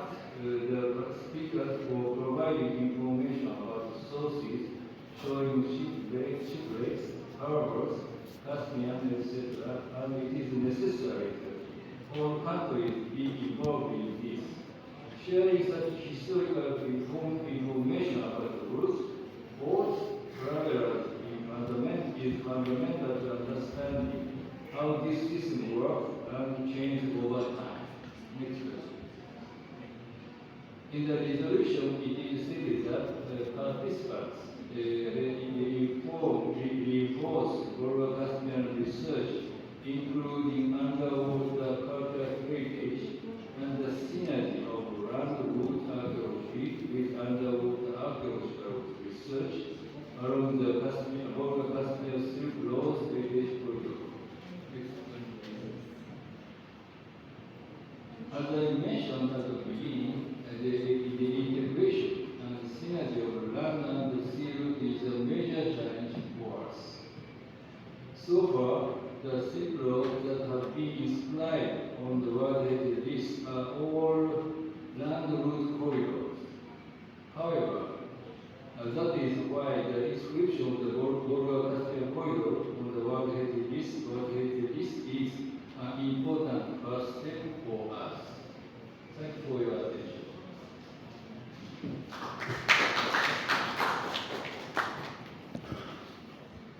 Thank you very much. Legislative framework. Thank you very much. Thank you, Mr. Chair. Уважаемые дамы и господа, прежде всего разрешите, так как я выступаю первый раз, поблагодарить организаторов за замечательное время, которое вы создали для нас, для общения совместного и для того, чтобы мы продвинули эту идею подготовки включения последующей номинации в список всемирного наследия ЮНЕСКО. Это, безусловно, ценно. Уважаемые коллеги, мой доклад на сегодняшний день, с одной стороны, может показаться весьма скучным, но в то же время убежден, что те основы, которые я попытаюсь в своем выступлении открыть, они действительно являются основами. Они чрезвычайно важны для понимания процессов и процедур, связанных с тем, о чем повествует наша сегодняшняя сессия номер 2, которая звучит как синергия наземного и морского маршрута шелкового пути. Мы действительно столкнулись сейчас с беспрецедентным случаем, когда нам необходимо в Центральной Азии объединить этих два, казалось бы, весьма сложных объединяемых понятия. Мое выступление называется следующим образом: оценка текущего состояния подводного наследия в правовой сфере. Я в этой связи позволю себе, в связи с тем, что у меня есть такая возможность, сконцентрировать ваше внимание, уважаемые коллеги, на юридических и фактических условиях применения на практике нормы Конвенции ЮНЕСКО 2001 года об охране подводного культурного наследия, прежде всего в отношении прикаспийских государств. То есть мы не будем говорить с вами в целом обо всем и ни о чем, но мы сконцентрируем свое внимание именно на применении этой конвенции в отношении прикаспийских государств. Исходя из названия конвенции ЮНЕСКО 2001 года и анализа основополагающего понятия конвенции, которое звучит как подводное культурное наследие, можно сделать преждевременный и, я хотел бы сказать, неверный вывод о том, что конвенция регламентирует охрану любого историко-культурного наследия, находящегося под водой, не ограничиваясь территорией морей и океанов. Также правила конвенции, как вы знаете, конвенция состоит из двух частей, это сам текст конвенции, правила к ним, касающиеся деятельности, направленные на подводное культурное наследие, сгруппированные в отдельном приложении конвенции, в большинстве своем могут быть применены к наследию, находящемуся не только в морских водах, но и в реках, озерах, прудах и водохранилищах, важным образом обеспечивающие, чтобы дно морей и морские организмы не подвергались неоправданному воздействию. При этом норму правил 20 можно легко адаптировать для мер охраны окружающей среды не на морских водоемах. Однако, наш анализ основной части Конвенции 2001 года показывает, что она рассматривает по большей части взаимоотношения государств, имеющих выход именно к морям или к морю. То есть она разработана именно для целей охраны подводного наследия, находящегося в морях и океанах. Нормы Конвенции об охране подводного культурного наследия основаны на принципах и понятиях, а также терминах морского права. Поэтому Конвенция 2001 года находится в тесной взаимосвязи с Конвенцией Организации Объединенных Наций 1982 года по морскому праву. В ее терминологическом аппарате используются формулировки и прямые ссылки на конвенции именно по морскому праву. В статьях Конвенции 2001 года использованы такие термины, как внутренние воды, архипелагные воды, территориальное море, исключительная экономическая зона, континентальный шельф, юридическое значение которых определено в Конвенции по морскому праву. И очевидно, что они применяться могут лишь территориям пространства, которые, согласно Конвенции по морскому праву, считаются именно морями и океанами. Можно, пожалуйста, второй слайд. Фарук, у меня вопрос к переводчикам не успевает, да, создать? Нет проблем. Надо медленнее или нормально? Помедленнее? Помедленнее. Значит, теперь хотелось бы вот на основании этого слайда, уважаемые коллеги, привлечь ваше внимание о том, что по нашей точке зрения, исходя из нашего анализа Конвенции 2001 года, существуют 4 основные возможные формы применения норм Конвенции 2001 года с точки зрения субъекта применения. Причем эти формы не являются взаимоисключающими. Вот вы можете посмотреть, первая форма – это применение Конвенции прибрежным государствам-участникам в водах или, в скобках, территориях, находящихся под его полной или частичной юрисдикцией которого может быть обнаружено подводное культурное наследие, а также может возникнуть деятельность, которая связана с осуществлением, направленной на подводное культурное наследие. Второе – это такая возможная форма применения Конвенции, которая связана с государством-участником, которое обнаружило подводное культурное наследие в районом обозначается дно открытого моря или водах, находящихся в юрисдикции другого государства и имеющих намерение осуществлять деятельность, направленную на подводное культурное наследие. И еще раз, чтобы проще было, первый пункт нацелен на то, что государство-участник является прибрежным государственным участником, то есть имеет выход к морю. Вторая норма применения базируется на том, что государство-участник обнаружило культурное наследие в водах, которое принадлежит ему культурное наследие, но в водах, находящихся под юрисдикцией другого государства. Третья норма применения – это когда государство-участник, которое имеет интерес и поддающийся проверке связь, особенно связь культурного, исторического или археологического характера, с обнаруженным подводным культурным наследием. И, наконец, четвертое, то же самое, когда государство-участник, как член международного сообщества, имеет желание активно участвовать в процессах охраны, изучения и использования подводного культурного наследия, то есть не являющийся подводным культурным наследием, относящимся к истории этого государства. Я задаю вопрос всем нам с вами, существуют ли юридические и фактические условия, которые позволили бы применять странам Прикаспийского региона на практике нормы Конвенции 2001 года об охране подводного и культурного наследия. На основании этих 4 пунктов, вот мы с вами по логике их видим, мы можем представить, можем ли мы применять Конвенцию 2001 года по отношению к нам.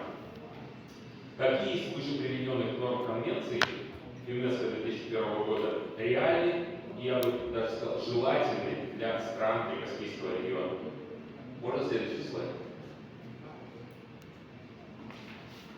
Чтобы сделать вывод возможности применения странами Прикаспийского региона Конвенции 2001 года по подводному культурному наследию, в форме 1, которую мы видели с вами выше, еще раз напомню, которая говорит о том, что страна Конвенции является прибрежным государством, то есть с выходом к открытому морю, необходимо определить, могут ли страны Прикаспийского региона, все обозначенные наши страны, выступать в роли прибрежных государств. Это не просто разговор, не просто бросаем слова на ветер, а это реально задаем юридический тон. Являемся ли мы прибрежными государствами? Каспийское море. Что такое Каспийское море и его правовой статус? Ну, те, кто живет вокруг моря и связан с ним, возможно, слышали о сложных перипетиях, и я коротко сейчас с вашего разрешения их освещу. Каспийское море, как мы знаем, это крупнейший на земном шаре замкнутый водоем. Это песочное, солоноватое озеро. Из-за размера своеобразия природных условий и сложности гидрогеологических процессов Каспий принято относить к классу замкнутых внутриматериковых морей. Ранее статус Каспия регулировали советско-иранские договоры, в которых Каспийское море было определено как закрытое или внутриконтинентальное море, а каждое прикаспийское государство имело суверенные права на 10-мильную зону и равные права на оставшуюся часть моря. После распада Советского Союза возникла необходимость определения нового правового статуса в связи с увеличением прибрежных, так называемых прибрежных государств. Урегулировать все разногласия между прикаспийскими государствами, а их было и есть очень-очень много. Я отдельно в своей работе, которая посвящена Каспию, перечисляю их, и она занимает несколько страниц. Оказалось весьма сложной задачей. Ведь при определении правового статуса Каспийского моря каждая сторона исходит и исходила, как вы понимаете, из чего? Исключительно из своих национальных интересов, не из интересов других стран. Следующий слайд, пожалуйста.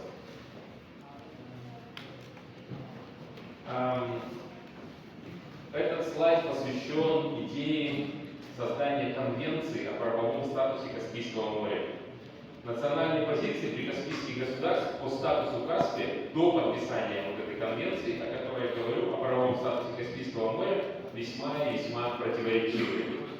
Не будем останавливаться на этом вопросе подробно, это можно все найти в открытых источниках. Прикаспийские государства в итоге договорились принять конвенцию о правовом статусе моря. Работа, связанная с ее подписанием, началась аж с 1996 года, когда по решению министров иностранных дел 5 прикаспийских государств была образована специальная рабочая группа СРГ, специальная рабочая группа. Она была организована на уровне заместителей министров иностранных дел. Поскольку урегулировать все разногласия в формате пятерки не получалось, некоторые прикаспийские государства стали договариваться в двух- и трехсторонних форматах. То есть частным образом. В частности, спорные вопросы между Российской Федерацией, Казахстаном и Азербайджаном были разрешены благодаря подписанию в 1998 году и в 2001 году документов о разграничении дна и недр Каспия. И по ним, кстати, водная поверхность остается в общем пользовании, а разграничение проходит на основе договоренности сторон по методу так называемой срединной линии. Итогом многолетних встреч, многолетних обсуждений стало подписание в итоге конвенции о правовом статусе Каспия президентами 5 прикаспийских государств на 5-м, что замечательно, Каспийском саммите, состоявшемся 12 августа 2018 года в городе Актау, Казахстан. Одним из важных вопросов, разрешенных конвенцией, был вопрос, как вы думаете, какой? Считать ли Каспий морем или озером? Провозглашение Каспия замкнутым или полузамкнутым морем влекло бы за собой распространение на его акваторию положений Конвенции ООН по морскому праву, о чем я говорил выше. В этом случае, что было бы с Каспием и взаимоотношениями между государствами? В этом случае Каспийское море должно было бы быть поделено между прибрежными государствами на территориальное море или воды, исключительную экономическую зону и континентальный шельф. Применение концепции международного пограничного озера в отношении Каспия предполагало бы в этом случае полный раздел моря на национальные сектора, включая дно и его ресурсы, водную толщу и водную поверхность. Образуемые при этом сектора находились бы под суверенитетом прибрежных государств и, соответственно, являлись бы их неотъемлемой частью их территории. Чтобы считаться морем, Каспий должен иметь выход к океану. Это является одним из важнейших условий, по которому водоем может называться морем. Но выхода к океану Каспия нет. Поэтому он считается замкнутым водоемом, не соединенным с мировым океаном. Вторым признаком, отличающим морские воды от озерных, является их высокая соленость. Вода в Каспийском море действительно соленая, но по своему составу она занимает промежуточное положение между рекой и морем и океаном. К тому увеличивается по направлению к югу. В дельте Волги содержится от 0,3% солей, а в восточных районах соленость уже достигает 13-14%. Если говорить о солености Мирового океана, она составляет в среднем 34%. Ну, то есть вы видите разницу. Из-за специфических географических и гидрогеологических характеристик водоем получил особый правовой статус – не море. Участники саммита приняли решение, согласно которому Каспий представляет собой внутриконтинентальный водоем, который не имеет прямой связи с Мировым океаном и поэтому не может считаться морем, и при этом из-за своих размеров, состава воды и особенностей дна не может считаться и озером. Основные положения вы можете видеть вот там мелким шрифтом, я выделил 5. Конвенция о правовом статусе Каспийского моря. Абсолютно коротко вам их преподнесу. Конвенция зафиксировала использование традиционного названия Каспийское море. Ну, как вы уже слышали, Каспийским морем море в полном смысле этого слова не является. Особый правовой статус дается Каспийскому морю, это окруженный сухопутными территориями сторон водоем. Вот так вот обозначили. Еще раз, окруженный сухопутными территориями сторон водоем. Это особый статус, по которому Каспий не будет считаться ни морем, ни озером. И он означает, что к нему не будут применяться положения Конвенции ООН. Это чрезвычайно важно, чтобы мы поняли с вами основную суть того, с чем мы имеем дело. Не будут применяться положения Конвенции ООН по морскому праву 1982 года, а также международные нормы для пограничных озер. Второе. Каждая сторона устанавливает территориальные воды, не превышающие по ширине 15 морских миль. Третье. Государства будут иметь исключительно право регулировать и решать, проводить морские научные исследования в своих территориальных водах, только в своих территориальных водах. Стороны могут прокладывать подводные кабели, трубопроводы по дну Каспия. Наконец, пятый. В Каспийском море не смогут присутствовать вооруженные силы третьих стран. Вместе с тем, принятие конвенции не означает снятие всех вопросов относительно взаимодействия в этом регионе. Кстати, Иран пока не ратифицировал конвенцию. Процесс ратификации документа в настоящее время уже завершен Российской Федерацией, Азербайджаном, Казахстаном, Туркменистаном. Таким образом, Конвенция о правовом статусе Каспийского моря до сих пор не вступила в законную силу. Но это не означает, что на текущий момент правовой статус Каспийского моря окончательно не был определен. Он может качнуться, весы могут качнуться в одну или в другую сторону при решении определенного государства. Можно, пожалуйста, следующий слайд. Уважаемые коллеги, совсем коротко, но без этого никак нельзя, может быть несколько скучная информация, но она чрезвычайно важная. Конвенция о морском праве 1982 года и Конвенция об охране подводного культурного наследия 2001 года. Итак, согласно положениям Конвенции о правовом статусе Каспия, водоем, как мы уже с вами поняли, не считается морем, и, соответственно, это элементарно, к нему не могут быть напрямую применены нормы Конвенции по морскому праву 1982 года. Также при каспийским государствам, относительно Каспийского побережья, так и странам, не являющимся прибрежными морскими государствами с точки зрения Конвенции 1982 года, не могут быть применены нормы Конвенции об охране подводного культурного наследия 2001 года, касающихся прибрежных государств, в водах или территориях, находящихся под его полной или частичной юрисдикцией, которого может быть обнаружено культурное наследие.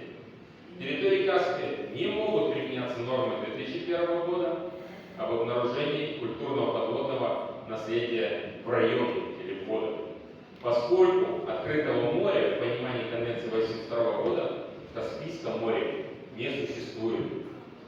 Сегодня из прикаспийских государств Конвенцию о морском праве 1982 года подписала и ратифицировала Российская Федерация, Азербайджан присоединился к Конвенции в 2016 году, Республика Иран подписала, но не ратифицировала Конвенцию по морскому праву.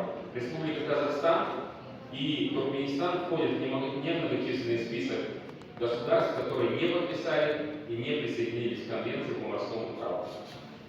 Конвенцию о подводном культурном наследии 2001 года из стран Каспийского региона ратифицировала только Республика Иран. Конвенция, о которой мы постоянно говорим. Исходя из положений Конвенции о правовом статусе Каспия, прикаспийские государства не могут выступать в качестве прибрежных морских государств, элементарный вывод, при применении Конвенции о подводном культурном наследии в случае ее ратификации. Но существует еще одна теоретическая пока только возможность применения Конвенции к охране подводного культурного наследия 2001 года в случае ее ратификации, естественно, Каспийскому морю при рассмотрении Каспия в качестве неморских внутренних вод. Это не морские внутренние воды. А применение Конвенции 2001 года возможно и для внутренних неморских вод, для чего страна-участник или государство-участник от него потребуется соответствующее заявление, согласно статье 28 Конвенции 2001 года. Норма эта статья 28, предоставляет возможность применения Конвенции к внутренним неморским водам, но эта возможность ограничена правилами, касающимися деятельности, направленной на подводное культурное наследие. И в Конвенции не предусмотрена иная возможность, что интересно, заявить о применении других норм Конвенции к своим внутренним неморским водам. То есть у нас неморских вод, уважаемые коллеги, нет, как вы поняли, поэтому и нормы Конвенции невозможно применить, кроме правил, которые являются приложением. Я оставлю в стороне пространное свое объяснение относительно правил Конвенции к внутренним водам, но хочу сказать просто, что это важная норма, которая позволяет государственным участникам Конвенции самостоятельно во внутреннем государственном режиме пользоваться принципами, нормами научного исследования и охраны подводного культурного наследия.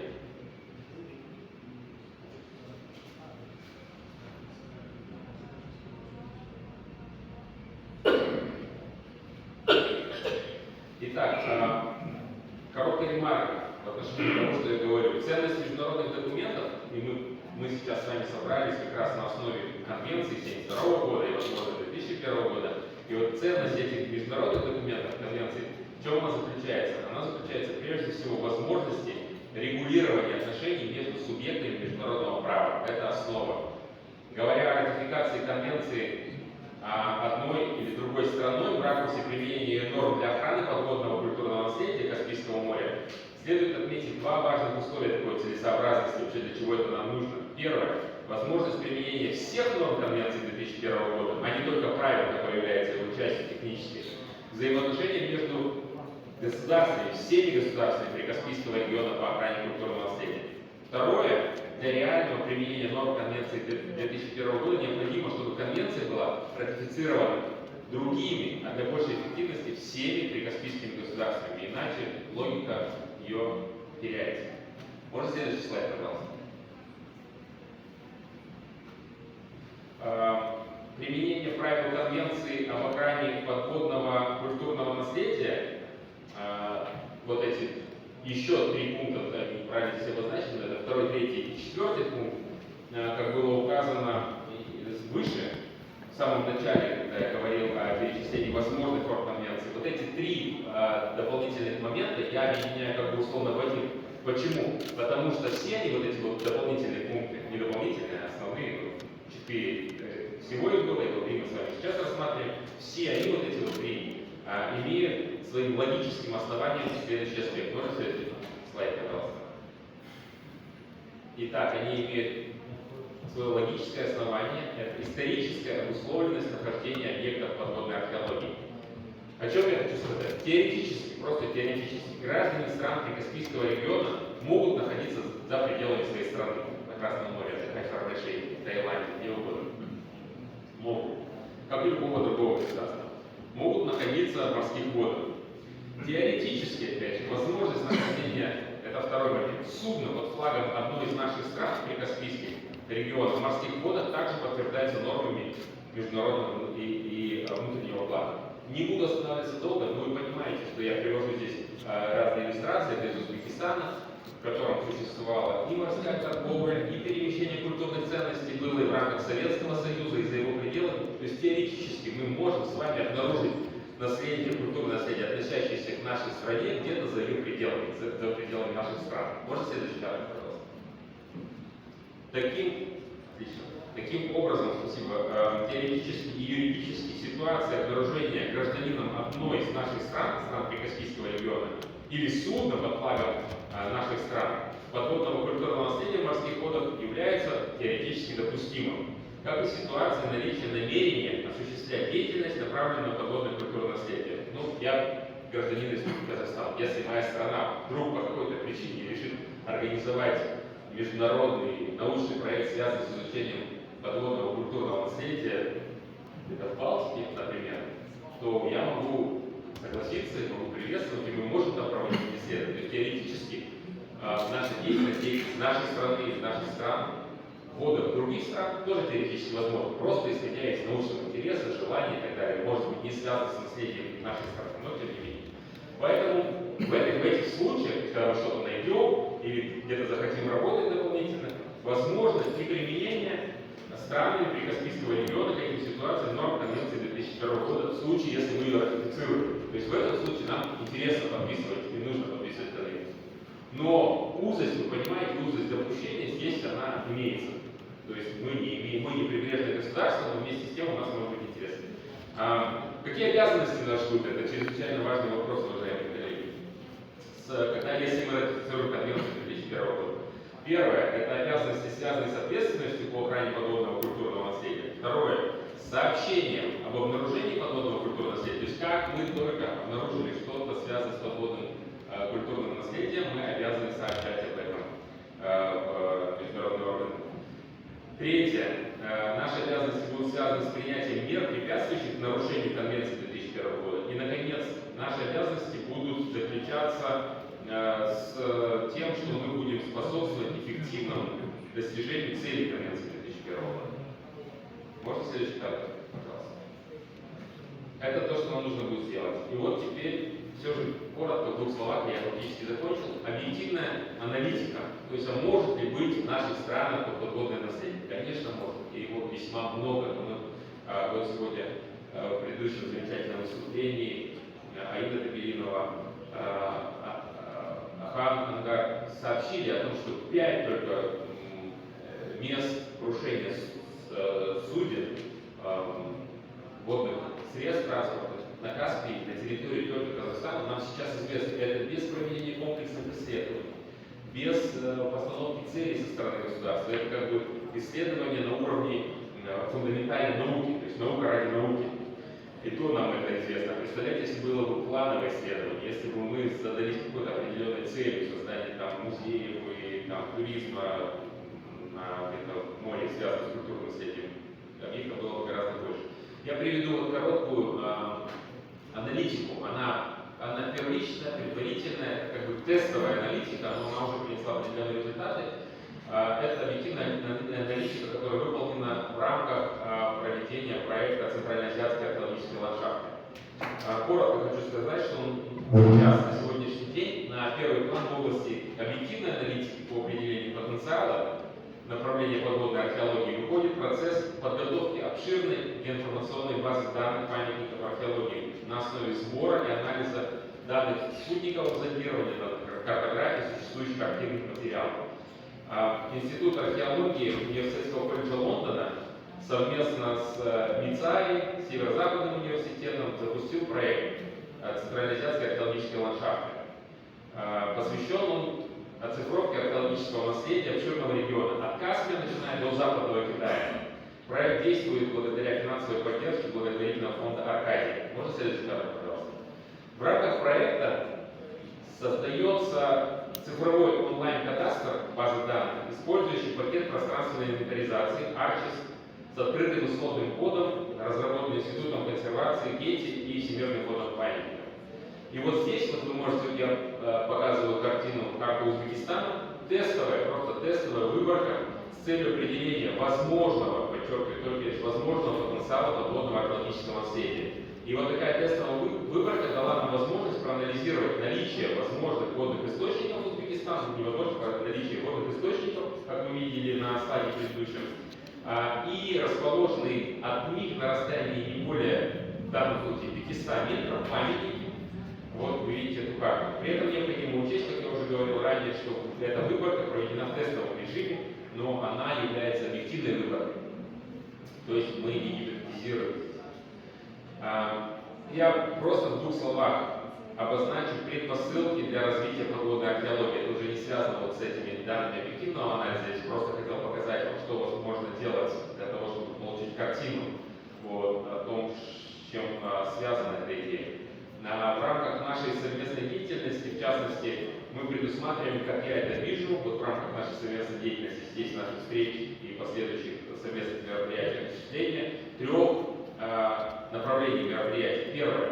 Что мы с вами делаем? Мы укрепляем потенциал органов власти, учреждений и экспертов, соответствующих государств-участников для документации стандартов исследования объектов, стандартов ЮНЕСКО, стандартов общепринятых международных.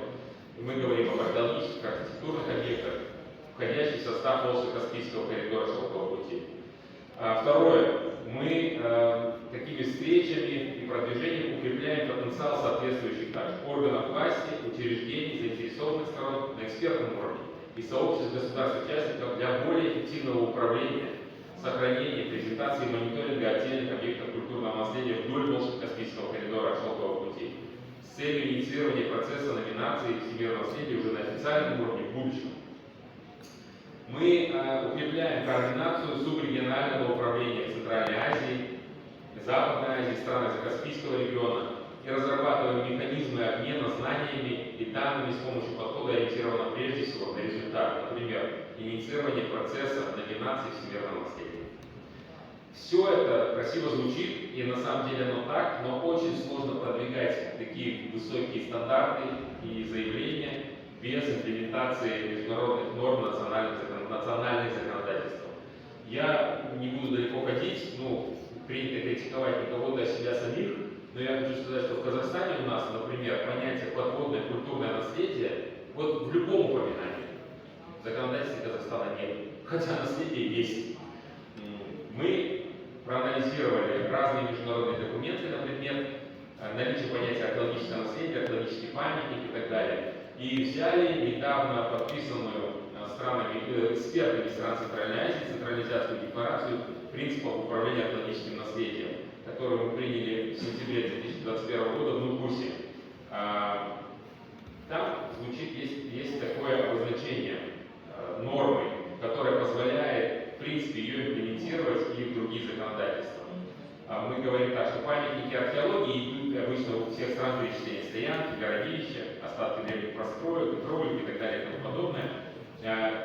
И заканчивается так: жизнь и деятельность человека прошлых веков, запятая, сохранившиеся в естественных условиях на земной поверхности, то, что мы изучаем обычно, традиционно, под землей или под водой, требующие для выявления, исследования и применения археологических методов. Везде требуется применение археологических методов. Таким образом, таким легким, казалось бы, мановением пера и изменением законодательства мы сразу вносим уже понимание значения и в целом культурного подводного наследия, и подводим страну к тому, чтобы она, возможно, и ратифицировала конвенцию, либо имплементировала определенные нормы конвенции путем принятия приложения к этой конвенции.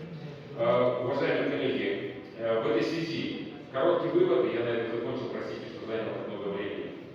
Вывод уважаемые представители ЮНЕСКО, профессор Ролотин, наверное, такой, что нам в ближайшее время все-таки прикаспийским государствам важно продвигать идеи и сухопутного маршрута, и подводного культурного наследия все-таки на основании конвенции 1972 года, а не 2001. Пока я думаю, что это мое субъективное мнение, это является основой и, скорее всего, приоритетом. А в дальнейшем, может быть, мы сможем рассмотреть и нормы конвенции 2001 года и базироваться на них. Природное наследие подводное, оно является субъектом исследований и охраны конвенции 1972 года. В данном случае подводное культурное наследие тоже, наверное, является объектом этой конвенции. По крайней мере, в рамках этого вопроса, как его могут рассмотреть прикаспийские страны. Можно, пожалуйста, последний кадр? И, уважаемые коллеги, благодарю вас за ваше внимание. Спасибо большое.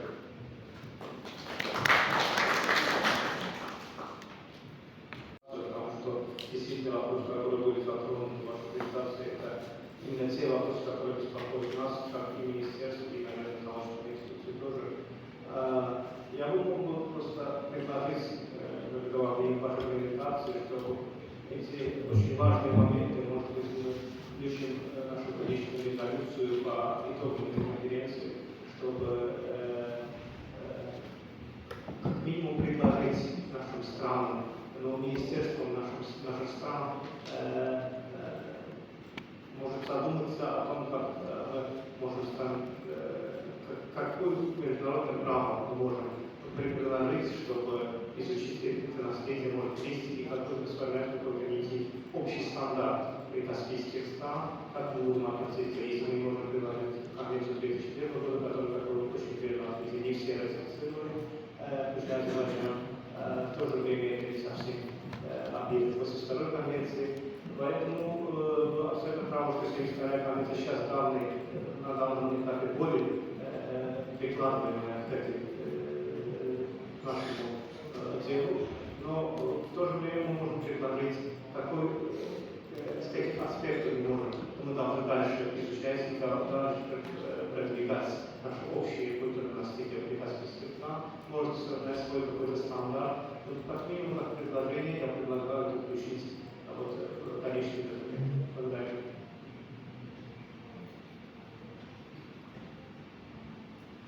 I think that's an excellent idea, really very good. We need to think practically how we're going to move forward, and I think that provides a very good platform for that. Do you have any other immediate questions? We've got a discussion session at the end. Is anybody online? No? Do they have any considerations? No?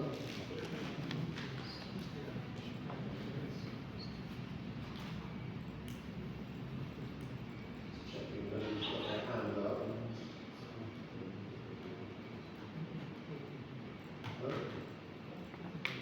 Okay, in which case we'll move on to our third speaker in this session. So I'm delighted to introduce Dr. Sasaki, who's going to talk further about researching underwater heritage and defining synergy between land-based and underwater archaeology.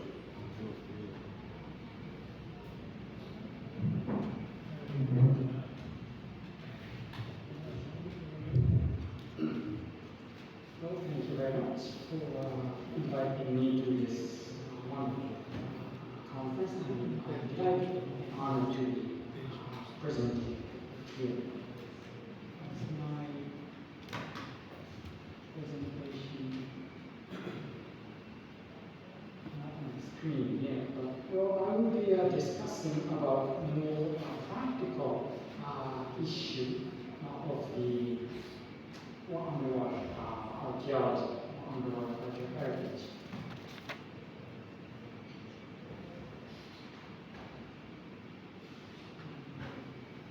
Can you follow my presentation, please?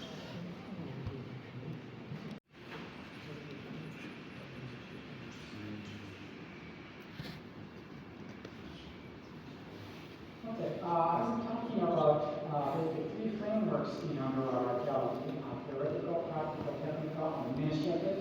I think when we discuss what is underwater archaeology and underwater archaeological work, it is important to kind of think about these 3 points. What we are discussing is in theoretical, practical, administrative, and also different personnel from different level of the government, and also at the university, and if you are in a different part of the government, where you stand, you have to look at different perspectives. And also I will talk about the case study of the studies that I did in Bahrain. Unfortunately, I have not worked in Caspian Sea, and there's really not much of a practical work done in this region. So rather than just discussing about hypothetical work, I want to introduce more concrete work that I've done in Boston. So I have a big project that I did in Bahrain. Next slide, please. So theoretical framework is basically why we find site. This is the synergy of research-oriented point. And practical technical issue is how to find the site. Field technique that we use in the site and administrative is basically how to manage the site for the government and local officers, what their concerns is. So, for example, Yamamoto-san discussed, what Yamamoto-san discussed today was about the theoretical framework, and Lima discussed was a more administrative perspective. So that's conflict. Next. So for the previous conference, I have discussed about the synergy of land and sea, and that was basically a theoretical framework. And I have not really discussed much about that, but I administrative framework in the previous conference. Next slide, please. So the theoretical framework, what underwater archaeology is, it's also a different, if you stand on different point of view. And from what underwater archaeology is, if you look into the theoretical framework, it can be defined as something like this. In the form of heritage, could be an intangible cultural landscape, that has been influenced affected by the maritime realm, or watery realm, in its origin, use, and position. So ship, if you think about a ship, it will be used on the ocean. So from its origin and use, it's the heritage related to maritime realm. And I have put the origin, use, and position, which means what happened after something is being deposited. So this is basically a submerged landscape. A submerged landscape, a submerged site is affected by the ocean. So in that case, the cultural heritage is being affected by underwater realm, and that is part of the underwater archaeology. And when we think about the Caspian Sea, we also have to think about the human interaction with the sea. Human interaction with this water in maritime realm, and that is where we come, the synergy of land and sea. The next slide, please. So this I discussed in the previous conferences. The synergy of land and sea, the port side and shipwreck side becomes really important. And if you think about the trade, all the land sides are, if you think a trade is a tree, all the land side is like a tree roots or the leaves, and the shipwreck is basically the tree trunk. And the port is where the tree trunk starts to branch into leaves and roots. Next slide, please. And this is also what we talked about. If you want to locate port site, you have to think about the natural setting of the sea, natural setting of the land, also a cultural setting. And all this comes into play. And also a ship tax comes into play to where we want to locate the shipwrecks, where the ports are located.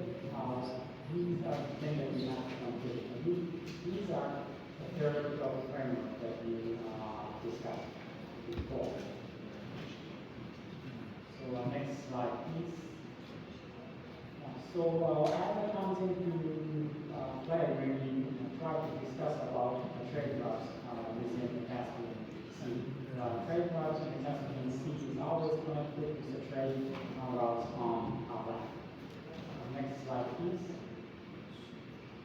So next time we look at the practical or technical framework, basically how to find a site. This will be actually talked about in the case studies, so I'll just kind of skip this here. So next slide, please. And administrative framework. Next.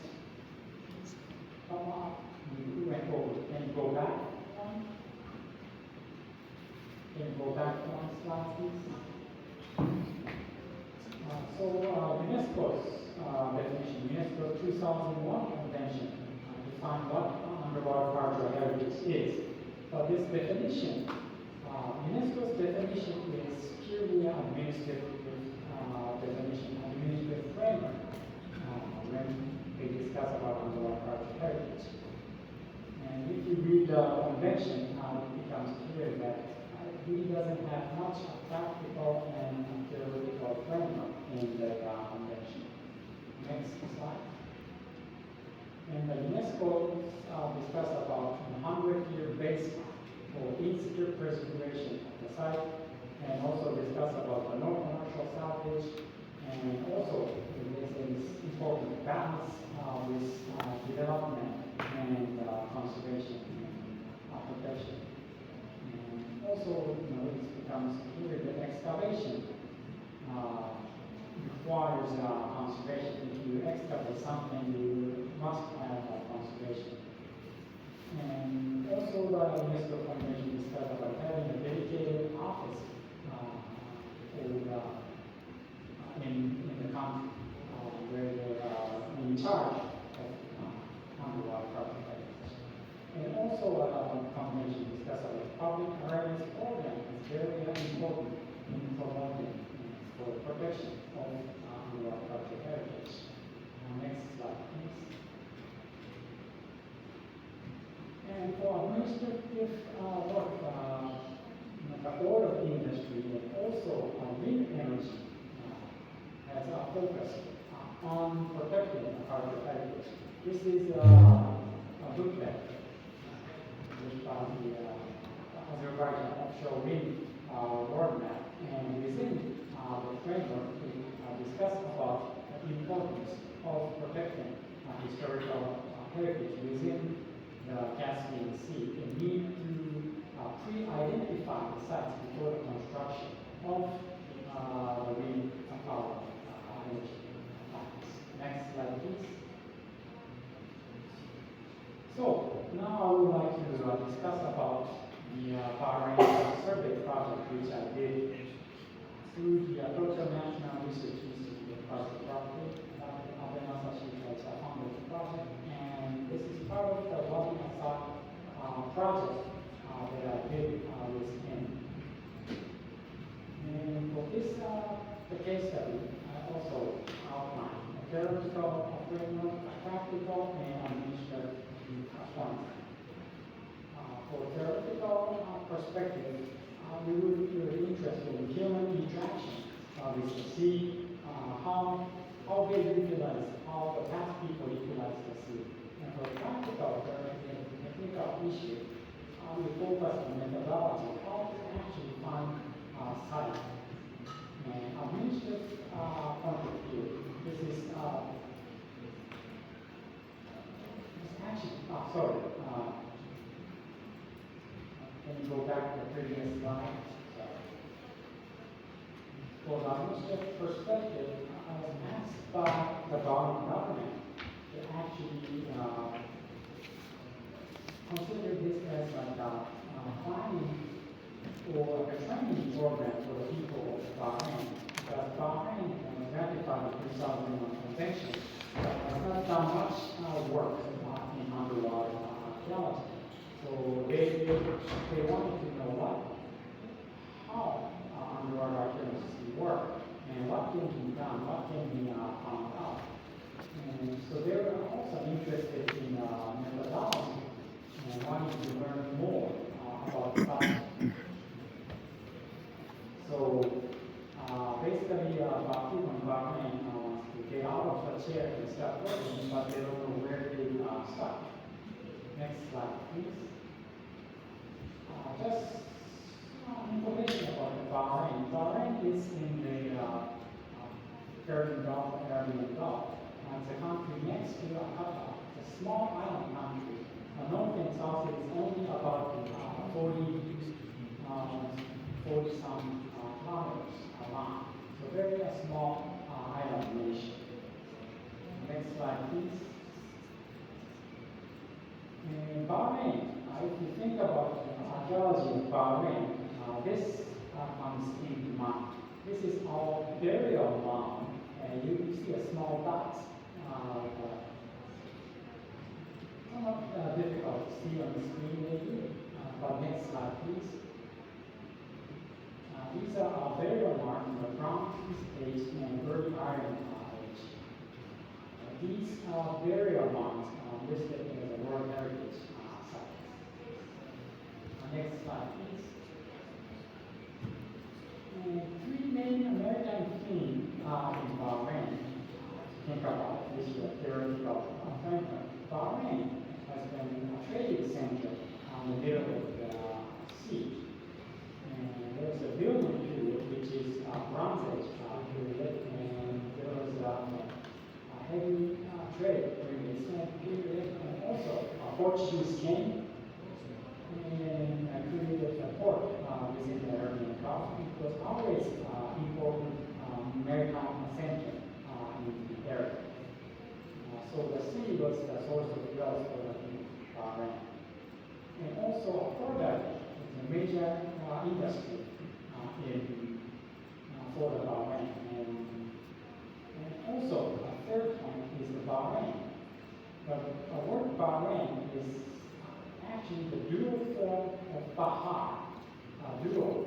So the word has like a singular form, a plural form, and also some language has a dual form. So Bahar is the singular of the sea. So Bahrain is a dual form, which is two seas.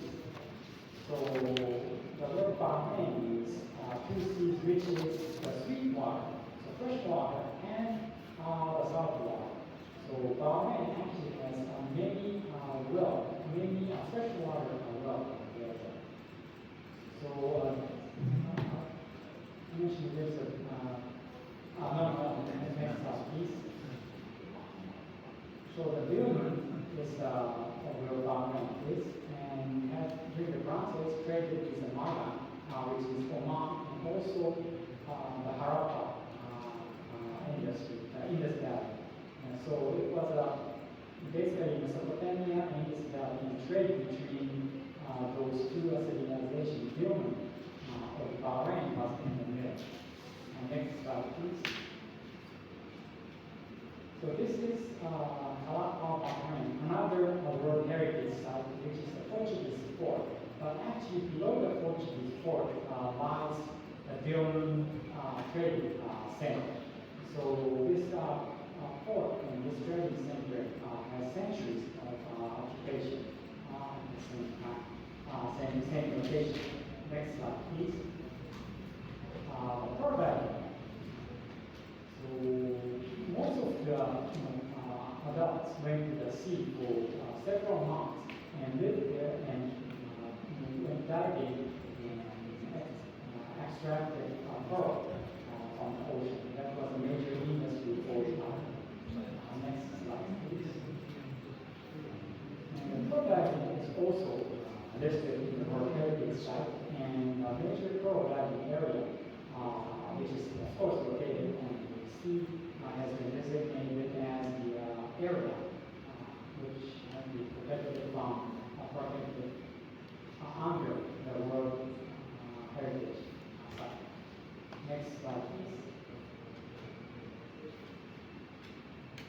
So I would like to talk more about my work that I did. This is me looking at the water well. Can you click on the bottom left picture? That's actually the video. The video should start if you click on the bottom right picture. Does it? Video starts. There we go. Yeah. So the water, it's well, so water comes out. But this is actually located right at the sea. And when the water comes up, this is completely under the sea. But during the low tide, you can get some water. So people actually went to the ocean, went to the sea to get the fresh water, which is something strange, getting the fresh water from the sea. But this is what people did in the past, and this is why the country is called Bahrain. Next slide, please. So let's discuss about my work. Next slide. So we wanted to locate some of the site where it shows people's interaction with the sea. We use basically pretty small fish finder, but it's a side scan sonar. So use the sound waves to see what lies on these waves. And very easy equipment. You can basically put it on any form of vessel. It's set up in maybe 10 or 15 minutes. You can start seeing the ocean floor. Next slide, please. So this is the image of this sonar. It's somewhat difficult to see, but I put a picture of the ocean floor. Next slide, please. And also, it's very important to walk on the shoreline to find a site. Sometimes there's a port or village settlement located along the sea. If you walk around there, you can find pottery and other things eroding at the beach. Next slide, please. And as a part of the training, we did several methods of searching using the divers. We can have scuba divers during a circular search method. Basically, you have a point and have like a line go out and go in a circle and see what's there. Or maybe we can pull a line and pull the diver behind the pole and search. Next slide, please. And we have located several shipwrecks. These are fairly modern sites. Maybe this is like 70 years old site. And like metal parts and engine. But the whole itself is wood. Next slide, please. And actually, this is part of Portuguese lighthouse that was constructed about 500 meters offshore. Lighthouse structure is gone, but the base of the lighthouse structure is there. It's a small man-made Portuguese. Next slide, please. And we also went to where people basically discard vessels. You can see a lot of ships being discarded along the ocean. Next slide, please. And also went to like a shipyard and studied about how they built a traditional boat. And these are very, sometimes you get very good information about how ancient people built the boat. Next slide, please. And what we did have was put in the GIS database, and also this is not how the site is visited, but our government is collecting shipwreck data, and also from the marine chart, there's like a sea obstacle and other dangerous areas during the survey, and water springs and other stuff. We created a GIS database of all the possible people sea interaction. And also like a pearl harvest area, and those can be put into GIS. It's just like landscapes. Next slide, please.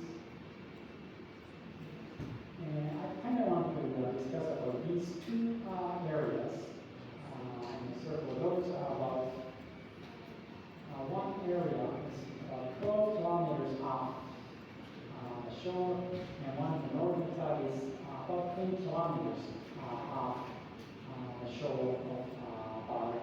And those areas we found water well within the middle of the ocean. So actually there's a water fountain in the middle of the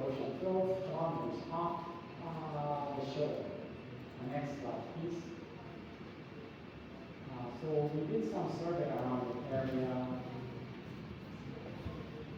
Next slide, please. So this is one well, which is 12 kilometers off the shore.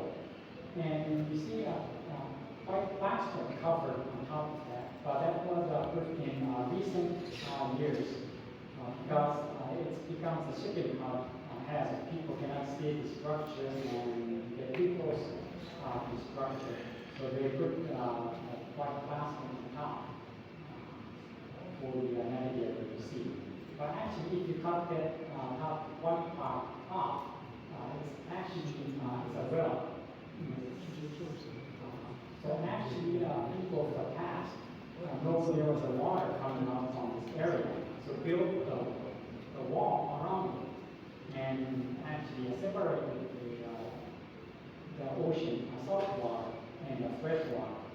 So a lot of fishermen came to this well in the middle of the sea to get fresh water from there. And actually, this was probably used up until the 1970s. We did interview with the local fishermen, and some people remember actually going to the ocean to get some fresh water from this well when he was very child. Next slide, please. So we did some survey, we did some snorkeling in scuba diving around this well and found some Islamic period art. Next slide, please. And this is another well. This is a 20 kilometers offshore. This building is located in a very shallow area. And during the extreme low tide, you can actually walk. During the high tide, the water comes up to maybe around to the waist. So a shallow area, but there was a well on this small mound. I think this mound was also created before, it was in use on the 1940s. So this small one was created well before that to basically show that this was actually a water well. Next slide, please. And also, we found Islamic period sculptures around this well. And some of them is like a large storage jar. So it's clearly during the Islamic period, people came here with like water, brought big water jar and collected fresh water here and probably took it back to the main island, or maybe it was used. And maybe people stayed around here during the fishing. Just came here to relax, spend some time maybe when the sea condition was bad, people came to stay and then went back. But there are clearly some artifacts located around this well. Islamic period, I think the earliest is like 17th or 18th century, but we probably have to do more search because we only have, we did not spend a lot of time looking around, but I'm sure we might be able to find older material. So next slide, please.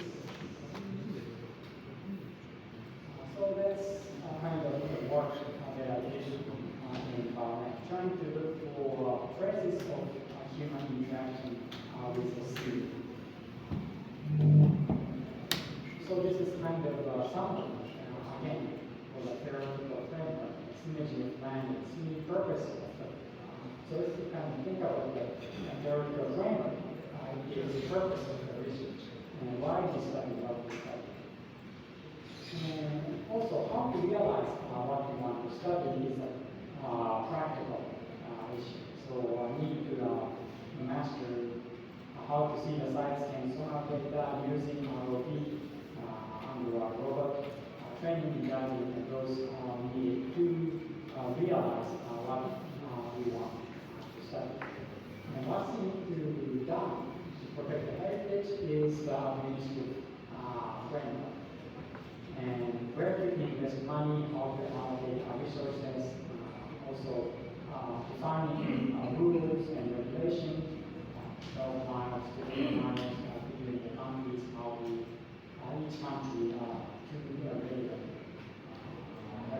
within the Caspian Sea, and those are understood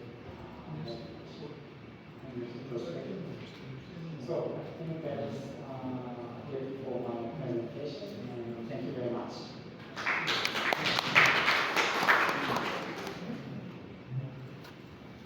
Thank you, Randy. A couple of questions. I agree with what Randy said about the theory side of maritime heritage, the issue about the synergy of land and maritime resources, and I also very much buy into your definition that maritime heritage is not just being underwater heritage, but being a more complex set of relationships.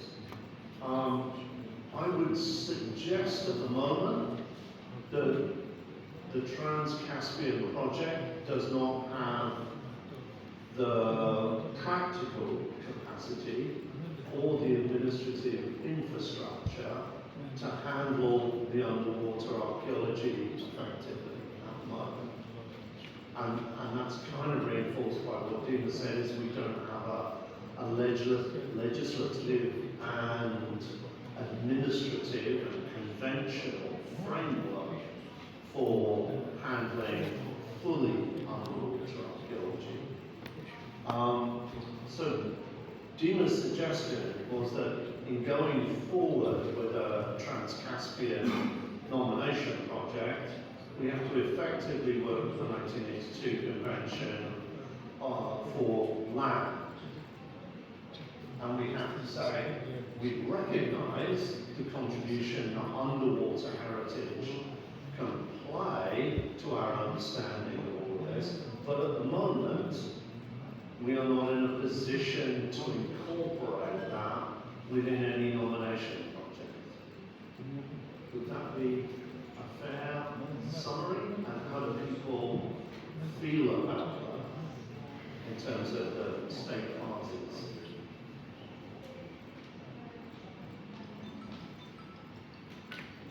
Given that definition, it doesn't mean we ignore the maritime heritage of this important Trans-Caspian activities, but we can only reflect it in a nomination through the sorts of things that Randy showed. We can look at maritime archaeology, which is on land, so ports, harbours, harbour facilities, shipyards, etc., etc.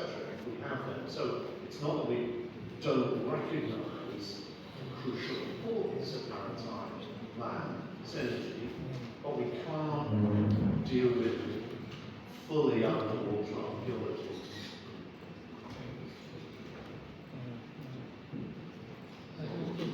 I think we have understood the importance of underwater archaeology methodology. So integration or synergy of land root and sea root, the maritime root, it's okay. Not underwater calculating. No, it's just a root. We say just a root. So synergy and integration of land root and sea root, the maritime root, it's okay. I think the second. Third thing, I think integration and synergy are kind of interpretation of cultural heritage in coastal area, both underwater and on land. I think, how do you think I suggest? Or along coastline, both underwater and on land. Not the area far from the coastline, just along coastline. Yeah, I was going to ask Randy that question actually, in that if we've got submerged elements of harbour, so they're underwater, but they're visible, you can wade out to them, they're at that kind of depth that you don't need, or part of a settlement that is partly on land, partly underwater, that you can actually access. Can we use those, and do the state parties agree that they would want to manage that heritage, because the implication of this is if you include it in a nomination project, you've got to be able to manage it. You've got to be able to say how you're going to manage that submerged heritage. What do you think, Andy?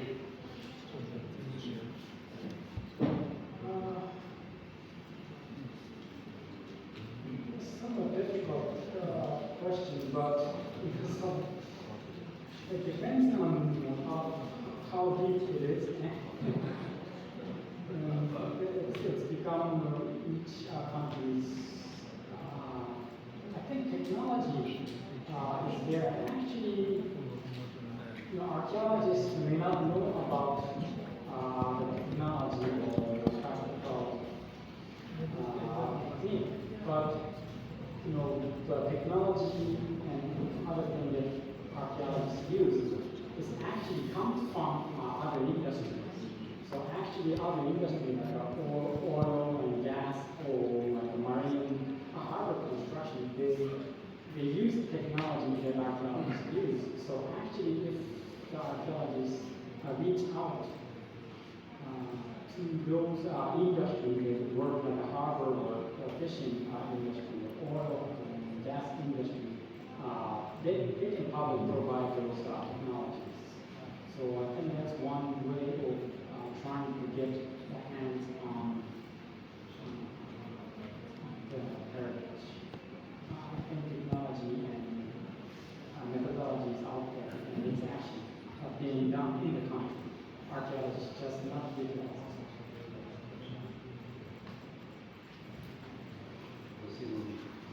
Знаете, на мой взгляд, человек совершенно верно заметил, что в случае включения отборного наследия в номинацию, то есть возникает вопрос с положением.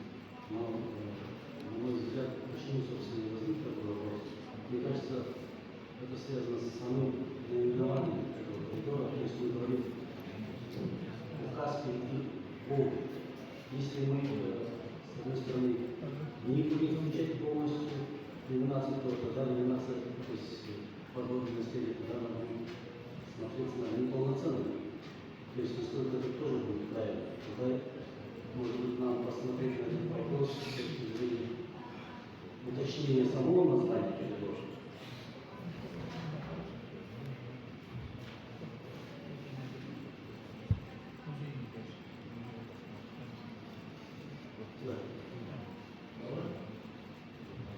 Thank you. I have 3 points. It's up to the state party and international resource person to move forward. The very first part, although I listened carefully advisor to Minister of Culture of Kazakhstan, be cautious. Underwater heritage, for example, shipwreck is considered movable. Is not regarded as tangible attribute for outstanding of the survey of war heritage information. So this is the first point. Maybe because Mr. Suzanne Regina will come up with some more clarification on this. Second, what Yamauchi-san mentioned, and also I remember Sasaki-san mentioned several times, the coastal area, particularly submerged port, which we don't know where there are a lot, several, or some. This submerged port could be very relevant as an attribute of our state universal value.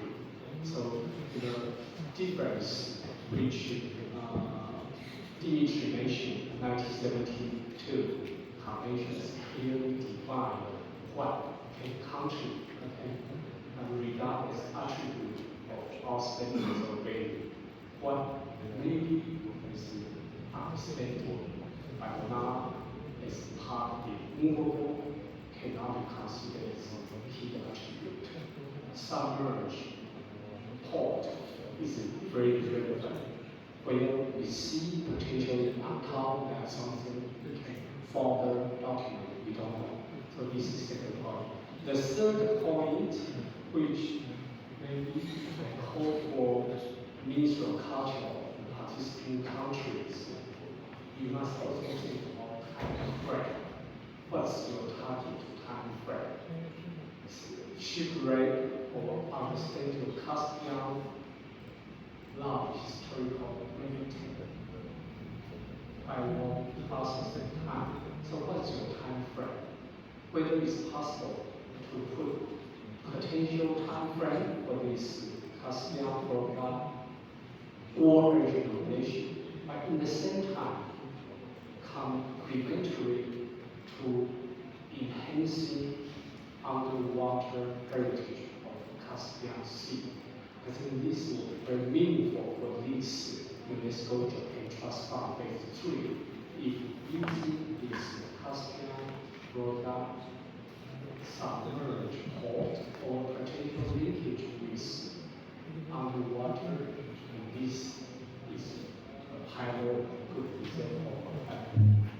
Compared to governmental United States Water Issue 1970 Convention, maybe it's also good time to give the time frame how we move forward with potential transformation, Caspian-Volga regulation, trade forum, with the moderator agreement about move forward. And if tomorrow our Baku action plan or anything somewhat reflected in our discussion in autumn research room team.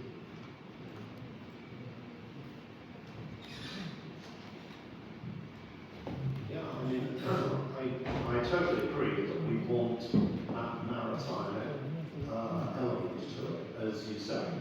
It's not going to be much about Caspian in the name, unless we capture that maritime component.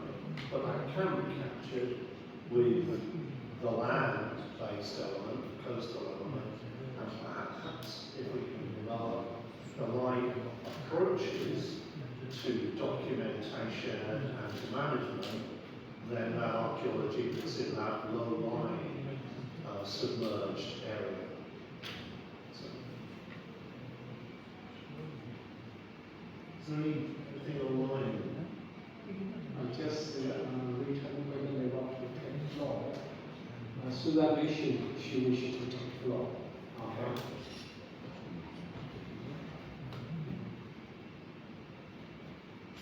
Yes, Suran, I think Tim is inviting you, and you have the floor.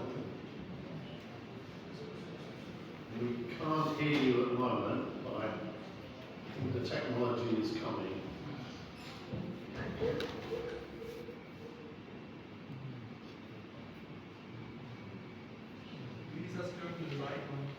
you want to try again, Susan? Okay, is this any better now? Yep, yes. Yeah, we can hear you. Good now, very good.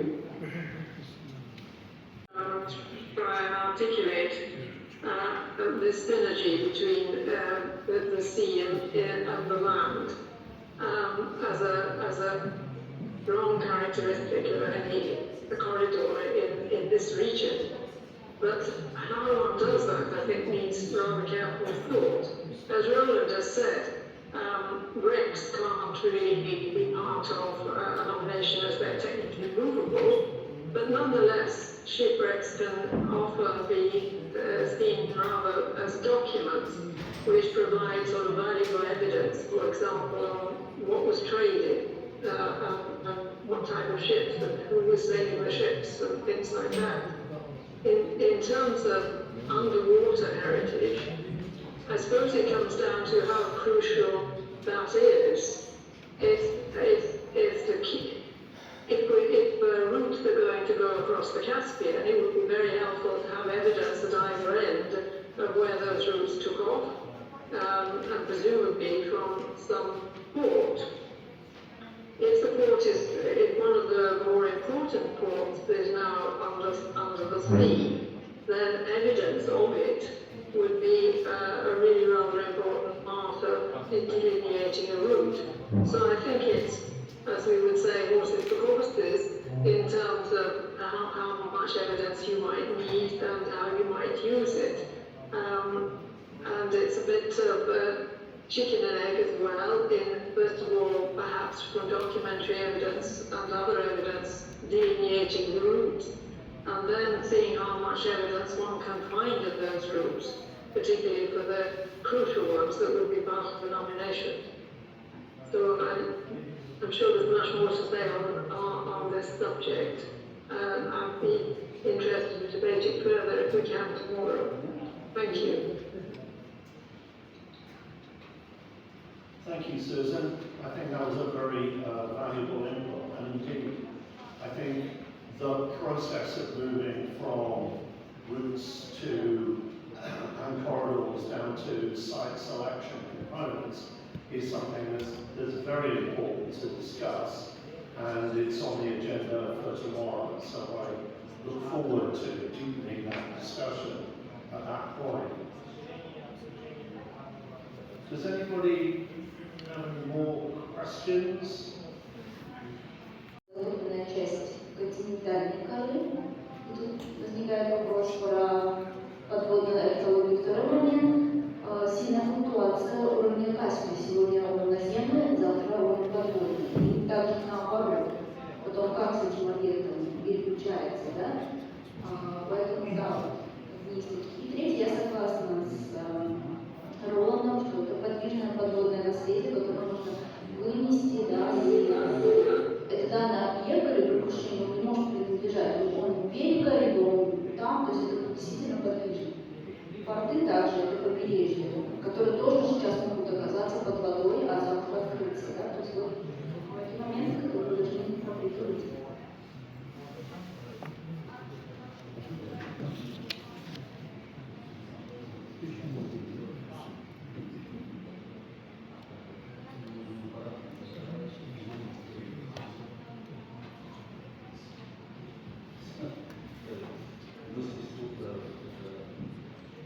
Потому что нам нужно четко определить, о том, что само название, само номинация, что мы подразумевать будем все-таки.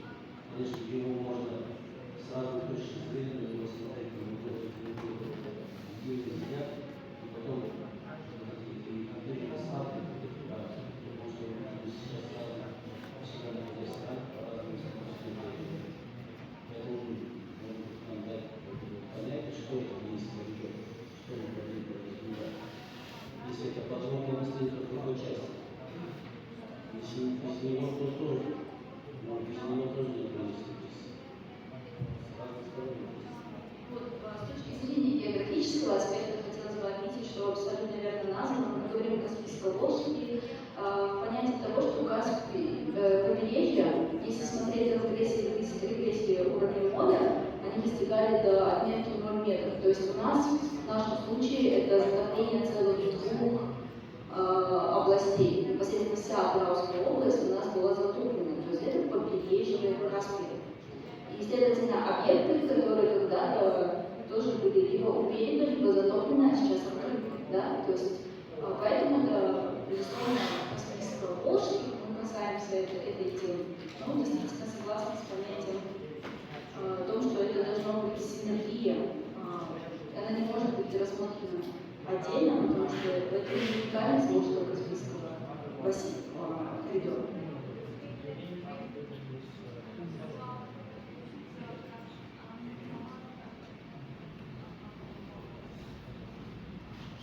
Thank you. I agree. I don't think there's any problem with whether a site lies underwater now or on dry land.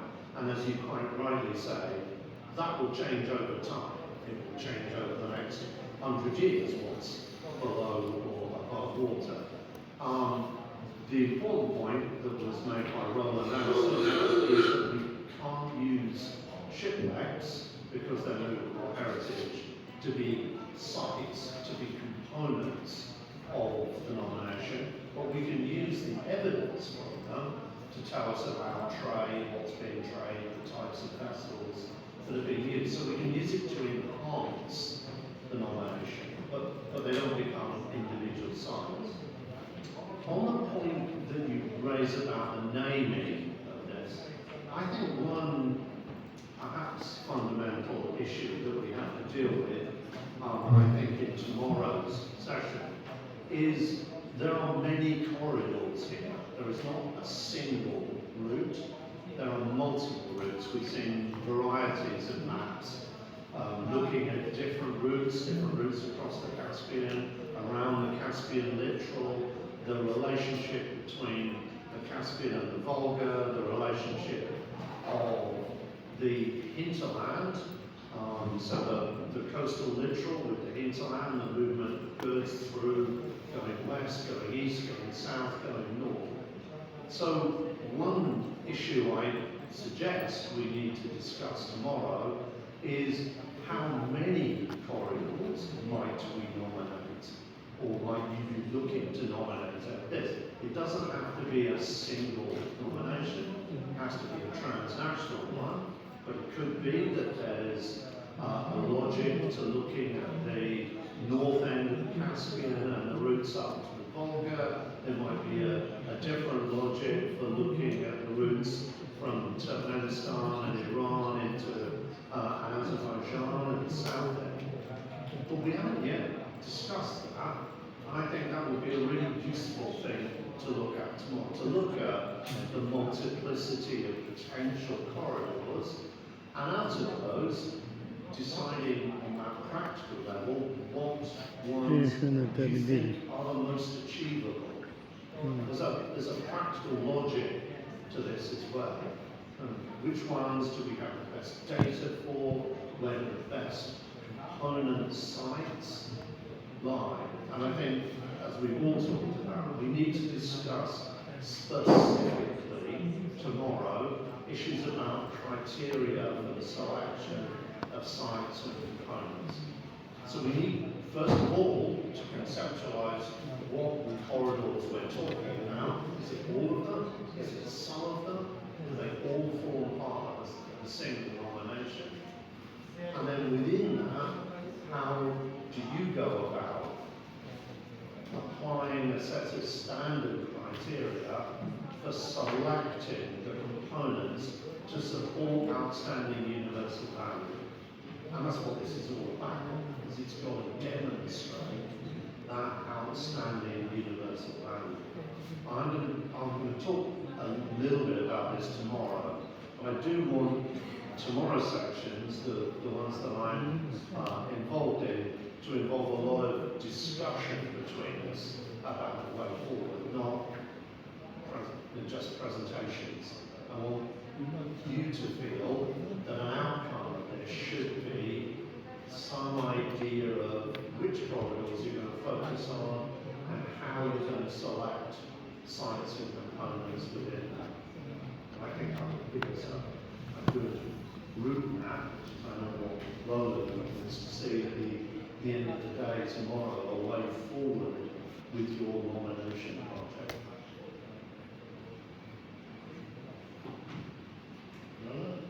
Thank you.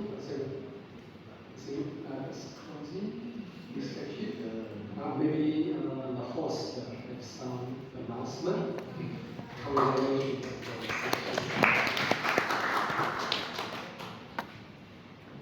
Thank you, Professor William. Thank you for this meeting. And at the end of the day, I would like just to inform you that we will start a small tour the museum for, I think we will reach 10-15 minutes, and we will continue tomorrow. Also, let me inform you that here in this exposition we have some pieces of cultural heritage found underwater. So it could be interesting